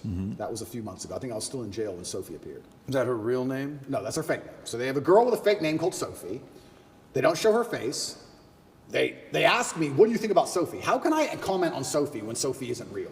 Firstly, you've made her up. Secondly, I don't know who you're talking about. You're saying that 9 years ago, I was emotionally controlling? That is the most subjective garbage accusation. What does that mean? 9 years ago, I said you shouldn't party with those guys in the club. Is that what I said? I don't know what I said. I don't know who she is, if she exists at all. And they're saying 9 years ago, you were emotionally controlling. Sophie said so. Who's Sophie? We're not telling you. What's emotionally controlling mean? We're not telling you. What comment do you want me to? If this person even exists, which they don't, then I destroy the BBC, make it very clear to them that Sophie doesn't exist, on repeat, because she doesn't. And 2 days later, Alice appears. What's interesting about this is that DCOT, the federal agency inside of Romania, along with help from international partners, have tried so hard, spending millions of euros with federal level tools to find a victim so they can put me in jail. And they can't find anyone. But the BBC just pulls them out whenever they want. The BBC does. Where do these people come from? And I say this every single time. If anybody believes they've been wronged, male or female, by me, go to the police. Go to the police. I encourage you to go to the police. All these people say, we don't want to go to the police. We just want to stay on the news. What, is that because you're not real? Is that why? That's pretty convenient. I mean, I thought I was a bad person. Why don't you go to the cops? Oh, because you have no evidence and it doesn't exist? That's why. Are all these accusers in the UK, not even in Romania? Not even in Romania. So Sophie and Alice are supposedly both from the UK. And Alice's story To correct, it's not Alice. I said Alice, it's Evie. Evie or Evie or something like that. Evie. It's all made up names. It's all made up names. Yes. So Evie, we could call whatever name we want. But yeah, Evie is saying 13 years ago I choked her or something. Yeah. By the way, when is the 6-month time limit? End of this month. Okay. And can we reference the tweet you just posted a couple days ago? I want to stay on this. Sure. She was commenting on Evie. You were going to say something about Evie, what she said 10. So she's claiming 10 years ago or 13 years ago, you guys had the consensual sex the first time. She comes back for the second time around. According to the story, she says she was being, your hand was on her throat, strangled me. She was passed out for a minute. And then she came back and she said, I did not approve of the second time having sex after she was passed out. So these stories they're making, you know, and then she says, the guy asked a question saying, how come you didn't do any police report back then? She says, well, because it's not fully rape and it's not that, because it was consensual. I kind of wanted to be there and I didn't tell anybody about it 6 years later. There's way too many things that doesn't give it credibility for somebody to say, I didn't do anything about it then, but 6 years later, I told my friends, 3 or 6 years later. Yeah. And this is the thing that's scary. If you say to any red-blooded male, 13 years ago, you had sex with a woman consensually and she's now unhappy about how that sex happened. You can get, any man on earth can get screwed with that. If this person exists at all. And like you said, she refused to go to the police if she exists. And she's saying it was consensual. I think last night they aired it on Newsnight and she literally, they said, why are you coming forward now? And I think this actor, the person literally said, because now he's rich and famous. They literally said those words. That's what they said. Oh, because now he's rich and famous, I think it's unfair. It's asinine. I don't understand genuinely how a man can protect himself in the Western world anymore. How can you even exist anymore? If this is what they're going to hit you with as soon as you get to a certain level of influence, there's no man on earth who's safe from this. I said this to my judges. I had a few male judges. I said, they could do this to you. They could do this to anyone. They can do it to you or me or any man watching this. Any man watching this. They can put in the BBC 9 years ago you did something. They won't tell you her name. They won't give you any chance to defend yourself because you have no idea what they're fucking talking about. And they will print it on repeat until you lose your job and lose your bank and lose your social media. And then you're going to sit there bankrupt and depressed. And then they're just going to move on from you. And if you don't die, if you're like me, a cockroach who refuses to die, if you sit around and refuse to go away, they're going to make up a new one. It's crazy. And it's genuinely scary. And you're not safe from it anywhere anymore. I will say right now on this podcast, I encourage absolutely anybody who believes I've harmed them, male or female, to go to the police with evidence and we'll go to court. Let's do it. I don't harm people. If I was harming people, I wouldn't be out here as open as I was. The biggest criminals and the biggest gangsters and the most heinous people on earth don't have social media. You know this. If I see a guy with an Instagram pretending he's a gangster, he's not a gangster. The real gangster hasn't got Instagram. But that's the reality of it. You think I'm going to become the most Googled man in the world if I've been running around hurting people? It's absolutely insane. And I think there has been a shift in the consciousness. I think, especially because of COVID and a few other things, people are starting to understand that all these people do is lie. I think people are starting to understand that.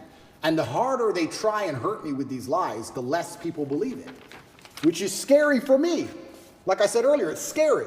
They keep coming up with more garbage. The bullets keep bouncing off. So now they're sitting around going, we can't convince the world this person is a bad person. How do we get rid of him? That's the scary part. You were going to say something. Yeah, Follow-ups on that if you want to go there. 6 months, you know, it's 6 months coming up right now. It's coming up Yeah. June 29th, I believe. Correct. Okay, you put out a tweet recently. You said the 6-month time limit is running out. Yeah. Right? There's zero evidence against me unless they invent something against me, right? Yeah. And then you ask a poll. You said if they charge me with an empty bullet and it still takes a year to beat it and it allows them to save face, they're hoping that the world will basically forget about all this. Yeah. What do you think they will do? And you gave people 3 options. Option 1, let me go. Option 2, charge me with no evidence. Option 3, invent and frame attempt. The results were 38% let me go, right? 35% invent and frame attempt. And option 2, in third place, charge me with no evidence, 27%. 38%, 35%, 27%.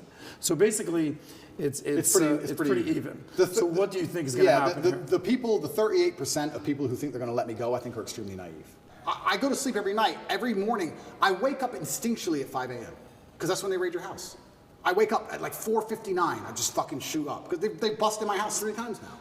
It's not nice to have a bunch of men with guns bust in your house. It's not a nice experience. So every single morning I wake up expecting them to just turn up again with something else and drag me back to a prison cell. Who knows what? They'll just make it up. But the fact they made up this particular crime is because it's a hit piece and it's a slander on my reputation. If they would have done the same thing, let's say for tax evasion, would anyone care? No. Oh, rich guy didn't pay a piece of paper. No, no one cares. We have to hurt his name. Human trafficking. Think about that. I said this to the judge. How does it make sense? A man with no criminal record, who is financially successful, decides to begin to human traffic at 35 years of age. I have no financial motivation. It's clearly not my personality profile. I don't need money. Why have I begun to human traffic from nowhere? It doesn't even make any sense from a pure logical perspective. There's no motive to the crime. Who have I human trafficked? Who is the victim? There's no victims and there's no motive. And here I am on house arrest. It's insane. So yeah, it's genuinely intimidating. I don't know what's going to happen next. I believe they're going to try and charge me with the garbage they have, and I think what they're trying to do is just hang it over my head and keep me afraid. Do you think the idea of trying to either silence you or make you irrelevant is working? Meaning, do you think you're more relevant today than you were on September 1st? Is that strategy they're implementing working? No, they're failing. And the reason they're failing is because God's put me in a position where I have to lead from the front. I think that in the days of old, when politics used to mean something, I believe in politics as long as the leader of the country charges on his horse at the enemy at the front. Then you're allowed to be king. Then I'll listen to your laws. That's politics. When you send other people's kids to die in a war and you sit on your ass, that's not politics to me. But now I'm in a position where I'm spearheading, by God's plan, the rights of basically every man on earth. They could do this to anybody. So I think any man with a brain who's thinking is looking at my position and going, they could hit me or my friends or my son or my dad the same way they're hitting this guy. And that builds a degree of affinity amongst my audience. So no, they failed. They failed and they made a hero out of me, which is what I'm actually scared of. I am scared by the incompetence of my enemy. I am scared by the fact that they are failing so monumentally. If they had been half successful with the cancellation, none of this would have happened. If the cancellation made me an obscure internet personality, it'd be over. If I would have just allowed them to beat me, none of this would have happened. But I beat them. And that's the problem. Now I'm sitting here going, okay, well, after I beat the BBC, after I destroyed the BBC, Tristan gave me a high five. He's like, oh, you wrecked them. They're going to look so stupid. I said, bro, we've sunk the HMS Hood. HMS Hood in World War II, HMS Hood was the British battleship. It was the flagship of the Royal Navy. And the Royal Navy was obviously renowned. It has been for hundreds of years. It was the best battleship. And it was up against German battlecruiser, the Bismarck. And the Hood should have outgunned the Bismarck. And it was the best German ship against the best British ship. By absolute fluke, the Bismarck, on its first volley or second volley, landed a shell perfectly through the top of the Hood and blew up the ammo magazine. And like in the first shot, within minutes, destroyed the entire HMS Hood, killed like, I think it was like 3,000 people, 2 survivors. You can find the video on YouTube, the hood blow into pieces. When Churchill found out the hood was sunk, he said, sink the Bismarck, don't care what it costs. He sent every ship, every plane, every sub diverted from every other mission, doesn't care if we lose every plane we have, don't care if we lose the RAF. We cannot lose the hood without him losing the Bismarck. Sink the Bismarck. When the Bismarck sunk the hood, all of the crew were celebrating, except the captain. The captain updated his will. He updated his will and telegraphed home to his wife and said goodbye, because he knew. When I destroyed the BBC, my brother was celebrating, I knew. I said, Tristan, no. You don't beat the British Broadcasting Corporation and make fools of them like this without some new bullshit. We sunk the hood. And he's like, oh, we'll see. Oh, who's this? Evie? Evie. I fucking knew it. I'm winning too well. I'm scared by the incompetence of these clowns. But I don't know what else I'm supposed to do. Am I supposed to lose? I'm genuinely looking for guidance here. Am I supposed to roll over and fucking lose? When they're lying about me and slandering my name and trying to put me back in a fucking dungeon? Back with the cockroaches? All I could do is protest my innocence, but they're such idiots, I make them look so stupid, and then there's egos involved. You think Lucy Williamson hasn't been called into a meeting room with some BBC producer saying, you made a fool of us? Yes, she has. There's egos involved. Big businessmen with business interests have ego investment in hurting me now. And I keep winning. So I don't know, I'm in a very precarious scenario. Do I continue to win? Do I let them win a bit? Do I just roll over and shut up? What am I supposed to do? I don't know what the right move is. It's difficult. You sincerely don't know what the right move is. I sincerely have decided that the best thing I can do is stay true to my faith and stay true to God and tell the truth and fight. The right move for me, I believe, is to fight and fight to the end, because I think that suicide is always the wrong option. I believe if you're put in a bad position, the best thing you should possibly do is fight to the best of your ability, which is what I'm going to do. However, if I was looking at it purely logically without any kind of ideological motivations, perhaps if I would have shut up when they wanted me to, I wouldn't be in this scenario. But that's just not who I am. You know, Alexander the Great didn't have to keep conquering. Genghis Khan didn't need to take Vienna. He could have just chilled. He kept going. So I feel like when I'm in a position where I don't know what I'm supposed to do, the best thing I can do is just look to God and tell the truth. And that's what I'm doing. I want to ask you one more question regarding human trafficking, because this is a heinous charge, or Absolutely. allegedly. Absolutely. I mean, this is not lightweight stuff. You famously ran a webcam business. Correct. Perfectly legal. Yep. Nothing wrong with that. I mean, I can't tell you how many women are doing OnlyFans these days. Yep. Webcam business. Yep. How much of a reason was that a correlation for the human trafficking, the sex trafficking, the webcam business? How much did they correlate that to? Well, he must be human trafficking. He's running a webcam business. There's no correlation. Zero correlation. So they haven't even charged any of the webcam business to any of this. Zero. And what's crazy is... It's crazy. People assume that, right? It's crazy because, one, it's not illegal. And two, you can go drive down the high street of Romania. There's webcam studios it's one of the most popular businesses in the country. It's not even illegal. And that was a past life. You're talking about something that happened 10 years ago. It was that long ago? It was about 10 years ago, yeah. It was at the very beginning of it. The very beginning of the whole idea of that industry. Connect is an application which allows you to take a minute to connect with influencers from all around the world. My name is Andrew Tate, and I'm available to speak directly to you on Connect. I think it's just perception. I understand I have this perception. Mm-hmm. And I think a lot of people who are also dislike me, a lot of the reason they dislike me so much is my perception. I've had people who say, I hate what you say. I say, what do I say? And after talking to them a while, they say, it's not what you say, it's how you say it. Of course. It's the perception of aggression.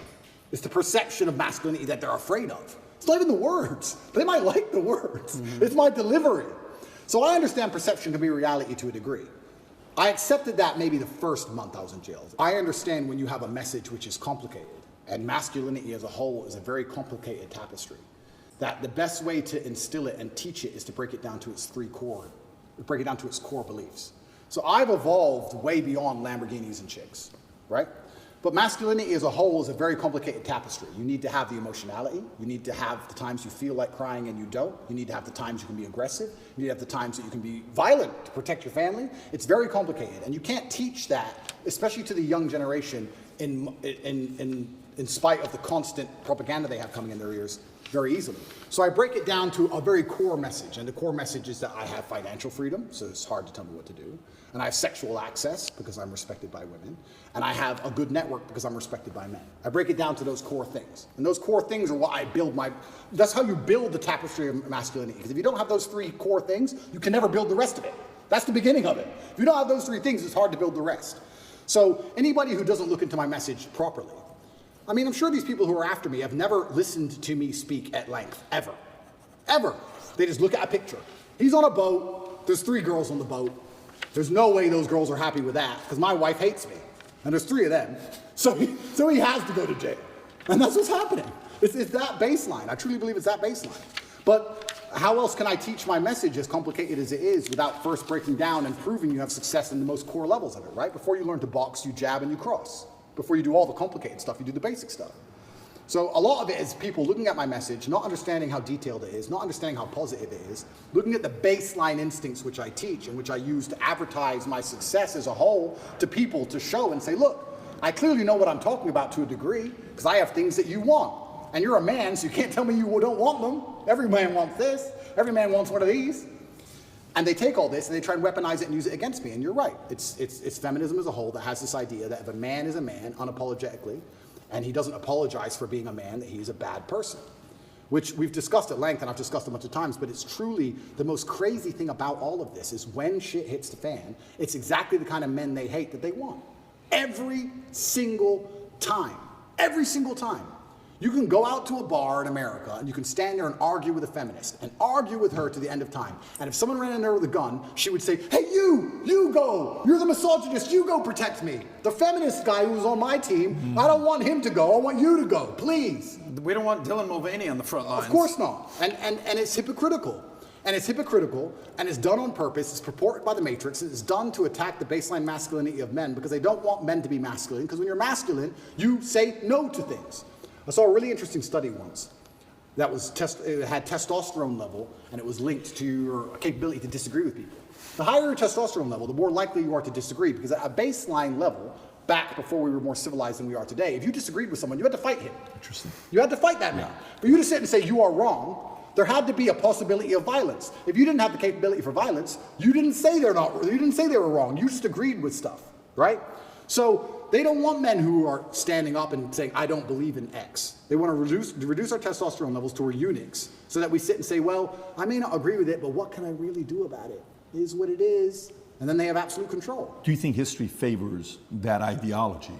Where history, eventually, a group of men stand up and say, yeah, listen, we've had enough. This is not going to be happening.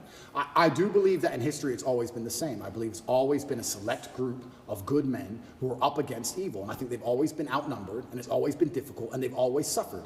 All of them. When I was in jail, the amount of letters I got from people, and it was just names of, and I'm not comparing myself to these people. This is the letters I got of Nelson Mandela, Martin Luther King, Malcolm X, Muhammad Ali, everyone who was unjustly imprisoned. Everyone's gone to jail. Because when you stand up for something, they end up trying to put you in jail. When you're a good person trying to do good, the evil, the matrix as a whole, is going to try and throw you in jail. That's what they do. That's the punishment for it. And history's always been the same. It's always been a small group of outgunned people who stand up, who are, to the detriment of themselves, too principled to allow injustice and evil to thrive. And they stand up and they're outgunned and they're outnumbered, but they're like, no, I have to tell the truth. If you play a video game and you're the good guy, when you get to the boss at the end, he has more life than you. He has more hit points and he moves faster and he's a cheater. He cheats. He cheats. The bad guy cheats. But you still win because you're good. And that's how the battle's always been. I would love for the world to be another way, but I don't think it's ever been that way. I think if you find any time in history, it's always been the same story. And now I'm in the position where, like I said earlier, what am I supposed to do? Do I have a life path in which I can genuinely help people? And do I have a life path in which I can genuinely do some damage to the evil to the world? Or am I just going to disappear like a coward and let them lie about me and do my time and shut up and delete my Twitter account and just go away? You know how sometimes, like, I've been in sales for quite a while. If a guy who doesn't have any responsibilities and he's single, he has a $30,000 a month, boom, he's going to Vegas, having a good time. Yeah. And then he doesn't work as hard until he runs out of his $30,000. 3 months later, I got to go make the $30,000 again. Oh my God, panic, I got to pay my bills. I'm behind on the phone. Yeah. Let me buy this watch and make 40 grand. I'm going out again. So it's very inconsistent, right? And then as you're in sales longer, you're like, okay, the profile of somebody that's going to be more consistent is not a single guy. It's a guy that's married, kids, homeowner, and all those three are signs of what? Married, commitment. Yep. Homeowner, commitment, responsibility. Kids, commitment, responsibility. Yep. Last time we didn't talk about your kids. Yep. At this point, I think it's public video, your daughter running to me, give daddy your kids, all this stuff. Everybody knows at this point. Yep. When you're in jail, sometimes I sit there and I got books on my desk. I'm like 50 books behind, and I like to read. I know you don't talk about reading a lot, but I like to. I'm 50 books behind. But I bet if you're in a place where you're in jail, you're forced to think. You're forced to, Andrew, you don't have the phone, you don't have the computer, there is no emergency podcast. Go away and think. You're sitting there, you're like, okay, family, kids, you know, what it's really all about. Those decisions, when you think about your kids, does it influence you to say, oh, what are you doing this? You know, why are you going through all this stuff? Maybe you got to make some changes in your lifestyle. And if yes, in what areas? Or does it say, no, double down even more because I'm fighting for them? And that's a really interesting question. I'll start by saying how thoughts in jail are different than thoughts in the outside world, because this is actually an observation I had. In the outside world, I don't think you carry a thought for very long that you don't want to carry. You can sit and think about something if you want to, but if you don't want to think about something, you just get your phone out. Something pops in your head, oh, I don't do it. You get your phone out and distract yourself. Or you get on your laptop, or you call someone, or you do something, right? It's not very often in the real world. It's not very often in the real world you have a thought you don't want in your head, and you have nothing to take it away. You have no phone, you have no outside interaction, you have nowhere to go. What a perspective. Nothing. You're just stuck with it. You're stuck with that thought. So there were times in jail where, for the first time, like I have a lot of mental control, but there was the first time ever I'm battling with my own mind saying, I don't want to think about this. And I'd put another thought in the way. It was on the door. It was knocking on the door all the time. And this is for weeks. Because every day is the same. You never get the outside interaction. And you also, what made it worse is, you never get the answer. You know, like the open loop. If you ever say to somebody, I'm gonna tell you something, I'll tell you later. And it bothers them. That's what jail's like, because you might think of something, doesn't matter what it is. I won't say what my thought was, but I'll give you an example. Let's say I thought, when did Constantinople fall? What year? I can't just Google it. I don't know. So it's stuck in your head, right? So if you have this negative thought, you don't know the answer. Normally in life, when you want to know something, you find out. But in jail, you don't. So you're like, I don't know. You got this in your head and you're like, I can't get this out of my head. So when you have a negative thought, especially if there's an open loop to it, you need to know something or you want to know something. You can't get it out of your mind. I would sit there for hours just meditating, trying to just keep the door closed on negative thoughts. It's really difficult. It's a really strange experience. And maybe in normal jail in Western countries where you get to go and interact with people, you can distract yourself. But I was stuck in a room for 93 days in one room. I did not leave. That was where I was. I was allowed to go to the fridge once a day, which is a 3-meter walk and back. That is it in my room. You and Tristan are in the same room or no? At the beginning we weren't, but then we ended up in the same room. Got it. Yeah. Okay. So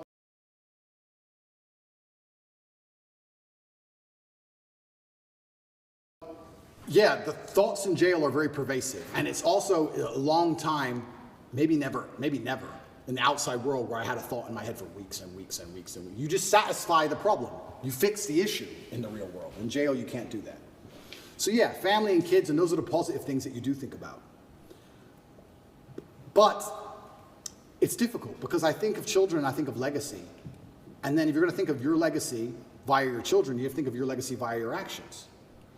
And then you have to sit and by extension go, well, truly, truly on my deathbed, truly, will I be happier if I gave up or if I continued to tell the truth? I'm scared of the regret of thinking, you know what, I was the most famous man in the world and every man on earth was listening to me and I was really making a difference, but I got scared. I don't think I can live with that. I don't think I can live as a coward. I'd feel like a pussy. I just feel like a wimp. And sometimes inside of men, that's all it takes for us to do the most stupid things there is. The idea of feeling like a coward. A man will run into a burning building to not be a coward. If the firefighter, they go, there's children in there, and the whole building's on fire. It's like, well, I can't be a coward. Oh, fuck it. And you'll risk your life. It's something that's built inside of us, honor and pride. It's something that should be. It's what they're trying to take away from us. But it's what used to be built inside of men. And I just feel like I can't give up. I know what I'm doing is good. I know what I'm teaching is good. I know that people don't like it, but I know I'm not teaching anything that's bad. And yeah, I want my children to be happy, but I have daughters too. And how do you make sure that your daughters are secure and have a good future? Well, I think you do that by building good men. How else do you do it? My daughter is mine now, but she won't be mine forever. She's going to marry somebody. I like the idea of her marrying a good man with honor and principle, a man like me. I don't want to marry some idiot. So they call me a misogynist and I'm anti-woman. I'm pro-woman. The best way you can improve the lives of women is make men, better at being men. Because when a man is a good man, he's good for all of society, including women. He's good for everyone around him when he's good at being a man. So I feel like I'm helping them as well by extension. And it's difficult. And yeah, I can't say with honesty that I strongly considered giving up. It never crossed my mind. It was there for a second. Do I need to do this? And after like half a second, it was like, yeah, I do. I don't know why. I can't. It doesn't make logical sense. So kids didn't influence it one way or another? Kids made me want to do it more. Kids made you want to do it more? Kids made me want to do it more. Got it. I look up to my father as a hero, and I would hate for my sons to look up at me and not see me as a hero. Because that's how I believe you should see your dad, as a hero. And I feel like and you're not a hero without an enemy, and you're not a hero without a fight. Did they ever try to, and by the way, I don't see this working effectively at all, but did they at all try to come in between you and Tristan, or you and the two girls, or the two of you and them? Was there any manipulation and divisiveness going on there? What about these stories that came out that you've got cancer and lung cancer, and then you were poisoned, and these matrix attacks? Yeah, so are you planting these stories? Are they making these things up? No, so the cancer thing is interesting, because by Romanian law, every 30 days to extend the arrest, there has to be new information. They can't extend the arrest based on the previous information. So they put together all this garbage case and arrested me for 30 days. To keep me another 30 days, they have to find something during that 30-day arrest period to keep me for the second month. But of course, there's nothing to find. So when I was having medical scans in Dubai, a dark spot was identified on my lung. And I had follow-up tests booked for February. So after the first 30 days, I called up my PA and she said, "Are you coming to Dubai?" I said, "Well, yeah, if they let me go at the end of these 30 days, I'll come to Dubai for my medical tests." They took that conversation and shown it and used it in court, saying I'm trying to flee the country and trying to escape the judicial system as motivation for the second month's arrest. And the judge agreed and locked me in jail because I said that I would go to a medical appointment if I was free. And they used that as proof I'm trying to run, because they had nothing else, and the judge agreed it for some reason and kept me in jail. Then everything in Romania leaks. So it leaked that I had this medical thing in Dubai, I had a problem with my lungs, and then there's a hospital here, and I decided to go to the hospital here and have it looked at, because although I was not concerned, I thought, you know what, although it's difficult to do procedures in jail, I have time for once in my life. So I decided to go to the hospital here in Romania, and Romania does have some private healthcare, which is actually very high quality. It's not as poor as people think it is. And I went to a private hospital, and I knew it wasn't cancer. I knew it wasn't. I sat down with the doctor and said, "We're really concerned about this dark spot in your lung." I said, "It's not cancer." He said, "How do you know?" I said, "That's just not my life path. It's not my story." You told him that? Yeah. The doctor was like, "Okay, but we have to investigate." I said, "We can investigate, but it's just not my story. It's not cancer. I have 0%. When BBC came, did you have guys like watching every move they were making? You had to almost feel like one-on-one, right? Somebody's watching everything they're doing. Everything. You have to do it, right? You can't be, you have to be overly paranoid and skeptical with these guys. If they guys. want to hear about, Ricky Tang's crime lord, if they want to hear more about the crime syndicate in Hong Kong, I can tell them all about it, because Carter and Lee's going to get it under control. I mean, this is the thing. This is actually a really interesting point, which I'll go into before I finish the lung story. So I went to the doctors here. In Romania, everything leaks. It leaked out to the press. I had this mark on my lungs. I was supposed to go to Dubai. They denied me going to Dubai. They said that's enough reason to hold me and keep me in jail, which is absolutely insane, all because I had a phone call about a medical procedure. It's crazy. But they were always going to keep me anyway and find some reason. I went there. I had a bronchioscopy. Have you ever had one of them? Bro. I wouldn't call it painful, but it's certainly horrible. So they put a camera in your lung. So it's down your throat, but it's in your lung. It's not down your throat, it's into the airway. So you're trying to vomit and you're trying to cough, and you can barely do either, and they're moving this camera around inside. It's extremely unpleasant. It sucks. I had it 3 years ago in Dallas for the whole allergy thing. Did you have a bronchioscopy? Yeah, they have to knock you out. It's terrible. Yeah. You've had the same procedure. Were you awake or asleep? No, they gave me anesthesia, so I was asleep. Oh, bro, here. What were you? I was awake, wide awake. Yeah. Oh, I was wide awake. Sounds exciting. Yeah. They gave me this, they tried to numb your throat a bit, and then they gave it to me. And the doctors all around me. It's kind of interesting because when something is in your mouth and you're choking, you want to grab it, right? So you're on a chair and you're like tied to the chair, so you can't move your hands. So you're like tied to the chair and you're like this, and they put this thing down your throat, this camera, and you're trying to vomit and you're trying to cough, but they can't move the camera when you're coughing. So even the armed guard who took me, the police officer, the guy, He was in the corner of the room, and even he was, I could see on his face, he was like, fucking hell. And I don't even want to reenact it because it's probably so horrible to look at, but you're just like you're trying to vomit, you're trying to cough, you're like, your face is bright red, you can't breathe. And they're like, stop coughing, stop coughing, stop coughing. And you have to try and stop coughing for like 2 seconds so they can adjust the camera a bit. It's the worst 20 minutes of my life. It was horrible. They finish that and they go, okay, well, the good news is there's precisely 0 smoking damage on your lungs, and your lungs are perfect.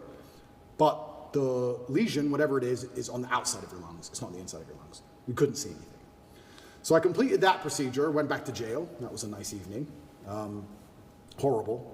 Anyone who has a bronchioscopy, yeah, go to sleep. Don't stay awake. Horrible. Then they said we have to find it. We have to get a biopsy from the outside of your lungs. So we have to put a needle through your back, a needle like this long, through your back, through your rib cage, to your lung, a CT guided biopsy it's called, and take a piece of it and then pull the needle back out and then do a biopsy on the piece. Now, they're like, this is an operation. Do you want to have it while you're in jail? Because the bronchioscopy wasn't much to recover from. I had a really sore throat, whatever. But this is an operation. Do you want to have it while you're in jail? And I was like, well, why not? I'm in jail. I have time. I can't recover, but I have time. So I went for my CT guided biopsy. They put you on your front. They show you the needle. It's like this long. And then they stick it in you, and then they scan you with the biopsy, and they try and see where the mark is, and they adjust the needle, and they scan it. It's like 30 minutes of them shoving this needle in you, trying to get to the right point. And eventually they did the biopsy, and they said, yeah, it's benign. Some lesion I might have had from when I had pneumonia when I was a kid or something. It's benign. And as I told you, I knew that cancer wasn't my life path. I knew it wasn't. But obviously rumors spread like wildfire. Wildfire.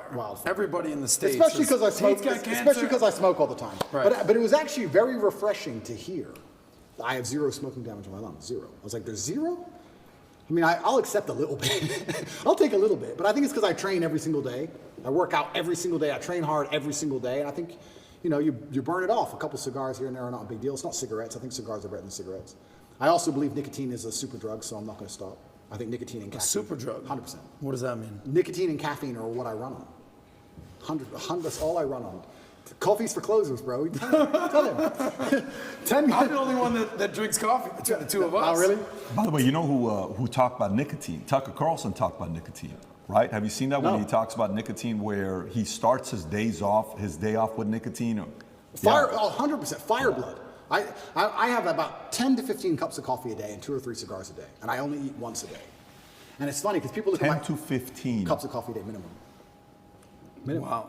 But you don't do drugs. 0 drugs. You'll have a sip of alcohol every once in a while. I used to. I haven't had alcohol in 9 months. I've quit. But you're running on caffeine and nicotine. It's funny because people look at my physique when I put pictures up and they're like, what's your meal plan? I'm like, bro, cigars, coffee. Coffee and cigars. Coffee and cigars. I eat once a day.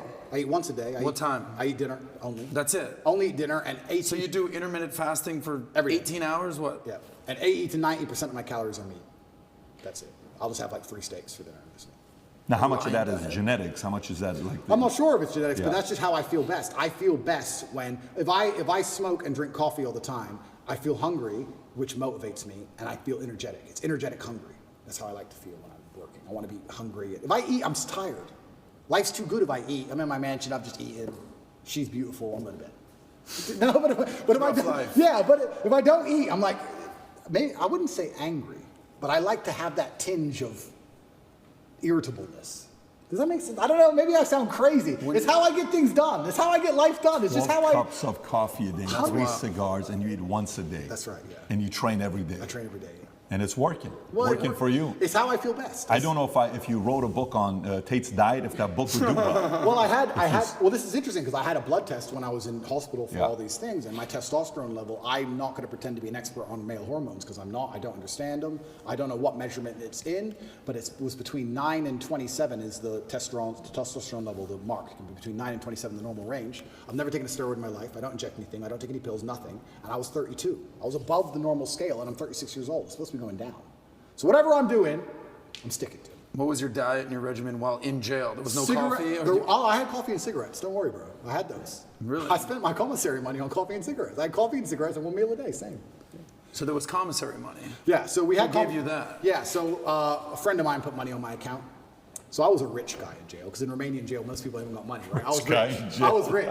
There's a limit to how much you can buy, but I was spending the maximum. So I had plenty of cigarettes, coffee. I actually quit coffee. Now we're talking about coffee, and then I want to go back to the point you made earlier, but I quit coffee for the first 30 days in jail. because I've never not been caffeinated. My experience of life is caffeinated. I'm a caffeinated human, right? If I'm awake, it's caffeine. So I'm like, I don't need energy now. I'm in jail. So I quit caffeine and all coffee for 30 days to see if there's any tangible benefits, and I can confirm to the world that there are none. Zero. I did not sleep any better. I did not go to sleep any easier. I did not dream anymore. Nothing, absolutely nothing good happened except I was tired all day. It was garbage. I was like, give me my coffee back. I went back to my 15 cups of coffee a day. That's pretty wild to have that much coffee. The last time I drank coffee, I was 25. We have one friend. Literally. We have one friend that drinks almost as much Mario coffee. drinks Mario. as much as Shout you. out to And by the way, Mario. everybody around me loves coffee, including my 11-year-old son, Tico. Yeah. Him and his mom got into an argument the other day because she didn't want to take him to Starbucks. He's like, what do you mean? It's like, I want some coffee. He's like, you're not having coffee at 11 years old. Anyways, but it's working for you. It's working for your body. Correct. Sometimes when you find a diet or a combination that hits your body well, you'll know it, you'll feel it. And you have to know your body the best. Correct. I think there's no perfect diet for everybody. I agree. Everyone's slightly different. I agree. And that's just, and I think you are what you eat to a degree, and it also depends the mental model you want to operate under. If I wanted to operate under comfort, I certainly wouldn't eat the way I eat. I do it because I particularly want to operate under a degree of irritability and high energy and hunger. I like feeling hungry. I don't like feeling full. I like being hungry all the time. I love that. I mean, that's the quality of people where, you know, you can tell a lot from somebody how big they think after they make money and they have some success. Yeah. When they make money, that's when they slow down. That's when they get casual. The hunger goes away. Yeah. You'll really know if somebody's hungry when they made money and they're still going. What is this guy doing still going? Yeah. You've already made the money. You've already had the success. Yeah. Let's transition to a couple other stories here. Sure. So all of a sudden you put in your profile, obviously I joked about it, you're the most Googled women on earth, you know, that was based on your Twitter profile. You know, Nina Turner comes out and says, if somebody says they're a woman, not a tough concept. Your response is, I'm a woman, right? You do that. And you've left it on Twitter. Yeah. Tell us why. Because I am. You don't believe me? You're a woman? Are you misgendering me? I have to choose to agree with you, right? My pronouns are she, her. No, but the level of, it's all a joke, right? But there's actually a very sinister undertone to all of this garbage. And the sinister undertone is that your baseline instincts and your baseline senses are how you've always perceived the world, right? They have to attack them at some level. And they did, I mean, it's fantastic with COVID. COVID, I know we can talk about it now, it was amazing. I used to say to people all the time, who have you seen die? Do you see a pandemic? Yeah, on the news. No. Do you see ambulances rushing back and forth everywhere? Do you see bodies on the street? Do you see lines outside of hospitals? Do you see a pandemic? How a pandemic would look? Do you see a pandemic? Oh, but my friend's grandma, your friend's grandma was 96. Okay? So I'm not saying it's not sad. I'm saying she was 96. Do you see a pandemic? No, you don't. But they have just lied to you so many times that you're ignoring your own eyes. That's the final stage of the slave mind. It's the final stage of it. The final stage of the slave mind is when your eyes tell you this is green, but the news told you it was blue. So it has to be blue. So when they're doing these things, it's nothing to do with caring about the mental health, of gender ideology, none of this garbage. They're deliberately attacking you and saying, what your eyes tell you is wrong. Because if they can make you start to admit that your own eyes are wrong, then what other defense do you have against propaganda? If they're going to give you a lie, but your own eyes can't protect you, well then it's over, isn't it? So all of these things they're doing, all of these things are a deliberate assault on the senses. And they do it by controlling the language. If you control what someone says, over time, you'll control what they think. You don't think what you don't say. It's very hard to live a life for 8 years, if you're lucky, and think things and never say them ever. If you think it, you're going to say it sometimes. You're going to give the idea, get some feedback on the idea, build on the idea, change the idea, whatever it is, through discussion. If you never, ever, ever discuss it, you're not going to think it. So they say, this is the truth, ignore your eyes, and you have to say it's the truth. You can't say it's not the truth. And the people who are in charge of the world, they think generationally. They have time. Right now, it's a joke. 200 years from now, it won't be a joke. 200 years from now, it'll all be fucking standard operating protocol. The grandchildren of the people who are in charge now, that's what they want. They'll pull it off in the end. Slow, incremental damage. They do it with nearly everything. They'll take all your rights away. They'll take 100 of your rights away. They'll upset you. They'll give you 99 back. We're good again. Don't worry. And the grandchildren of the people in charge of the world get what they want in the end. They think generationally. So now we're at the beginning of it, it's all a big joke, right? But especially before Elon had Twitter, when you couldn't say the truth online, when you couldn't say my eyes see X on the internet without going to jail or losing your account, or getting a hate speech charge in the UK or some garbage, they're controlling what you think. And on a long enough time frame, what you think becomes true. We all believe 2 + 2 is 4. But with a hard enough psyop, if you can't say that, if you have to say it's 5, on a long enough time frame, math breaks down and everyone's just going to believe that 2 + 2 = 5. That's what happens. You think we're going to get there? Have you ever seen the experiment? There's a really interesting experiment with monkeys and a banana and a water spout. Have you ever seen this? They put 5 monkeys in a room. And at the top of the room, there was a banana. And when one monkey tried to climb up to get the banana, they turn on the hose and splash all the monkeys with ice cold water. So the monkey would come back down and wouldn't get the banana. And when another monkey would go to climb up, they'd splash all the monkeys with ice cold water. And what would happen over time is, when a monkey went to climb the rope to get the banana, the other monkeys would jump and pull him down and hit him and teach him a lesson. Don't go for that banana. If you go for that banana, we get splashed with water. Then they'd swap one of the monkeys out. Now there's a new monkey in the room who doesn't know the game. The new monkey would attempt to climb, and all 4 monkeys would attack the monkey, pull him back down, and kick his ass. He knows if he climbs the rope to get the banana, he gets attacked. He doesn't know he gets splashed with water if he gets the banana. He doesn't know the game, but he knows if I try and climb, they're going to attack me. After a certain amount of weeks, they change another monkey, and another monkey, and another monkey. Over time, you have 5 brand new monkeys who have never been splashed with water ever. But nobody goes to climb the rope, because if they do, they're attacked by all the other monkeys. And nobody even knows why. Damn. That's just how it works. If you climb that rope, we beat you up. That's just how it works.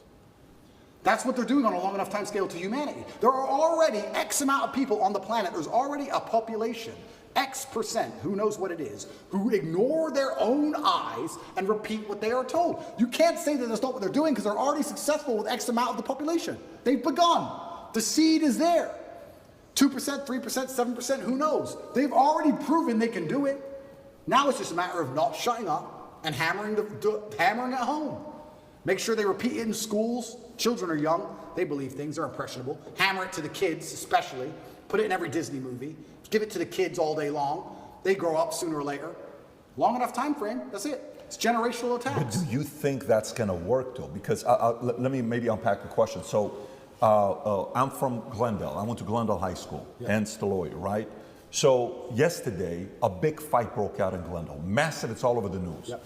So the fight was over these parents, Armenian parents, who were for 4 years are like, listen, we don't mind if you're gay, but don't teach our 4-year-olds about transgender. Don't put these books in. Finally yesterday, big old brawl. It's all over the news. They're fighting. Armenian parents are like, we're not going to tolerate this. This is just not going to happen to us, right? Then you go to YouTube. YouTube comes back and says, hey, starting such and such, all the videos that were put up about, you know, the election and, you know, whether it was a fake election or not, we're no longer going to give a strike or take those videos down. They can stay up there, right? This is totally fine.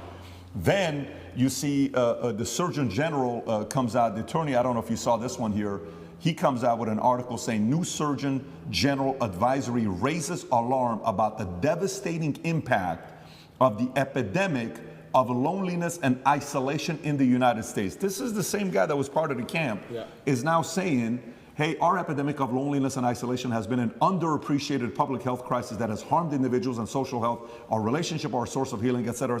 This is the same guy that said, wait a minute, lockdown, you know, do this, do that. So the more and more arguments are coming out against even ESG. I don't know how close you follow ESG, where why are we doing this? Did you see how much Target lost? $10 billion? Did you see how much Bud Light lost? 25%, 12%? This is no longer working. Well, if you want to, like even one of the insurance companies I work with closely, it's one of our biggest one we work with. Yesterday, I see their post on Instagram. Well, because of Pride Month, we're doing this. I know the people in that company, but they just raised a few $100 million. One of the companies they gave the money to was one of these bigger guys, the Vanguard, BlackRock, and you know, State Street. So when you take money from those guys, you have to have a certain ESG score. But a lot of people are now saying this is not a proven formula that it works. Stop doing it. So do you think guys like you, who are maybe in business, who are maybe in church, they're saying, Pope, what are you doing? What are you talking about? Who are maybe in the Christian church, who are maybe in different denominations, they're in the military, sitting back saying, I didn't sign up for this. So meaning successfully, do you think these guys will be able to manipulate their agendas down everybody's throat, or there's going to be certain people standing up? Well, certainly I'd like to believe that the tide is shifting and we're starting to get some degree of victory against the matrix as a whole. I do believe that the public sentiment is shifting. However, the fight is long and it's very, very difficult, because I agree with what you're saying. Only a year ago, I would argue it completely and say it's basically over. I'm actually very impressed with the ground we've taken back with common sense. But these people operate so slowly. It's generational, these attacks. The attacks we're suffering now were started in the 70s and 80s. They take it over time. And yes, it's fantastic that those parents fought back against that school. That's fantastic. But there's a whole bunch of schools where they didn't. And who knows, okay, that particular book might be removed. A softer version will be implemented. Next year, maybe that book will come back. They have all the time in the world, all the money in the world, and they're insulated from these things. That's what's most scary. You talk about Vanguard and BlackRock and all these companies. What's actually scary about it is the people who are making these decisions are completely insulated from the consequences of their decisions. They're in Switzerland. They fly private. They don't care. You think they care about any of this crap? They'll say, oh, do this. Oh, it's caused a riot. They don't live there. They're nowhere near it. They have nothing to do with it. When's the last time you've even seen a politician? Do these people even exist? They have nothing to do with where they operate. It's actually amazing. When I was in Dubai once, I think it was about 3 years ago, I saw the leader of Dubai walking through the mall. I was like, he's a person and he just walks through the mall. I was so impressed. Imagine a Western leader walking through the mall. Never. Never. Never in a million years. It's just pieces of paper, private jet, vanish. All these people who are in charge of everything don't even live in these communities. I do believe that, yes, we can win, because I don't think you can fight to the best of your ability if all hope is lost. I do believe we're winning and taking ground back, absolutely. And I believe that we're doing that by purely telling the truth. What our eyes see is what's real. And we're doing it in the name of God, because you're saying Armenians are strictly religious. I think God and religion is one of the best ways you can combat these things. However, the fight is never ending, because they're never ending going to try and implement. You talk about ESG scores. This garbage they put together, that's not going to end. It's just going to get worse and worse and worse over time. And it's kind of unfortunate and it's kind of upsetting that we still have this system where the people can be unhappy with something, the peasants can revolt to a degree, but does it even really matter at some point? You get to a point of power where you don't care about money. And then things are really difficult, right? When you control everything, you don't care about money. I mean, I'd like to actually argue, we talk about Bud Light. This Mulaney, whatever is it? Dylan Mulvaney. Whatever. Yeah. Yeah, Dylan Mulvaney. Sweetheart, yeah. And yeah, I know we've damaged their share price, et cetera, et cetera. I would believe people who own that company or beyond that company, I don't think they truly give a fuck. InBev. I don't think they care. Maybe they care a bit. I don't think they're losing that much sleep over it. Maybe they are, a little bit. But I'm saying you get to degrees of power and levels of power where you don't care about money. I'll give you a perfect example of it. I know we keep going back to this, but it was actually a massive pivotal event in awakening so many people was the COVID scam. I said this multiple times in many different countries I visited. I said, if they cared about you, they would have left everything open, maybe put a tax on everything, extra tax percent, whatever, and built hospitals. Why didn't they do that? Why did they lock you all up? Because it's a mass compliance exercise. They want you to comply. They don't give a shit about your health. They just want you to comply, and they want to test how many people comply. And people were saying, yeah, it's all about money, it's all about profit. And I said, that's actually a very optimistic way to look at it. I think that if you destroy the economy and lock everyone in their houses and destroy everyone's businesses, you don't care about money. You're beyond money. You're above money. You want power and you want control. Because once you become actually rich, you learn that the world is all just about people, right? The best things in your life are people. The best things in your life are family. The things that make you happiest are your friends. Your life experience is the best if you have a good team around you, good assistants, good helpers, good staff, whatever it is. It's all about people and controlling people. What do you want money for? To get other people to do what you want. That's all money is. I want a Lamborghini. I can't build one. He can. I will pay him to build me a Lamborghini. It's all about people. So once you get beyond a certain level of money, and there's a certain level of control you want that money perhaps can't buy, then you think, well, I don't care about the money. I want the power. I don't want money. I want them to stay in their houses. Why? Because it says so. I don't have to. They have to. Ha ha ha. It's funny. And I've said that and sat with people and said, do you really think people in charge of the world are so petty that they would lock everyone in their houses so they can laugh? I say, yeah, I actually do. I think if you were born into a wealthy family where money has precisely zero value, and you are arrogant to the moon because you're this whoever, and you believe you're God's gift, and you don't, a Ferrari ain't gonna make you happy. Who cares about Ferrari? Ferrari's free. It's pennies. You don't care about any of this shit. What makes you happy is everyone respecting you and being afraid of you. To a degree, you're going to try and influence some power and fear. I think that's what it is. So I think a lot of these companies, when they're doing these things and they're upsetting people, etc., yeah, it's good that we're fighting back, but I also think part of them enjoy the show. I think part of them genuinely enjoy the show. I think part of them go, you know what? Let's do, this is insane. Let's do this. Oh, they're fighting. I really believe it. I know it's a pessimistic way to look at it, but I think they enjoy the show apart from. I don't disagree with you in regards to that. I can see that how, you know, you see it in movies or scenes where, you know, condescending, arrogant, you know, and they kind of want to, they enjoy bullying the guy that can't help himself, right? Hey, do this. Hey, clean up, pick this up. Look at this. He'll do anything that I need him to do, right? I fully believe that those types of things exist. But, man, empires have fallen so many times because they thought they can get away with murder.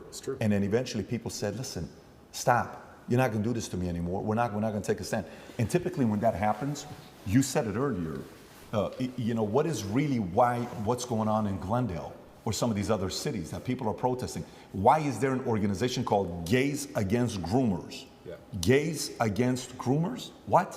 What are you doing? He says, man, I just wanted to be gay and leave me alone. I'm not trying to be, you know, grooming kids. That's not my job. I just want to be gay. Leave me alone. We've made so much progress. These guys, I'm not that guy. I'm not this person, right? So I think the part that they fear the most, if you read Communist Manifesto, there's a book written by Cleon Skousen. I think he was like a former CIA agent for like 15 years. He wrote a book called The Naked Communist. One of the things he talks about how getting rid of God, well, they're succeeding in that area, but not fully yet. You know, getting rid of the family nucleus, well, we already know what is the purpose of this LGBTQ movement? What is the purpose of this transgender? What is the purpose of, let me get this straight, this person cannot buy a gun at 13. This person cannot go in the military at 13. This person cannot vote at 18. This person cannot own a car at 13, but they can transition. The most important decision of their lives you're okay with? Yes. Now, that doesn't make sense to me. That doesn't make sense to me. I think you said something at the beginning, the concept of being tolerant. You know what? Yeah, it's okay. We can have gays. Oh, it's okay. We can have this. It's okay. Listen, man. You've crossed the line a little bit. I think faith, family, kids, values, principles, they fear the hell out of it. Absolutely. And I think that community is rising up. No, you're totally right. But you made a really interesting point there about empires falling. And this is where I kind of feel like we're entering a new stage of the world because it's never really done before. Because typically when empires fell, the world was far more polarized. If the empire fell, there was nowhere for the corrupt dictators of said empire to go. The empire's fallen, or let's say England fell. It's very hard to get exile in France. You could do it a little bit. But let's say America fell today. Let's say it completely collapsed and it fell. The people who archetyped that downfall, do you think they'd be in America?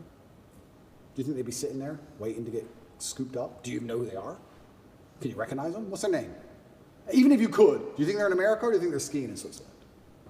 This globalism, the whole point of globalism is that they don't care when empires fall. When you globalize the world, then you have a chessboard. I lost the knight. Doesn't matter. Put the bishop.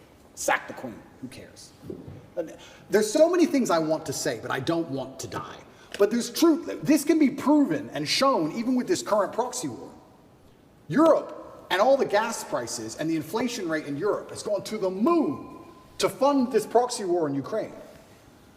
Why has this happened? Because America's in charge of everything, and America has decided that Europe has to bear the brunt of the bullshit for its proxy war. You're going to have higher gas prices, you're going to have inflation, you're going to have mass civil unrest, you're going to deal with it all. And we're going to sit over here and insulate ourselves because we have the global reserve currency, and the war is going to happen over there, and everyone's going to die, and we're in charge. So now we have this globalism. How can an empire fall when you have basically two camps? There's two teams now. There's two sides left. So I agree with you completely about empires falling, but I'm saying if the empires fell in days of old, the kings would be strung up. But now when the empire falls, nobody notices. It doesn't matter. We don't know who the kings are. We don't know who's in charge. We don't know where they are. They're not going to be anywhere near the trouble. That's for fucking sure. They're just going to be somewhere else. Oops. Oh, well. And do they really care? Do the people in charge of the world care if America's crime rate goes up 1,000%? Would they lose sleep at night? I actually think they do partially. Because think about it. So I'm with Andrew Schultz, and I'm taking your position with him. Okay, you know who Andrew Schultz is? Good guy. And he says, you know, part of me that gives me comfort is knowing these guys are so obsessed with their money. He may be wrong. We can debate this. They're so obsessed with their money that there's no way they're going to let America fall. Because if America falls, everything else falls. So they're going to go just as much as they can to control, but not enough to get the machine to break because they're so in love with money and power, they don't want to give that up. Well, I hope that's true. I would love for that to be true. But my argument is that these people are already so deeply entrenched, they print the money. They'll print the new money. They don't care. If they cared about money, COVID wouldn't have happened. They closed the entire economy. I don't think they care about money. I think they control the world to a level where you want to eat? You want water? Like, I don't think they give a shit about money. They'll print the new money. They'll change the name of it and print the new one. At a certain level of power, I think they're so above and beyond all of our concepts of how the world works that they don't have any interest in any of it. I don't think they give a shit. I think if you were to go to these people, whoever they are, and say, we're going to take your money away, they would just laugh at you. You think you can take my money? You think you understand money? You think you're going to damage the stock market? You think I give a shit about share price?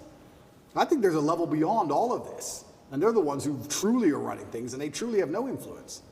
And in fact, the harder they damage the economy and the more damage they do to money, the more people are dependent on governments to eat. That's where communism comes from, right? The more poor we get, the more you need the government just so you have food in your mouth. How can you resist the government if they feed you? You can't.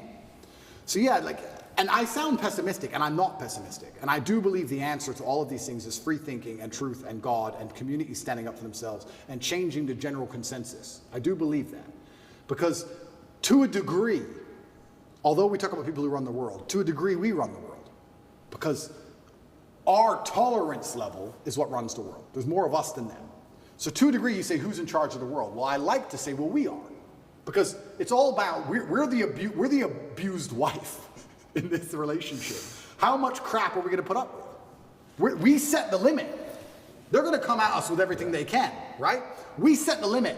But the problem is, they try very, very hard to, one, increase our limit to the max, which is tolerance, and two, to divide us to the point where we don't ever unite long enough. I love what happened in Glendale, what you just told me about. That should be happening in every single school across America, all of them. Oh, they would love it if you retweet the video for them and give more exposure. I will do. You know, when you're saying this, I'm reading a book right now, Robert Moses. I don't know if you know who he is or not, Power Broker.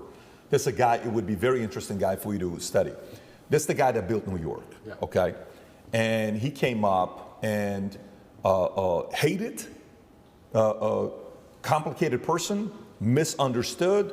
The more they would push him back, the more he stood up. The more they would say, no, this is not fair what you're doing, the more he would even say, I'm gonna go even more extreme. And so if in New York you mention the name Robert Moses, there's gonna be a camp that's gonna say scumbag, racist, white supremacist, all this stuff. And there's a side that's gonna say, this guy built a bridge, this guy did this guy did that. He would make it so hard for a certain community to go to the nicer community. He would put the the bridge so low that trucks couldn't go through because he didn't want the bad people to go into this. Like he was that sharp. And one time in the book, they talk about how Robert Moses, he says, look, the one thing about Robert Moses, he could give a shit about money. He could give a shit about, it was all about his influence over. So I agree, there's certain people that don't care about money. They're more driven by control, influence, all of that. The part that, we're talking about the movie Fury, Vinny, and you give me this whole thing about Fury, the scene where Shia LaBeouf is reading out of the Bible and he's crying while he's reading this. And then, if you want to text me and then afterwards, you see Brad Pitt quotes exactly what scripture it was, but they never showed how much faith he had. And the whole point was, I'm ready to die. We know we're here. This is going to be happening. We're in the attack. I think the people, there's a part about Trump. I had a girl on, Whitney Webb. I don't know if you know who Whitney Webb is. We had her on, okay? Yeah. And we start talking about different things. And I've been having a lot of weird guests on lately. And making a comparison between the Kennedy family and Trump pisses a lot of people off. But those two families, forget the fact that one's a Democrat, one's a Republican. They were both anti-establishment. They were both anti-military industrial complex. They were both anti-CIA, anti-FBI, anti-all of this stuff, right? We saw what happened with Kennedy. We saw what happened with Reagan. We saw what happened with Lincoln. All these guys were anti-establishment guys. We saw what happened with Trump. The part about Trump that, made the other side uncomfortable is, okay, we can kill the guy. That's been the strategy for a long time. You can't really do it today. as much because they fear one thing that they're the most jealous and envy. You know what that is? They do not want to build a martyr. Yes. They fear building a martyr because that's the ultimate high that they want to get. They do not want to build a martyr, right? So, okay, we're going to humiliate the crap out of you. We're going to embarrass the crap out of you. We're going to publicly try to do this. We're going to come in between you and your kids. You know, we're going to go get your daughter to be more LGBT. We're going to get her to be on this side, and we're going to pin this. That's the strategy. We're going to put the break the entire family apart, right? And he still stands up there. And to them, it's like, what the hell do we need to do for you to, you know, just sit down and be quiet, not willing to do it? That's right. Do you think, again, going back to it, more of those types of men and women who are misunderstood and complicated stories, they're not perfect, far from it. More of those guys are the ones that are saying, yeah, it's just not going to happen on my watch, man. And that's what we need. And by the very nature of being the kind of person who's principled enough to risk his own personal situation in life, if you have principles that strong, you're going to be disliked by some people. You're never going to have a person who is principled enough to take risk to his public detriment for the good of what he believes in, who's liked by everybody. That's a logic fail, right? Because he has principles which are hard lines, and people exist across the entire spectrum. So there's going to be people who exist outside of those lines. That's what I liked about Trump. He's not perfect, of course not, but he says what he means what he says. I actually disagree with him on many things. But he says what he means what he says, and that's what they're afraid of. They're afraid of a man who says what he means and means what he says because he can't be bought, because he's principled. He can't be bought. Even now, me, if they were to come to me with $100 million and say, we'll sponsor you with this company, it's $100 million, you just have to shut up, I'd say, no, I don't want your money. I don't want the money. I don't need money. There's nothing else to buy. I bought everything. I don't need it. My principle's worth more. So, and that's what they're afraid of. They're afraid of principles, and it goes back to the original point. They're trying to remove all of our morality, all of our baseline understanding of things. Connect is an application which allows you to take a minute to connect with influencers from all around the world. My name is Andrew Tate, and I'm available to speak directly to you on Connect. That's how they inject you with the slave mind. That's exactly what it is. And you're right. History has always been that way. And now it's under conscious assault. I've never said this before. I've never even thought this before. This is a brand new thought for me. But I would like to think in times of old, in history, perhaps everybody was the same. Everybody was principled. Everybody had parameters, but they were different parameters. Perhaps they were competing ideas. But I think in the modern world, it's not so much competing parameters. It's just people who believe in things and people who don't believe in anything besides what they're fucking told. It changes every day. You have the empty brains, the slave minds, and the people who actually stand up for something. And the free thinkers. But the slave minds, you can't say, well, they believe in a different ideology, because they don't. They believe in what they're told to believe in on that particular day. It changes. They don't have any true core belief. They just repeat. I talk about the Matrix all the time, and people say, why did you choose that terminology? And I chose that terminology because it is perfectly accurate in describing exactly what is happening. The Matrix is a computer program which is designed to control your mind so that your body can be used to power the machines. That's exactly what happens when they make you watch the news, to control your mind so you continue to use your body, to work some garbage job and suffer from inflation and power the machines. The machines being soulless people who are in charge of the world. But there's also a million other different ways you can compare the Matrix to the real world. In the Matrix, they say anybody can become an agent at any time. If their mind is not unplugged, they become an agent. If their mind is not freed, they turn into an agent. You can see that in real life. Mention COVID to an NPC. Mention Trump to an NPC. You can sit and have a perfectly cordial, normal conversation with somebody for an hour and be fine. And you can mention one of the particular subjects which they are programmed to hate by the Matrix itself, and they will turn into an agent in real time. And you will see them now start to genuinely, emotionally dislike you as a person. They were your friend for an hour. Yeah. Now they hate you. They will turn into an agent. COVID was perfect. I would sit with people and we'd all be friends until I mentioned that COVID's garbage. And now they're an agent. What do you mean COVID's garbage? My friend's grandma was 99 and she got sick. Okay. Sorry, that doesn't change my view. And they change. And the Matrix is actually a perfect, absolute explanation of what's happening. And Morpheus says it, if your mind's not freed, you can be one of them. And that's what's happening. And this is why we don't have competing sets of parameters which are trying to argue about which is the best way to run the world. We have people with parameters who believe in family and love and God and tradition and taking care of yourself and taking care of others. There's people with moral standard, and there's people with none. Zero. Empty vessels, agents who are programmed on any given day of what they're supposed to care about. These people can't tell me they care about things. That's what's most annoying about my position, because it's absolutely and utterly weaponized virtue they use against me. The people who hate me because, one, I truly believe, and I know this is arrogant to say, but I feel like I have to say it. There's definitely a massive jealousy implement. If I wasn't so tall and rich and good looking, it wouldn't be happening. They don't fucking like me. They don't like me because I remind them of the jock at school that took their girl. That's part of it, right?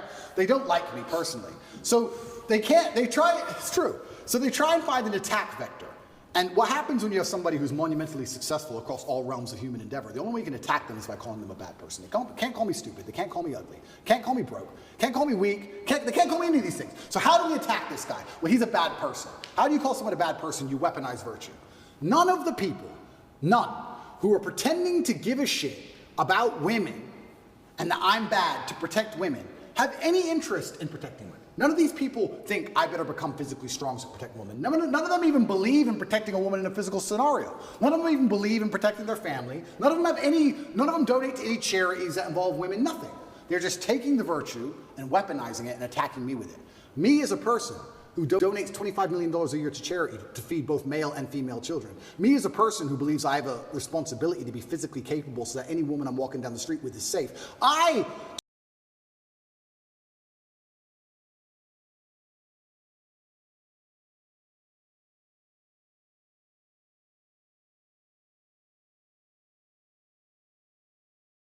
do more for women than any of these clowns would ever do. But they're just weaponizing virtue and attacking me with it. It's not even genuine virtue. That's what's so upsetting about it. These people, the matrix-minded people, have so few parameters and so few virtue. Whenever there's virtue inside of them, it's only so they can take it, weaponize it, and fire it at you. They don't give a shit about any of the issues they talk about. They don't care about race, they don't care about women, they don't care about gays, none of it. They take it, they put it in a bullet, and they shoot it at the people they don't like. It's all fake. All of it. When you were talking about this, I wrote all these things down that we're talking about. Principled virtues, God, parents, true believers, fighters, traditions. These people they fear, right? All these people they fear. And these guys are slowly but surely starting to stand up. The scene we're talking about with Shia LaBeouf, he says, what we're doing here is a righteous act.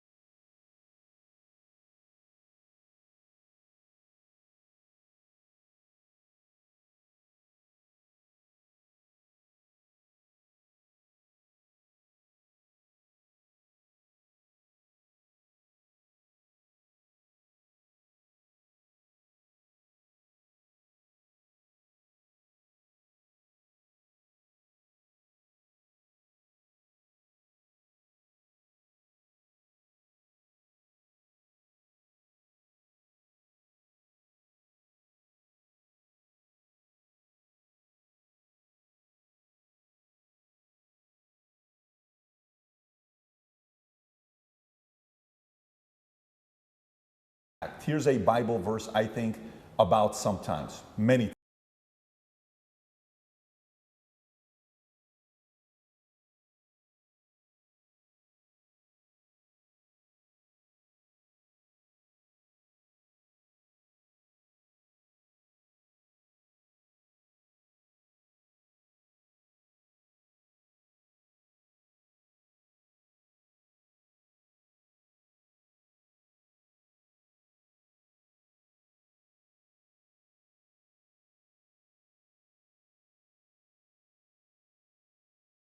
person who believes I have a responsibility to be physically capable so that any woman I'm walking down the street with is safe. I do more for women than any of these clowns would ever do. But they're just weaponizing virtue and attacking me with it. It's not even genuine virtue. That's what's so upsetting about it. These people, the matrix-minded people, have so few parameters and so few virtue. Whenever there's virtue inside of them, it's all of it. When you were talking about this, I wrote all these things down that we're talking about. Principled virtue. They don't care about women, they don't care about gays, none of it. They take it, they put it in a bullet, and they shoot it at the people they don't like. It's all fake. All of it. When you were talking about this, I wrote all these things down that we're talking about. Principled virtues, God, parents, true believers, fighters, traditions. These people they fear, right? All these people they fear. And these guys are slowly but surely starting to stand up. The scene We're talking about with Shia LaBeouf. He says, what we're doing here is a righteous act. Here's a Bible verse, I think, about sometimes, many times. This is his words. It goes, and I heard the voice of the Lord saying.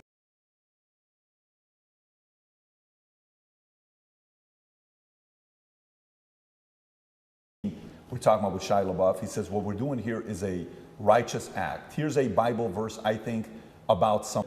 Here I am, send me. We're talking about with Shia LaBeouf. He says, what we're doing here. What's so upsetting about it? These people, the matrix-minded people, have so few parameters and so few virtue. Whenever there's virtue inside of them, it's only so they can take it, weaponize it, and fire it at you. They don't give a shit about any of the issues they talk about. They don't care about race. They don't care about women. They don't care about gays. None of it. They take it, they put it in a bullet, and they shoot it at the people they don't like. It's all fake. All of it. When you were talking about this, I wrote all these things down that we're talking about. Principal virtues, God, parents, true believers, fighters, traditions. These people they fear, right? All these people they fear. And these guys are slowly but surely starting to stand up. The scene we're talking about with Shia LaBeouf, he says, what we're doing here is a righteous act. Here's a Bible verse, I think, about sometimes, many times. This is his words. It goes, and I heard the voice of the Lord saying, whom shall I send, and who will go for us? And he began crying and said, here I am, send me. Brad Pitt turns around and says, Book of Isaiah chapter 6. For me, in business, I asked this question the other day. I'm so curious to get your thoughts on this. For the longest time, when I got into business, I was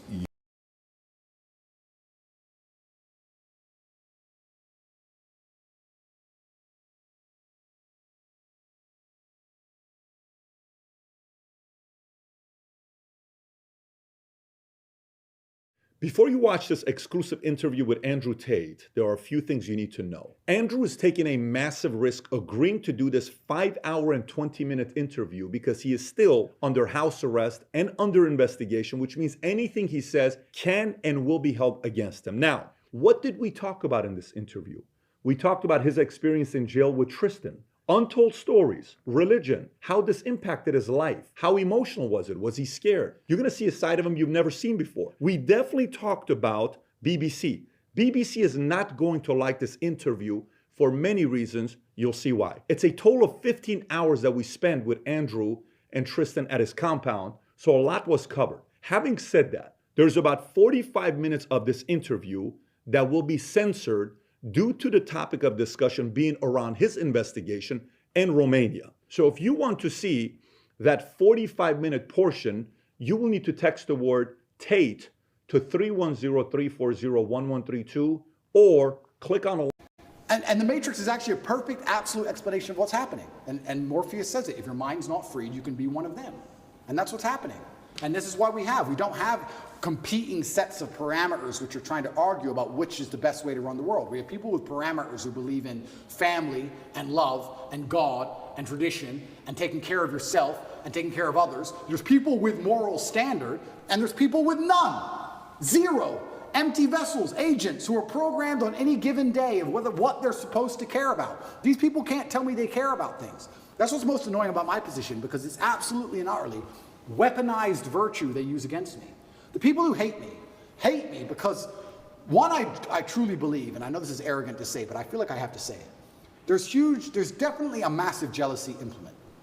If I wasn't so tall and rich and good looking, it wouldn't be happening. They don't fucking like me. They don't like me because I remind them of the jock at school that took their girl. That's part of it, right? They don't like me personally. So it's true. So they try and find an attack vector. And what happens when you have somebody who's monumentally successful across all realms of human endeavor? The only way you can attack them is by calling them a bad person. They can't call me stupid. They can't call me ugly. Can't call me broke. Can't call me weak. They can't call me any of these things. So how do we attack this guy? Well, he's a bad person. How do you call someone a bad person? You weaponize virtue.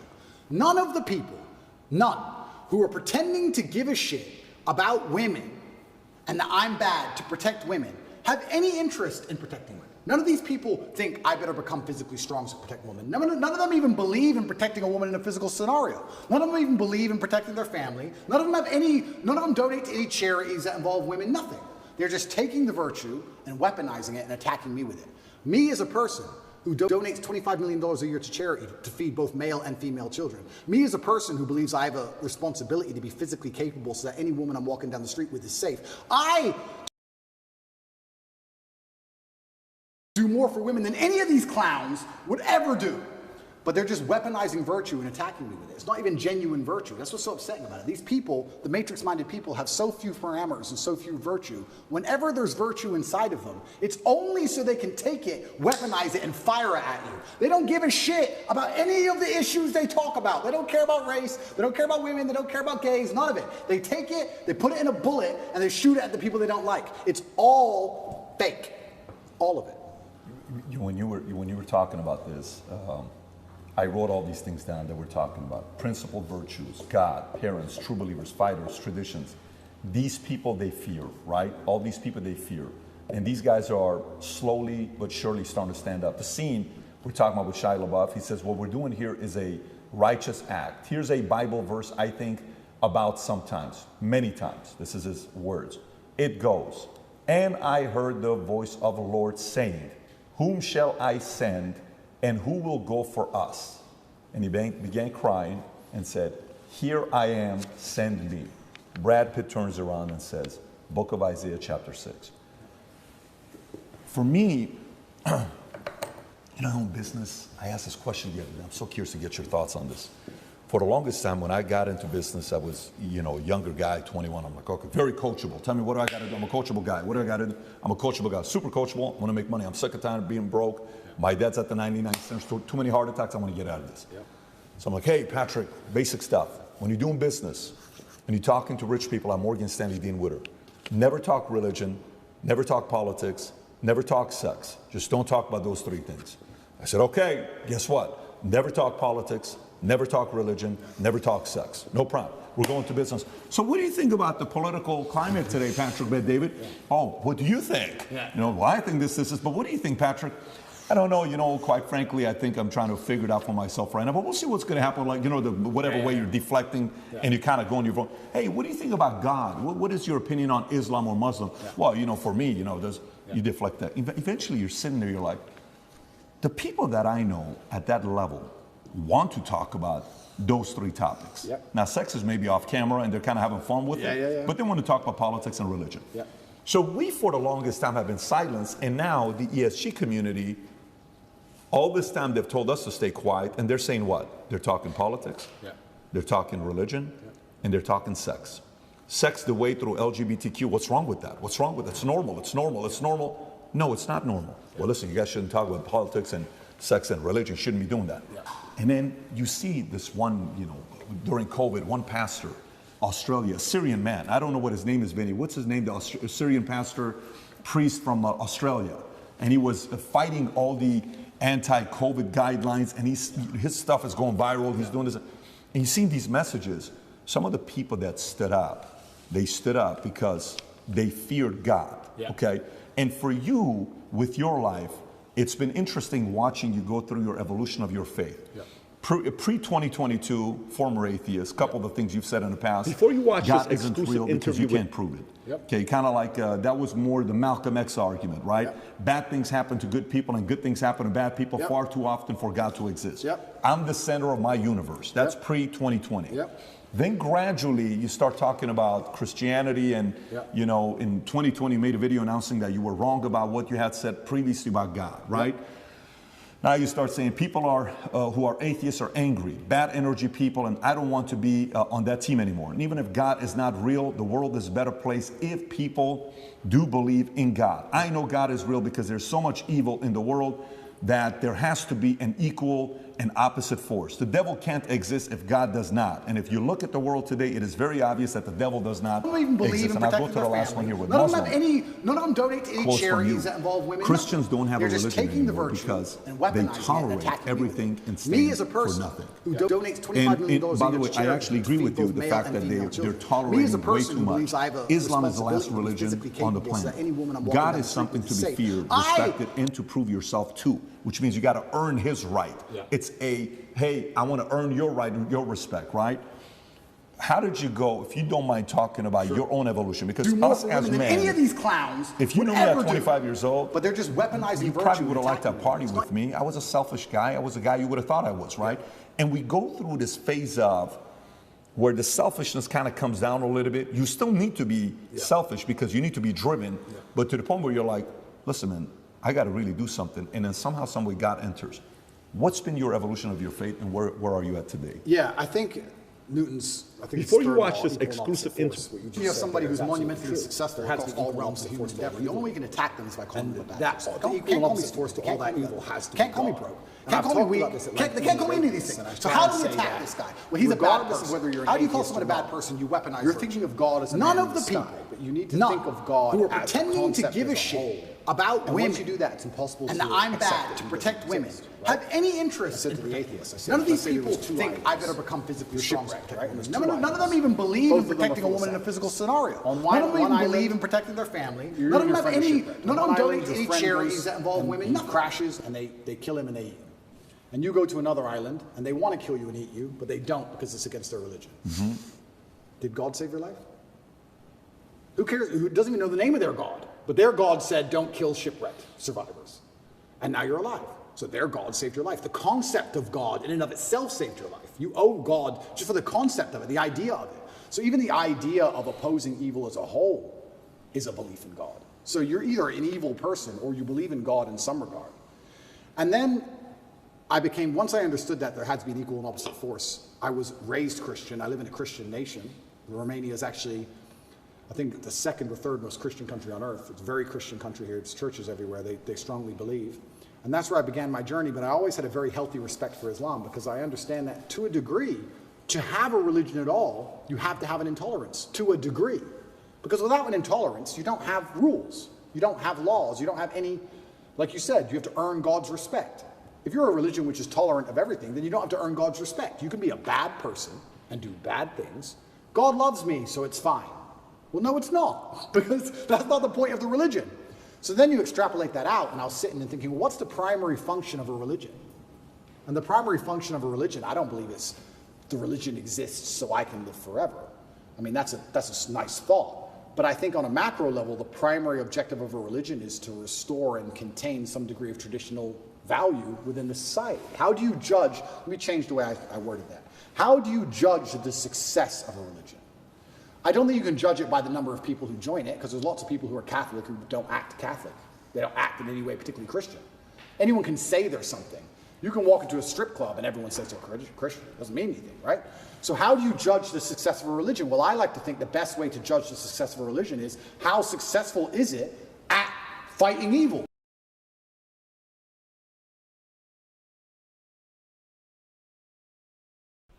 What's up, guys? Sorry for the delays.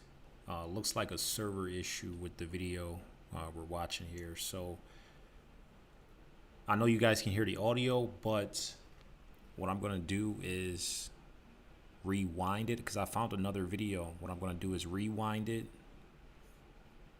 so you guys can see the visuals. So we're going to replay the last 5 minutes of him talking about religion and everything like that. Hope you guys are enjoying it so far. It's definitely one of my favorite interviews, and he breaks down everything as far as his worldviews and how he believes the reason why he was arrested. Guys, understand that this could happen to any guy. This could happen to any one of us, right? And whether or not you guys think he's guilty for the current situation he's in, just understand that a lot of these things could be made up, and the punishment is in the process. As he said, you know, the damage is already done once you attach someone's name to these sort of allegations, right? So you know, if this can happen to someone with hundreds of millions of dollars, you know, imagine the average guy. Imagine all the stories we don't hear where guys are silenced, canceled, bank accounts removed, put away. All right, so yeah, this is more than just individual Tate and supporting Tate. Of course, we support Tate, but you know, this is a message to all of us, right? This could happen to any one of us, and it's happening every single day. So I found another video. It looks like it's gonna play. Without further ado, we're gonna get that going just any second now. So what I'm gonna do is close out this video, and then we're gonna put the other one in. If you guys haven't already, hit the like button. And yeah, I hope you guys are enjoying this so far.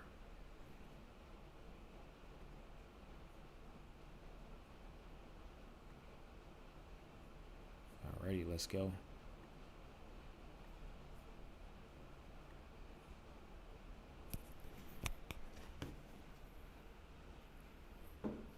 To all of us, right? This could happen to any one of us, and it's happening every single day. So I found another video. It looks like it's gonna play. Without further ado, we're gonna get that going just any second now. So what I'm gonna do is close out this video, and then we're gonna put the other one in. If you guys haven't already, hit the like button. And yeah, I hope you guys are enjoying this so far.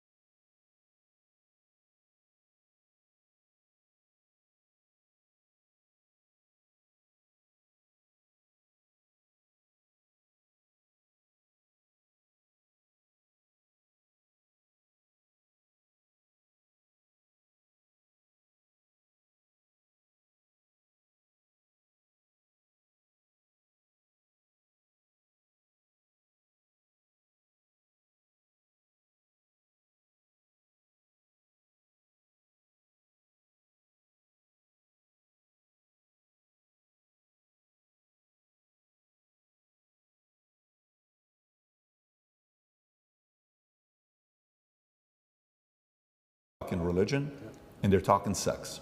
Sex the way through LGBTQ. What's wrong with that? What's wrong with that?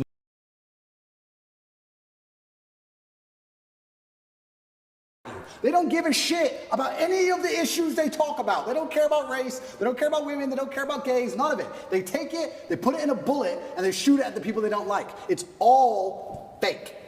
All of it. When you were talking about this, I wrote all these things down that we're talking about. Principled virtues, God, parents, true believers, fighters, traditions.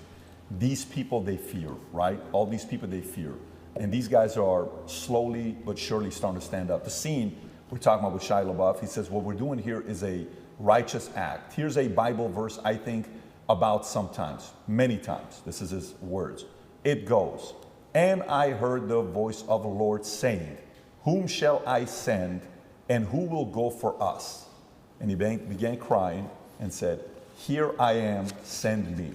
Brad Pitt turns around and says, Book of Isaiah chapter 6. For me, in business, I asked this question the other day. I'm so curious to get your thoughts on this. For the longest time, when I got into business, I was, a younger guy, 21. I'm like, okay, very coachable. Tell me, what do I got to do? I'm a coachable guy. What do I got to do? I'm a coachable guy. Super coachable. I want to make money. I'm sick and tired of being broke. My dad's at the 99 cents. Too many heart attacks. I want to get out of this. Yep. So I'm like, hey, Patrick, basic stuff. When you're doing business and you're talking to rich people, I'm Morgan Stanley Dean Witter. Never talk religion. Never talk politics. Never talk sex. Just don't talk about those three things.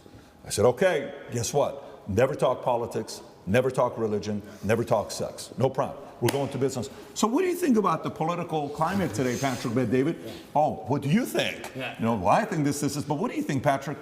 I don't know, quite frankly, I think I'm trying to figure it out for myself right now, but we'll see what's going to happen, whatever way you're deflecting and you kind of go on your phone. Hey, what do you think about God? What is your opinion on Islam or Muslim? Yeah. Well, for me, you deflect that. Eventually you're sitting there, you're like, the people that I know at that level want to talk about those three topics. Yep. Now, sex is maybe off camera and they're kind of having fun with it, but they want to talk about politics and religion. Yep.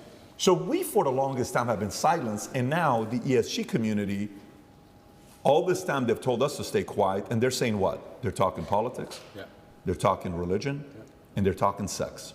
Sex the way through LGBTQ, what's wrong with that? What's wrong with it? It's normal, it's normal, it's normal. No, it's not normal. Well, listen, you guys shouldn't talk about politics and sex and religion, shouldn't be doing that. And then you see this one, you know, during COVID, one pastor, Australia, a Syrian man, I don't know what his name is, Vinny. What's his name? The Syrian pastor, priest from Australia. And he was fighting all the anti-COVID guidelines, and his stuff is going viral. He's doing this. And you've seen these messages. Some of the people that stood up, they stood up because they feared God, okay? And for you, with your life, it's been interesting watching you go through your evolution of your faith. Pre-2022, former atheist, couple of the things you've said in the past, God isn't real because you can't prove it. Okay, kind of like that was more the Malcolm X argument, right? Bad things happen to good people and good things happen to bad people far too often for God to exist. I'm the center of my universe. That's pre-2020. Then gradually you start talking about Christianity, and you know, in 2020 you made a video announcing that you were wrong about what you had said previously about God, right? Now you start saying people are who are atheists are angry, bad energy people, and I don't want to be on that team anymore. And even if God is not real, the world is a better place if people do believe in God. I know God is real because there's so much evil in the world that there has to be an equal and opposite force. The devil can't exist if God does not. And if you look at the world today, it is very obvious that the devil does not exist. And I'll go to the last one here with Muslim. Quotes from you. Christians don't have a religion anymore because they tolerate everything and stand for nothing. And by the way, I actually agree with you, the fact that they're tolerating way too much. Islam is the last religion on the planet. God is something to be feared, respected, and to prove yourself to, which means you got to earn his right.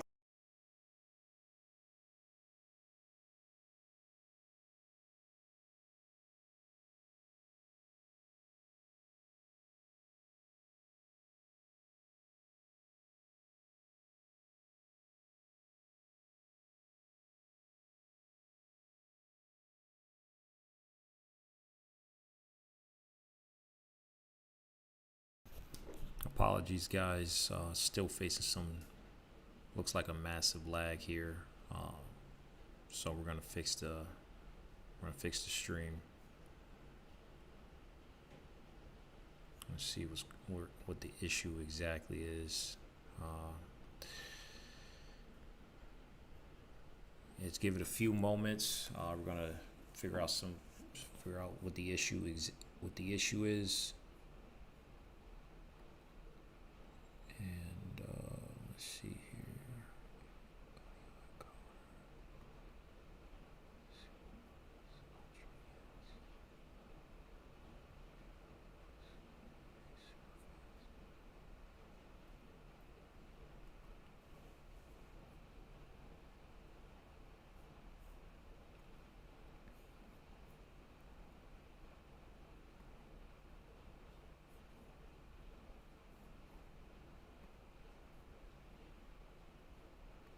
It's hey, I want to earn your right, your respect, right?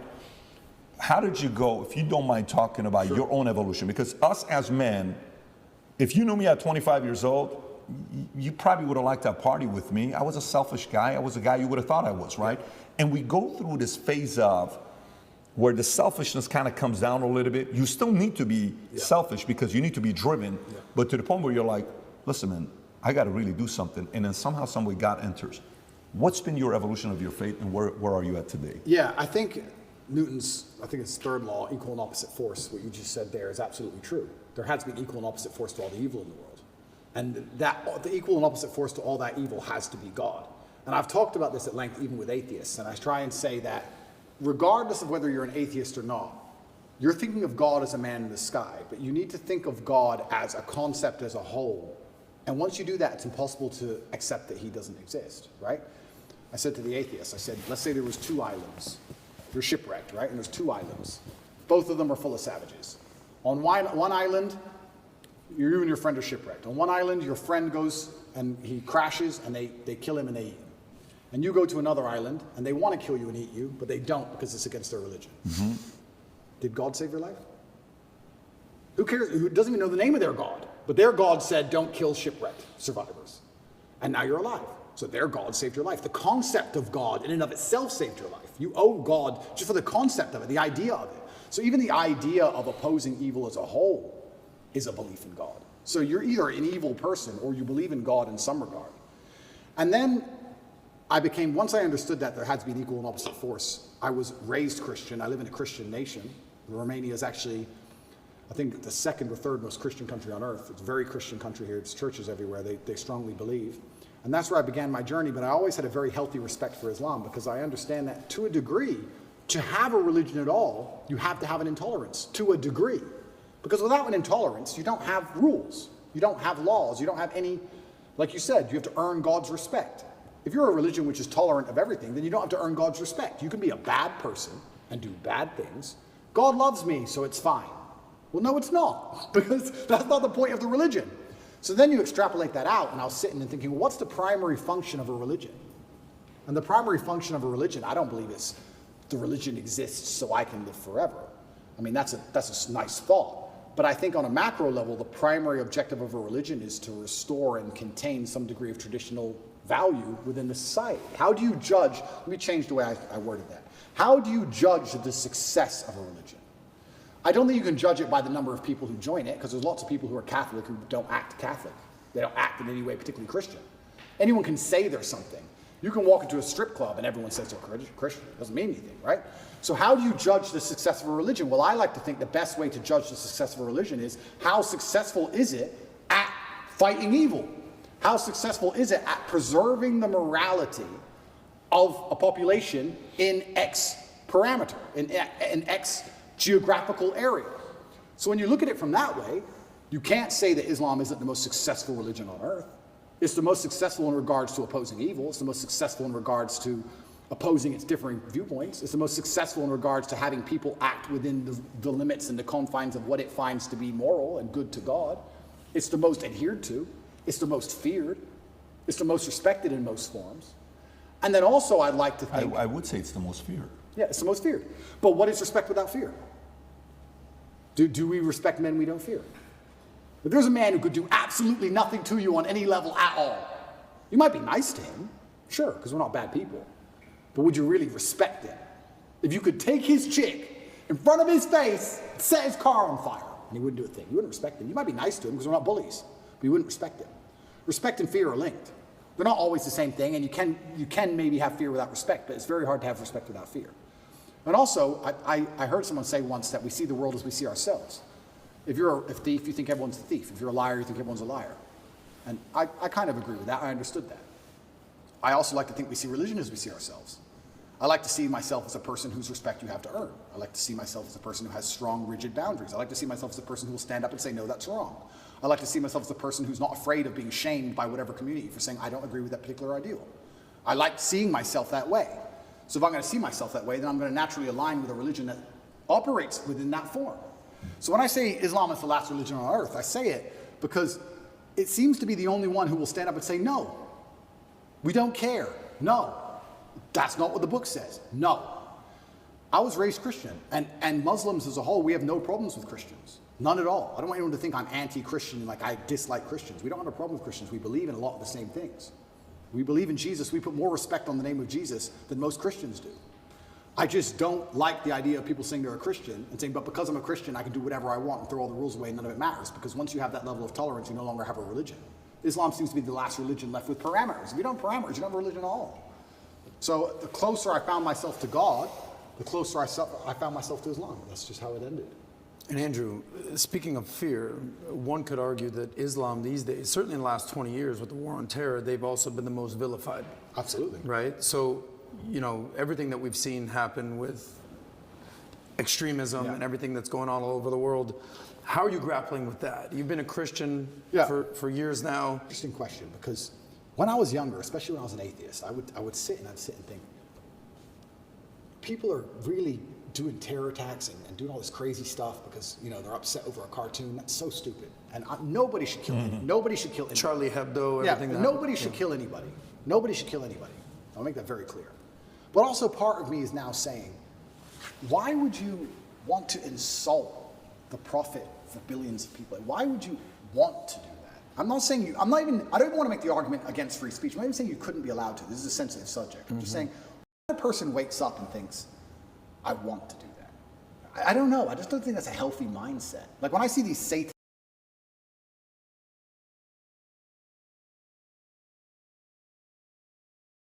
stuff, like that's not done in any kind of good faith.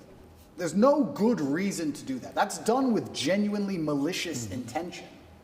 And what kind of people want to do that? And then the answer by extension is, I thought America was a Christian country. So how can you have a Christian country where the prophets of the religion are mocked to the highest possible levels within the confines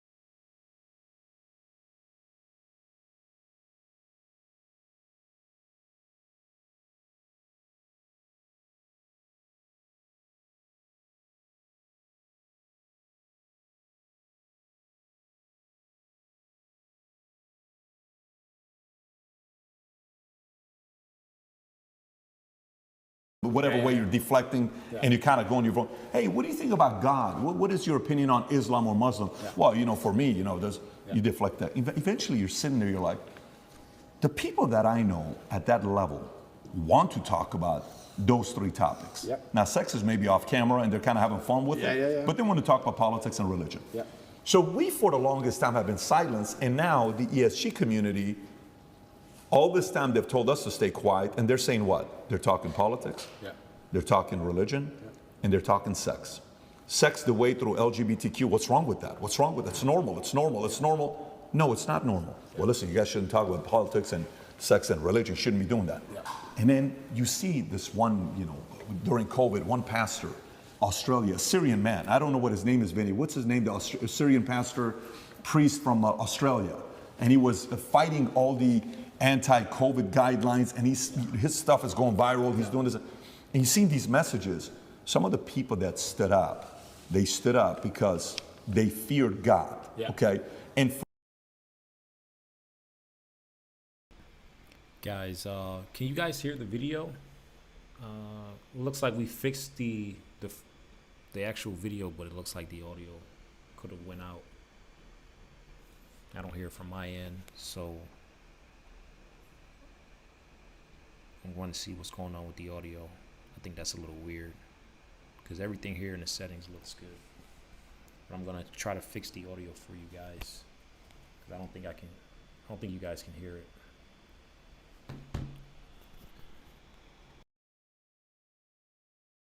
So just give me a moment. We're going to see what's going on with the audio.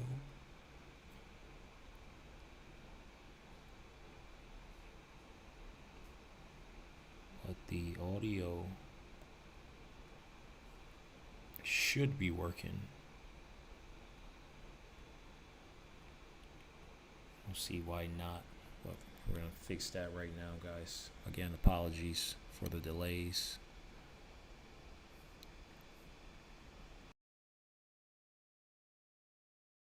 for you, with your life, it's been interesting watching you go through your evolution of your faith. Pre-2022, former atheist, couple of the things you've said in the past, God isn't real because you can't prove it. Okay, kind of like that was more the Malcolm X argument, right? Bad things happen to good people and good things happen to bad people far too often for God to exist. I'm the center of my universe. That's pre-2020. Then gradually you start talking about Christianity and, you know, in 2020 you made a video announcing that you were wrong about what you had said previously about God, right? Now you start saying people are who are atheists are angry, bad energy people, and I don't want to be on that team anymore. And even if God is not real, the world is a better place if people do believe in God. I know God is real because there's so much evil in the world. that there has to be an equal and opposite force. The devil can't exist if God does not. And if you look at the world today, it is very obvious that the devil does not exist. And I'll go to the last one here with Muslim. Quotes from you. Christians don't have a religion anymore because they tolerate everything and stand for nothing. Yeah. And by the way, I actually agree with you, the fact that they're tolerating way too much. Islam is the last religion on the planet. God is something to be feared, respected, and to prove yourself to, which means you got to earn his right. Yeah. It's hey, I want to earn your right and your respect, right? How did you go, if you don't mind talking about your own evolution? Because us as men, if you knew me at 25 years old, you probably would have liked to party with me. I was a selfish guy. I was a guy you would have thought I was, right? And we go through this phase of where the selfishness kind of comes down a little bit. You still need to be selfish because you need to be driven, but to the point where you're like, listen, man, I got to really do something. And then somehow, some way, God enters. What's been your evolution of your faith, and where are you at today? Yeah, I think Newton's, it's third law, equal and opposite force, what you just said there is absolutely true. There has to be an equal and opposite force to all the evil in the world. And that the equal and opposite force to all that evil has to be God. And I've talked about this at length even with atheists, and I try and say that regardless of whether you're an atheist or not, you're thinking of God as a man in the sky, but you need to think of God as a concept as a whole. And once you do that, it's impossible to accept that he doesn't exist, right? I said to the atheists, I said, let's say there was 2 islands. You're shipwrecked, right? And there's 2 islands. Both of them are full of savages. On one island, you and your friend are shipwrecked. On one island, your friend goes and he crashes and they kill him and they eat him. And you go to another island and they want to kill you and eat you, but they don't because it's against their religion. Mm-hmm. Did God save your life? Who cares? Who doesn't even know the name of their God? But their God said, don't kill shipwrecked survivors. And now you're alive. So their God saved your life. The concept of God in and of itself saved your life. You owe God just for the concept of it, the idea of it. So even the idea of opposing evil as a whole is a belief in God. So you're either an evil person or you believe in God in some regard. And then once I understood that there had to be an equal and opposite force, I was raised Christian. I live in a Christian nation. Romania is actually, I think, the second or third most Christian country on earth. It's a very Christian country here. It's churches everywhere. They strongly believe. And that's where I began my journey, but I always had a very healthy respect for Islam because I understand that to a degree, to have a religion at all, you have to have an intolerance, to a degree. Because without an intolerance, you don't have rules. You don't have laws. You don't have any, like you said, you have to earn God's respect. If you're a religion which is tolerant of everything, then you don't have to earn God's respect. You can be a bad person and do bad things. God loves me, so it's fine. Well, no, it's not, because that's not the point of the religion. So then you extrapolate that out, and I was sitting and thinking, well, what's the primary function of a religion? And the primary function of a religion, I don't believe is the religion exists so I can live forever. I mean, that's a nice thought. But I think on a macro level, the primary objective of a religion is to restore and contain some degree of traditional value within the society. How do you judge, let me change the way I worded that. How do you judge the success of a religion? I don't think you can judge it by the number of people who join it, because there's lots of people who are Catholic who don't act Catholic. They don't act in any way particularly Christian. Anyone can say they're something. You can walk into a strip club and everyone says they're Christian. It doesn't mean anything, right? So how do you judge the success of a religion? Well, I like to think the best way to judge the success of a religion is how successful is it at fighting evil?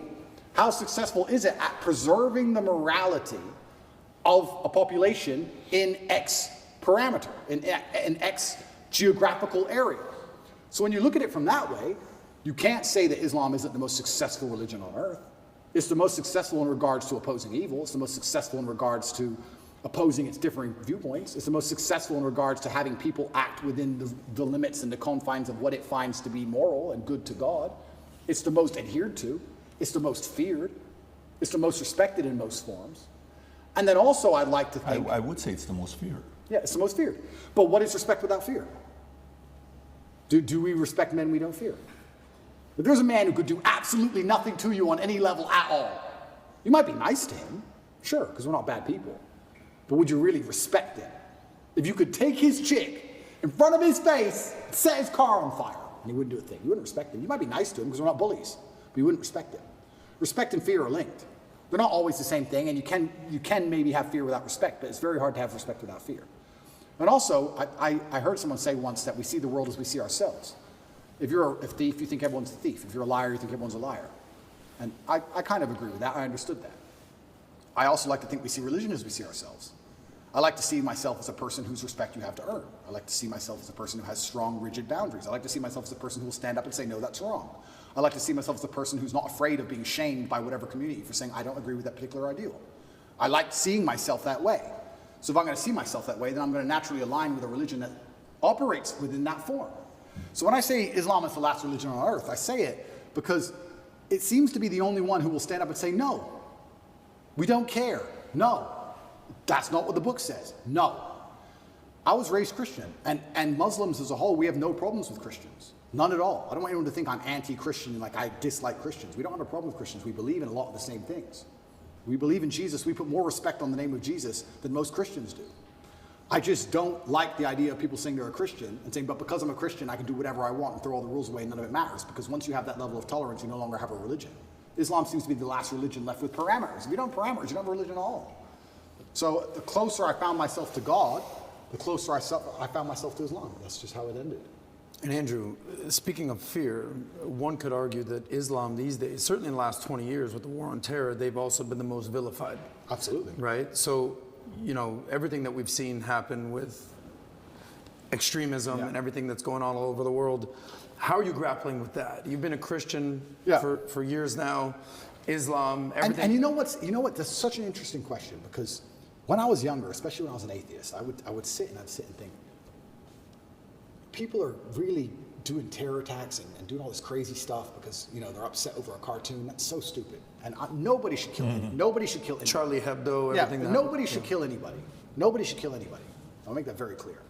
But also part of me is now saying, why would you want to insult the prophet for billions of people? Why would you want to do that? I don't even want to make the argument against free speech. I'm not even saying you couldn't be allowed to. This is a sensitive subject. I'm just saying, what kind of person wakes up and thinks, I want to do that? I don't know. I just don't think that's a healthy mindset. Like when I see these Satanists, and they're, especially in America, and they're doing, let's keep it on Christianity, these Satanists, and they're dressing up Jesus as gay and all this stuff, like, that's not done in any kind of good faith. There's no good reason to do that. That's done with genuinely malicious intention. And what kind of people want to do that? And then the answer by extension is, I thought America was a Christian country. So how can you have a Christian country where the prophets of the religion are mocked to the highest possible levels within the confines of the country and it's promoted? Is that a Christian country? Doesn't seem like a Christian country to me. I don't think the same thing would happen with Islam in Saudi Arabia. I can't imagine that happening. So how can you say we're a Christian country, but everyone's mocking our God on the streets? Ha, ha, ha. It's on Netflix, ha, ha, ha. That's not a Christian country to me. So if you're not a Christian country, then where's the religion? The religion's supposed to enforce certain boundaries. You're supposed to at least show it respect, you know? And it's also kind of interesting because in Christian countries, there's more respect for Islam than there is for Christianity. In a Christian country, name one. They still don't do it with the Islamic prophet. Why do you think that is? It's too much smoke. It's just not worth the heat. Because people believe. And I'm not advocating for violence on any level.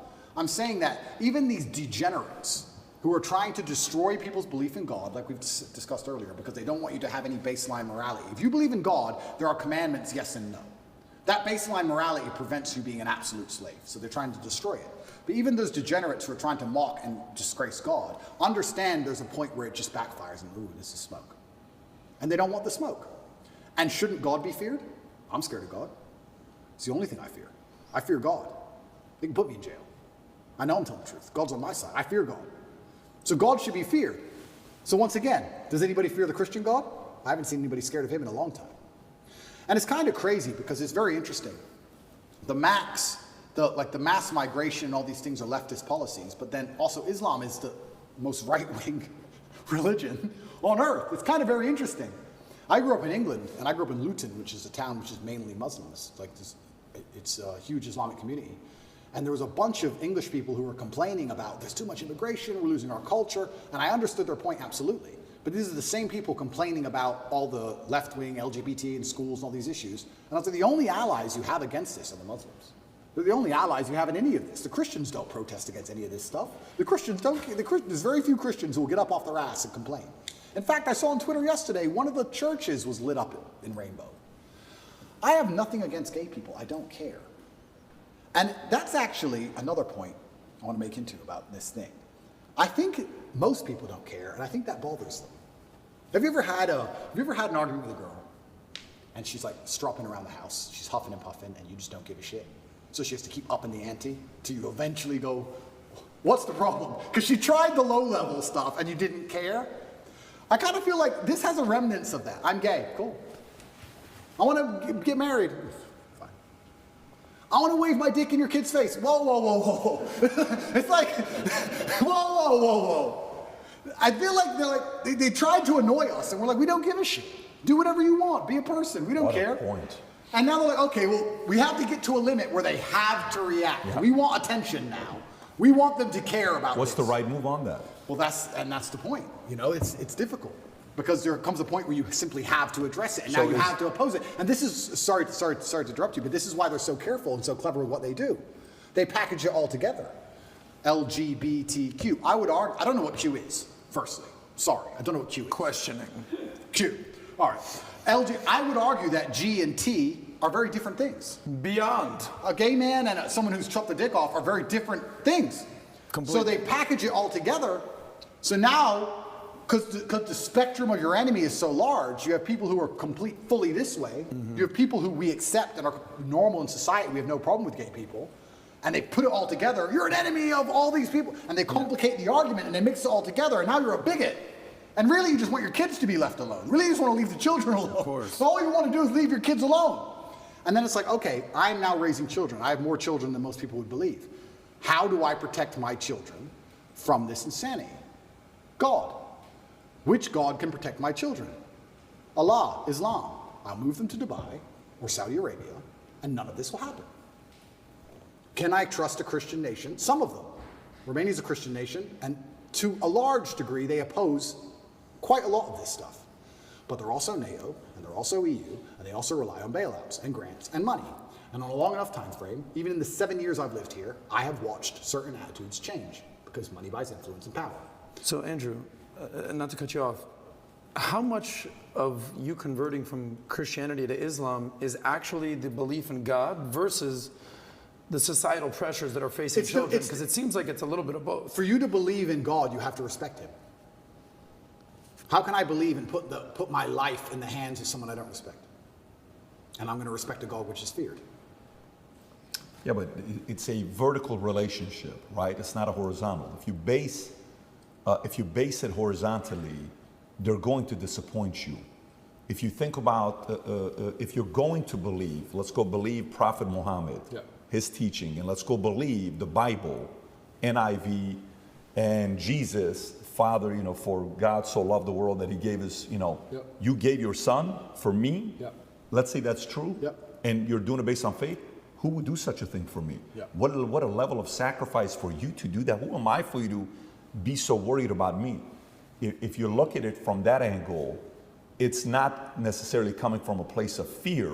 It's coming from a place of grace. It's coming from a place of love. It's coming from a place of, absolutely, a different feel. Because I do believe the part that upsets me is the fear aspect, that they're allowing others to mock your God, to mock Jesus, to mock whatever religion it is you're a part of, and you're kind of like, oh, they're just funny, man. No, it's not funny. You just crossed the line. Like JC has that one line where he says, don't tell me why what the guy said about me. Tell me why he was so comfortable saying it to you. 100%. Tell me why he said comfortable to you. So I think that's the part about faith. I understand when you're saying the fear and the respect side. So that's the part where fear is needed. I totally agree. But the part where you were making a point about LGBTQ, you're like, I don't even know what Q stands for, it's questioning. And then you're like, well, gay, okay, cool. Trans, listen, man, spectrum. And he said if we were to say which religion's the far right, it's going to be Muslim. Totally get it. They're on the far right. Christian today is kind of going center left today. Like they're kind of being soft right now. Okay. So if I want to raise my kids, I'm going to take my kids to Dubai, and I'm going to take my kids to Saudi Arabia. Why? Because I'm defending against some of these immoral philosophies that they have. I don't want to go there. I actually understand that argument. Yeah, and I want to make one more point. I do believe there is one God, and I believe there's many different paths to God. And I'm not a religious scholar, and I'm not an expert on Islam. I'm doing my best, and I'm reading the Quran as often as I can. And it does say that Christians on the day of reckoning will see how close they were to the truth. And we are allies. We are not enemies in any regard, Christians and Muslims. And I do believe that the idea of Christians and Muslims shaking hands and saying, let's put an end to a lot of this garbage would be fantastic. I'm not anti-Christian in any regard. I just found myself, as I became more and more religious, seeking and looking for a faith which not only I could be proud of, but a faith which was guiding in regards to, I don't know what a Christian would answer to certain questions nowadays. What does a Christian answer to, I'm a transsexual and I want to show your kids my genitals? What's a Christian? Well, a Christian's supposed to say no, do they? I know what my Muslim friends would say. I don't know. If you're a Christian, I don't know how you're supposed to act. I don't know what you're supposed to adult. I don't get it anymore. The true believer says the true no. believer. The true believer. Yeah. But how many are true believers? I don't know. I see all over Twitter, all these churches are losing their minds. It seems very complicated. Islam seems very, very simple. You know what's right, you know what's wrong. I have a question regarding, we talked about tolerance and acceptance. The other end of that is extremism. So I'm a Jew, Christian, newfound Muslim, respect, look at us all hanging out here. Yeah, that's the beginning of a joke somewhere. You know, so we're talking about accepting I have gay friends, I have lesbian friends, I have bisexual. The T stuff is what, it's kind of like, all right, what's actually even happening here? You know, I'm not a, this is not my wheelhouse nor any of our wheelhouses, but one could argue that, you know, on the opposite end of the acceptance and the tolerance is absolute extremism. And I'm sure the allies of the LGBT will point to Islam and point to the Middle Eastern countries and point to the North African countries that have Islam as their religion and say they are the most extreme when it comes to LGBT. They say that it should be illegal to be gay. And in some countries you should be killed if you are gay. This is just, I'm just pointing out stats. You're right, and it's a super interesting argument because I will sit here and say that I guarantee in most Islamic countries there are gay people, and I guarantee that they have gay relationships and nobody cares as long as they're not trying to inflict on the children. It's illegal to walk down the street and do indecent things in front of children. But I guarantee if you were gay in a lot of these countries, privately, nobody would care because they're trying to preserve the family unit. And to a degree, you have to always protect innocence. When you were talking about extremism, I would be friends with a gay person. Yes, I'm a Muslim, but I would be friends with a gay person because if a full-grown man decides to make a decision, it's his decision to make. But I must protect innocence as a man, so I must protect children. If two full-grown men decide to have a fight, let them fight. If a full-grown man decides to pick on a kid, that's unacceptable. So I must protect innocence. So I agree with the extremism point, but I have no problem with full-grown men doing what they want to do. Maybe some Islamic scholars are going to watch this and get mad at me. I don't have a problem with gay people and being friends with a gay person. I don't care. My problem is when you take a person who is unarmed, who is innocent, who is programmable like a child, and start inflicting your worldview on them. That is disgusting and it's immoral. That is unfair and it can't be accepted on any level. And that's the reason homosexuality is genuinely outlawed in these countries. Not because they fear what two full-grown men are going to do. They fear what's happened in the West. It's what two full-grown men are going to purport on the minds of children which aren't theirs. That's what they're afraid of. You know, I don't know if you saw the interview. CNN is interviewing this in Africa. And I have the video. I don't want to play the video. Obviously, the leader. Yes. And he's talking about democracy. He says democracy says, look, you can do whatever you want to do. He says, what do you think about gays? And his reaction was like, what do you mean? What they do, I don't agree with what they do. You think that's okay? Anyways, he's given his argument, right? And the lady's reaction is like, how could you? Says, look, you keep your beliefs to you. Do not bring it to our country here, right? The challenge goes back to, remember how you're like the girl that you're dating is like, so what happened? I asked you to bring the oranges from the store. How come you didn't bring it? Yeah, I forgot. Hey, so how about this? And you know, that's why you love your mom more than you love me. And you're like, oh, shit, you're getting around them. And now there's a fight, right? Okay. Well, is the mistake being too tolerant from the beginning? Is the mistake being too accepting from the beginning? Is the mistake of, like the fear when I talk to Second Amendment guys, and the fear about, well, what's wrong with them doing background checks? What's wrong with them doing this? He says, look, that's how it starts.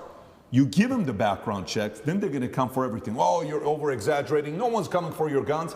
Well, you also said 20 years ago, Hillary Clinton, marriage is between a man and a woman, and the sanctity of marriage 20 years later. So that is the fear where one must watch this as a case study. Say somebody start a new country and saying, look, here's where we stand. These are the laws we're not touching. We're not going to be doing X, Y, Z. You've been too tolerant, and now you're paying the price for it, and now you're reacting to it. And that's exactly why you completely nailed it. If you give an inch, they take a mile, and that's why I think in a lot of these countries they have an official, it's officially illegal. They're actually quite tolerant of it, more than you'd believe. I'm telling you, you can go to Jordan and your waiter will be a bit fruity. You can tell. Nobody cares. Nobody cares. Nobody gives a shit, right? But they have it officially illegal to prevent it ever bleeding out into actually affecting the mindset of society. You can do what you want, you're a full-grown man, but society is based on family, traditional family values. That's how our society is based. That's how we show ourselves to the world, and that is not going to be affected or changed. I was going to say that's why you see you talk about the collapse of Western society, specifically America. You see a decline in values. Wall Street Journal came out with that article that said family values plummeting, religion plummeting, being a social, being a community organizer plummeting. Everything's plummeting in America other than money. People are focusing on money. Connect is an application which allows you to take a minute to connect with influencers from all around the world. My name is Andrew Tate, and I'm available to speak directly to you on Connect. So it's interesting while you're talking about this whole religion thing, while you're in, who has reached out to want to support? We talked about this last time briefly. Yeah. Being a Muslim yourself, have some of the most powerful Muslims reached out, trying to help out, figuring out a way to get you out? Yeah, absolutely. They certainly have. And also the amount of mail I got from Muslims around the world was completely incredible. When I was in the cell with Tristan, he said, well, I'm Christian. Nobody's written to me. Yeah, so it was kind of amazing the support that you have from the Brotherhood, and you certainly feel part of the family, and I've had a lot of support from them as a whole. It was Ramadan at the time I was in jail, so my first Ramadan was in jail. So that was certainly interesting because you eat when the sun goes down. And my meal came when the sun was up. So I'd have to cover it up and try and hide it from cockroaches and wait for the sun to go down and then eat it cold by myself. But I felt like, if you're going to do it the first time, you may as well jump in the deep end and do it hard. So I did that, and that was an experience. And jail as a whole, I mean, there's so many stories I can tell. There's so many different ways I remember it. There were times I laughed. I will sit and say some of the best days of my life were in jail. Get out of here. Yeah. And some of the worst days of my life were in jail. But there were days where me and Tristan, when we were finally in the same cell, there's times we laughed like we've never laughed before. I'll sit and admit that's absolutely not really true. I feel like if you're going to be the kind of person who strives for an exceptional life, which is what I am, I think I'd be a coward if I said I want an exceptional life, but I only want it to be exceptional in a good way. I don't think that's genuine. I want an exceptional life. And exceptional means away from the norm. And away from the norm means flying your Bugatti on a jet to Dubai and taking your own plane to meet it there. And it also means a Romanian dungeon with cockroaches on New Year's Eve. They're both exceptional experiences. And the times I was with my brother and it was just him and I, we truly had some genuine days where we laughed like we always laugh. Me and him laugh and have fun on a private jet, and we laughed and had fun in a Romanian prison cell because that's just who we are. And I also have to give my brother some credit while we're here. I would like to state that I absolutely, genuinely believe I have the best brother in the world. And I'll tell you why. I always knew I had the best brother in the world, but he proved it in jail, and I'll tell you why. My brother was put in jail for being my brother. He hasn't said any videos. He hasn't said anything on the internet.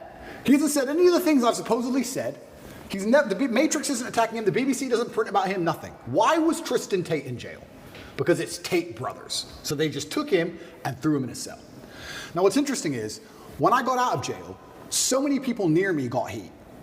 Old business partners got heat with the tax. They got hit with like tax paperwork, and they were calling everyone who's ever known me, and ex-girlfriends got heat, and all these people got heat. And some people complained, some people didn't. But some people were like, oh, since you've been in jail, it's been so stressful for me. The media's outside my house. I'm like, stressful for you? I was in jail. What do you want me to do? And people were complaining at me. And as these people started to complain, I sat there, I said to Tristan, you got thrown in jail purely for being my brother. And never for a fraction of a second did you even moan. Not even for a fraction of a second did he say, oh, they only put me here because of you. Why am I here? I'm innocent. This has nothing to do with me. Nothing. In fact, he said the absolute opposite. He said, I am so glad I went to jail with you. I would be furious if they sent you here by yourself. If they're going to lock you up, they better lock me up. And there was a time, about 2 months in, because there's less media pressure on Tristan, they were talking about releasing Tristan first. And he was saying, no, I won't leave without Andrew. Going down with the ship. I won't leave unless my brother leaves. Wow. I won't leave. And he was telling the guards, I won't leave. Keep me here. I'm not leaving. And they said, the judge says you have to leave, you have to leave. He goes, then I will stand outside the gate. I will sleep outside. I ain't leaving this jail. And our lawyer said, well, we can make an appeal to just release you because there's less media scrutiny around you. And Tristan's like, no, Andrew's in jail, I'm in jail. Refused to leave. He was adamant he had to stay. That's a brother for me. And it was the same for me. I said to Tristan, if they came into me and said, Andrew, go home, I'd be like, no way. If Tristan's in jail, I'm in jail. We're in jail together. He never for a second complained, never bitched, never moaned. And he was only in jail for being my brother. And then I come out and there's other people, oh, they sent me a piece of paper, blah, blah, blah. You're moaning? It's unbelievable. You truly learn, like I said, jail confirms everything you already knew about the world. And you truly learn who's on your side and who isn't. And that's good to learn, but it's actually crazy. The larger psychological analysis of it all, everyone lives inside their own minds, right? So it's kind of crazy. I came out of jail, and some of the first messages I got from people was them complaining about the problems me being in jail had given. Like, you think that wouldn't happen, right? You think, oh, you come out of jail, people would be like, oh, are you okay? They're like, oh, you're okay? You're out now? Okay, yeah, well, listen, Mo. You'd be amazed. You'd be amazed. And I'm like, I was in jail. What do you want me to do? Yeah, that sounds unfortunate. I was in a jail cell. What do you want me to do about it?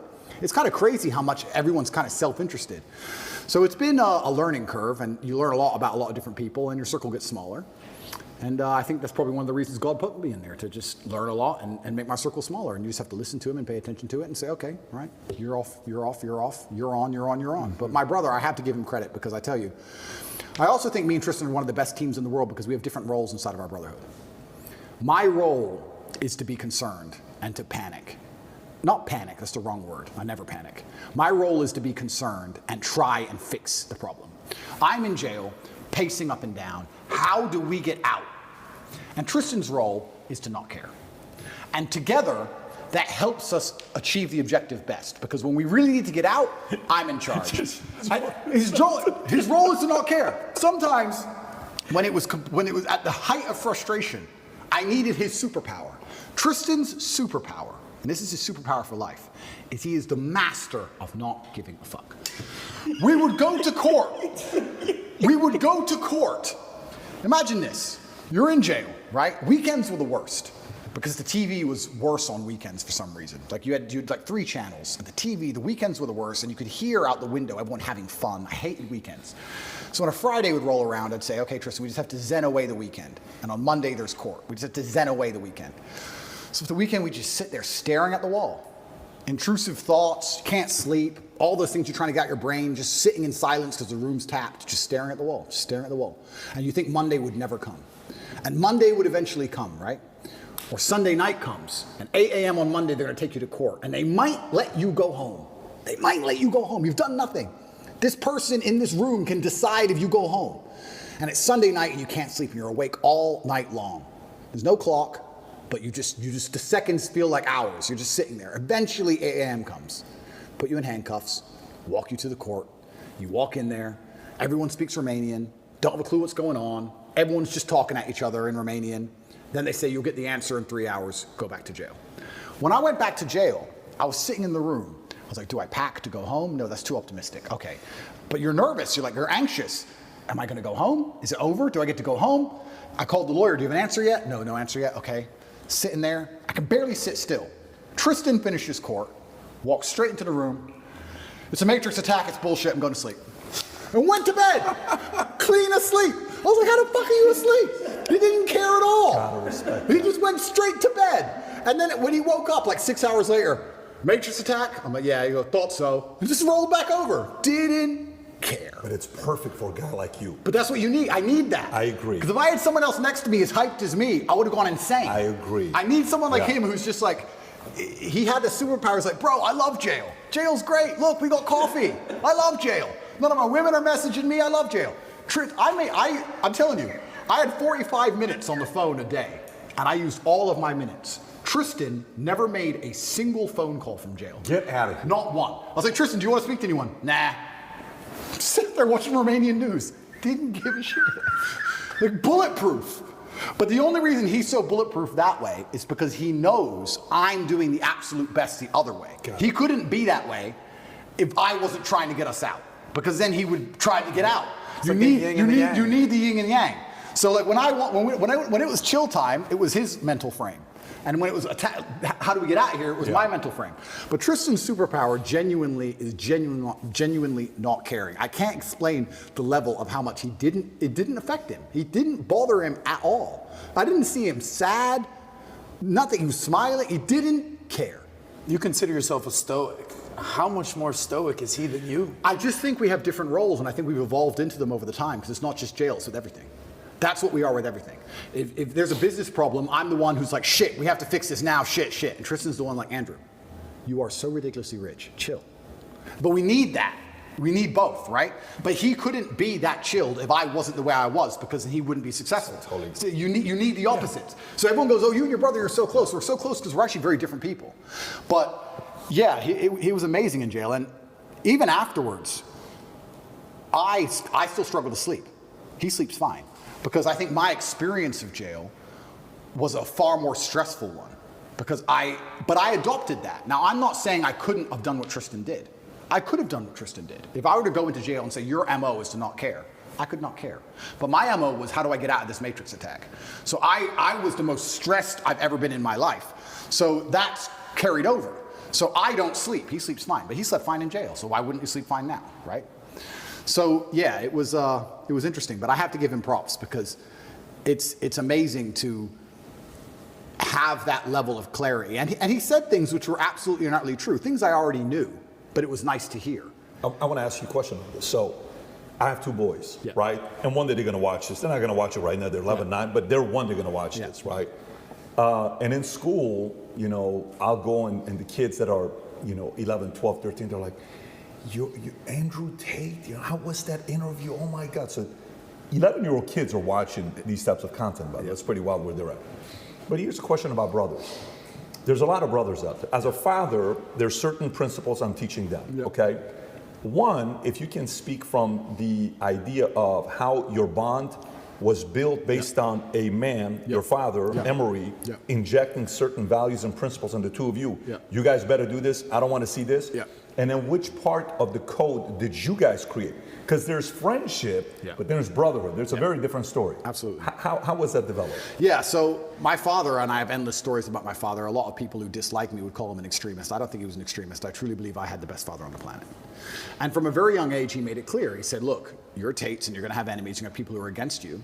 Your best bet is to be a team. So whenever me and Tristan would fight, which happened, we got put in a room together.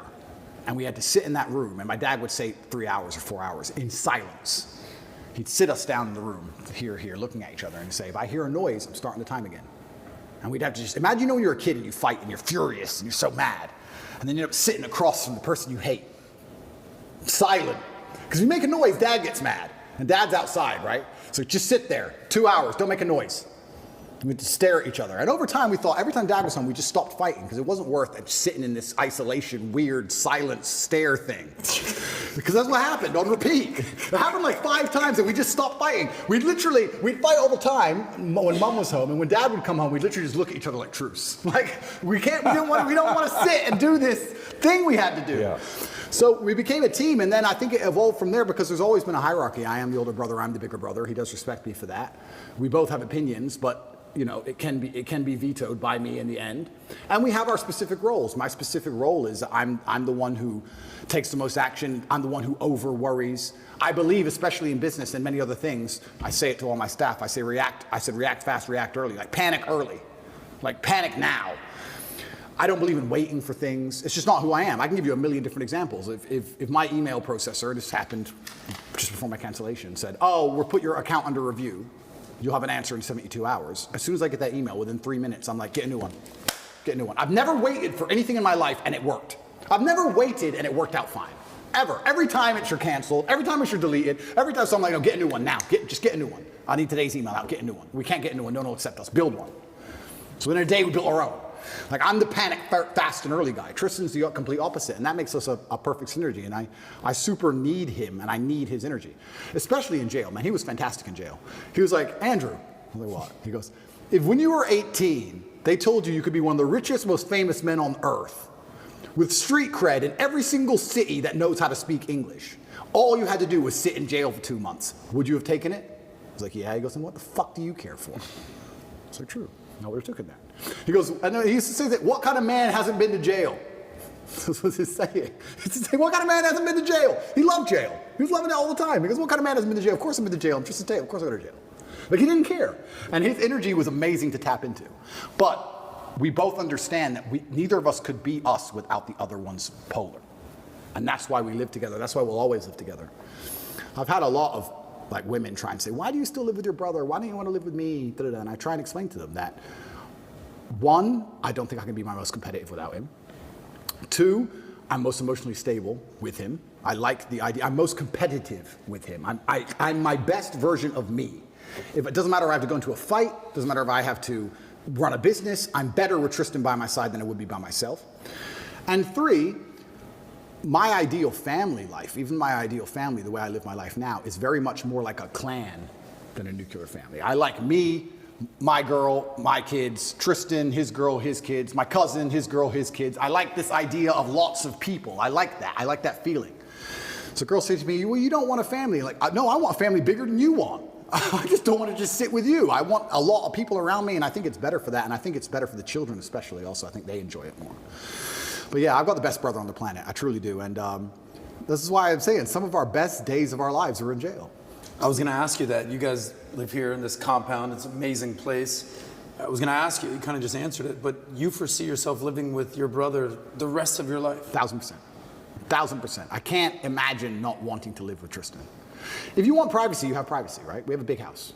So it is what it is. You're on one wing, yeah, he's on the other wing. It is what it is. But I can't imagine him not being around. If there's a problem, I just shout his name, or I just can't imagine it. And I know I'm my best self. Also, there's the overall male competition, the masculine competition that exists between us and between all men. So we live currently here. We got me, my brother's personal trainers here. We got camera guys here. We got war room guys here.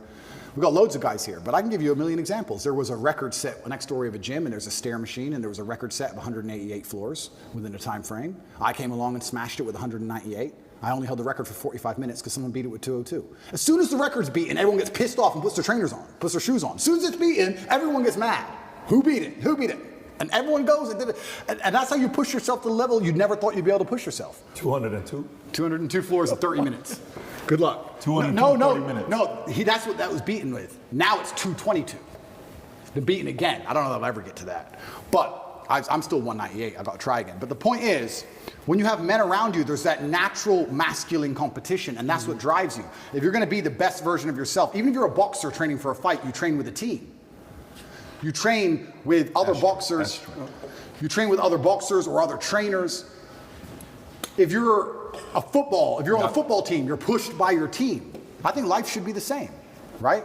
Imagine you took the normal average man and you moved him into a house of 5 people, and you had a philosopher and a fitness expert and a hypnotist, whatever it was. That will make him a more competitive person overall, because he's trying to compete with all the other people who are on his level. You don't want to take bitch position. So I don't like the idea of my life without masculine competition. That's why I'll always live with my brother. And if you met a girl one day who says, Tate, I want to have your babies, live with you, but it's kind of weird that your brother's here, what would you say to her? Yeah, a few of them have said that. I offer some degree of compromise. I'm like, look, we can have our own house separate if you really want, but I'm going to be spending a lot of time at that other house, including nights over. I want to stay with where my brother is. So you would compromise a little bit, but he's going to be living next door or with you. 100%. And I don't think, and that may be unusual in the Western world. I don't think that's unusual in many places. I love that, by the way. Well, you talk about this all the time. Oh, you don't even know how much I love that. Yeah, I love that. To me, as a kid, that was a dream. Like, if you could, right next to each other, there's a family in our community, billionaire family. They live right next to each other. The oldest son has the biggest house, 12,000 square feet. Then the youngest son has the second biggest house, 8,000 square feet. And the parents live in a 6,000 square foot house right next to each other. Absolutely. Okay? The 2 boys have 4 kids. The 8 kids are always together. Absolutely. What a great environment. Absolutely. It's a dream environment. Absolutely. I can't see how a person wouldn't buy into that, the benefits of it.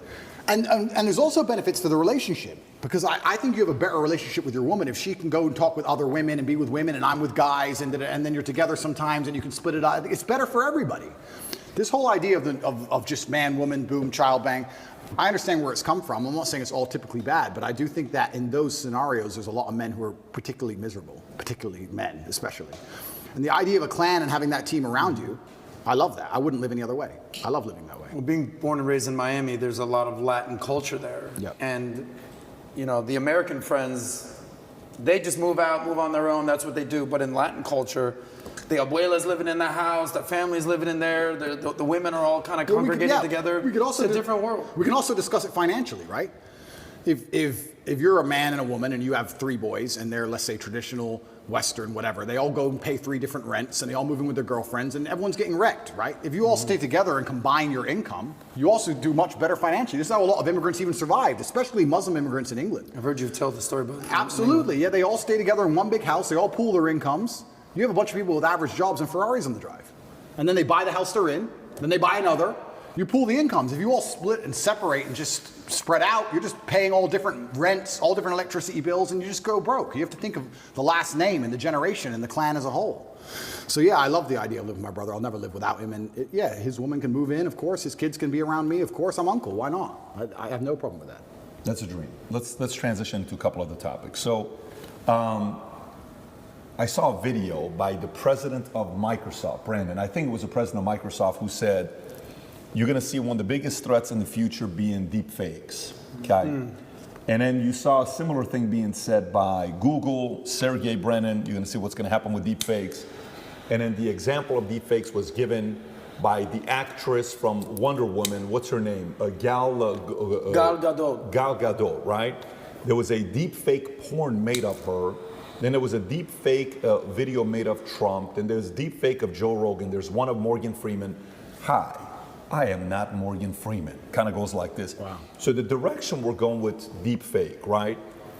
When it comes down to AI, where do you see the threat? Is that something you think about? Is that something you see as an opportunity, as a threat? And if yes, which part of it? Yeah, that's a really interesting question. Deep fakes are certainly going to change the world, because what we're going to have is we're going to have a post-truth society, and then the only way they're going to be able to tell you what's true or not is some committee which decides what's true and what's a deep fake, and then they're going to be in charge of the world, and then they're going to lie to you, and then you're really in trouble. So that's going to be very interesting. Once you get to the point where, what did I say earlier about not being able to trust your own eyes? They're going to take that away from us soon. Then what? Then you're really in trouble. In regards to AI, I think it has to be adopted. Inside of my school, Hustlers University, we teach AI with absolutely everything. A lot of the images we generate, even on my Twitter account, is all AI. And what's actually scary about the modern world is, I don't consider myself old, I'm 36, but some of the children, I call them children, 17, 18-year-olds inside of my school, Hustlers University, they're AI wizards, and they can do magic with this stuff. Magic. Like, they can literally, genuinely, Andrew Tate on the moon, and the image is generated in seconds. Like, artists are going out of business. I thought AI would put truck drivers out of business. Artists are going out of business. Musicians are going out of business. It's kind of scary. I do like to think that with things like AI, there's always going to be some degree of natural separation between the men who are genuinely inventive and killers and the men who are more, let me change the way I say that. I think if you're an exceptional person, a truly exceptional person, you don't have to be afraid of nearly anything. But you'll probably agree with this. In my experience, in nearly every business in the world, you have 10% killers, and then you have a bunch who want the paycheck. They do their job, but I wouldn't say they're killers. You understand? Mm-hmm. And we live in a society for a long time where I can even tell you now, sometimes when I hire, I'll say to my cousin or to my COO, I'll say, look, either get 1 killer or 3 normal people. Because that's the reality. That's the basic. You either need 3 people to half do the job, or you need 1 killer to do the job. And I think that those 3 people who half do their jobs, enough to not get fired, they turn up most of it on time, but they're not really that motivated. Those are the ones who have to fear AI. I think businesses in the medium term are going to become killers and AI. I tell them now, I have some guys who work for me on one particular company and their sales staff. I was reading through the sales scripts. The killers doing really well. But the average guys, I said, you're not doing much better than ChatGPT could do right now. I want to warn you that you're not doing much better than I could replace you with a machine today, let alone in 5 years from now, for free. You need to be careful. So I think it's just becoming more and more competitive. The idea that you can just be Joe Schmo, do your job, turn up, I don't try that hard, it's fine. I think that's all going to go out the window because as the world becomes more competitive, as a company, you have to compete with your competitors. And the only way you're going to be able to do that is just where do you cut the fat? Where do you cut the slack? When I see AI popping up and getting more and more intelligent in the way it's talking, that doesn't scare me. But I have a way with words. If I was Joe Schmo, I'd be afraid. This chat GPT can probably text your girl better than you can. he'll probably get laid faster That's than you a little will. advice for the guys out there yeah, right now. Just plug it into your phone. It'll do better than you do. So that's scary, you know? That's hilarious. I think that's what the average man really needs to struggle. And I've been saying this has been my message for a very long time in all realms. I've said for a very long time that life for the average man is going to get harder and harder. It's becoming more and more competitive. You need to find more and more ways to stand out and be unique. And the only way to really do those things, unfortunately, as a man, is to suffer. And that's one of the reasons I'm kind of glad that God put me in jail, because if you look at anything that builds a man into a man, there's a degree of suffering. It's very hard to become a man and have a man who's respected and has stories and is capable when he only had a nice life and nice experiences. It's usually the things that made you the best version of you are usually the worst things that happen to you. So the demons I carry from jail, the fact that I can't sleep. The fact that I can't sleep, I've had girls say to me, you can't sleep, you need to see a psychiatrist. And I said, absolutely not. I would be furious if a psychiatrist walked in here and took my demons from me. I don't care if they could fix me with a click, they're mine. And they were bestowed to me by God. And they are mine to deal with, and they are mine to fix, because that's how I become a better version of me. I would be furious if someone took them away from me.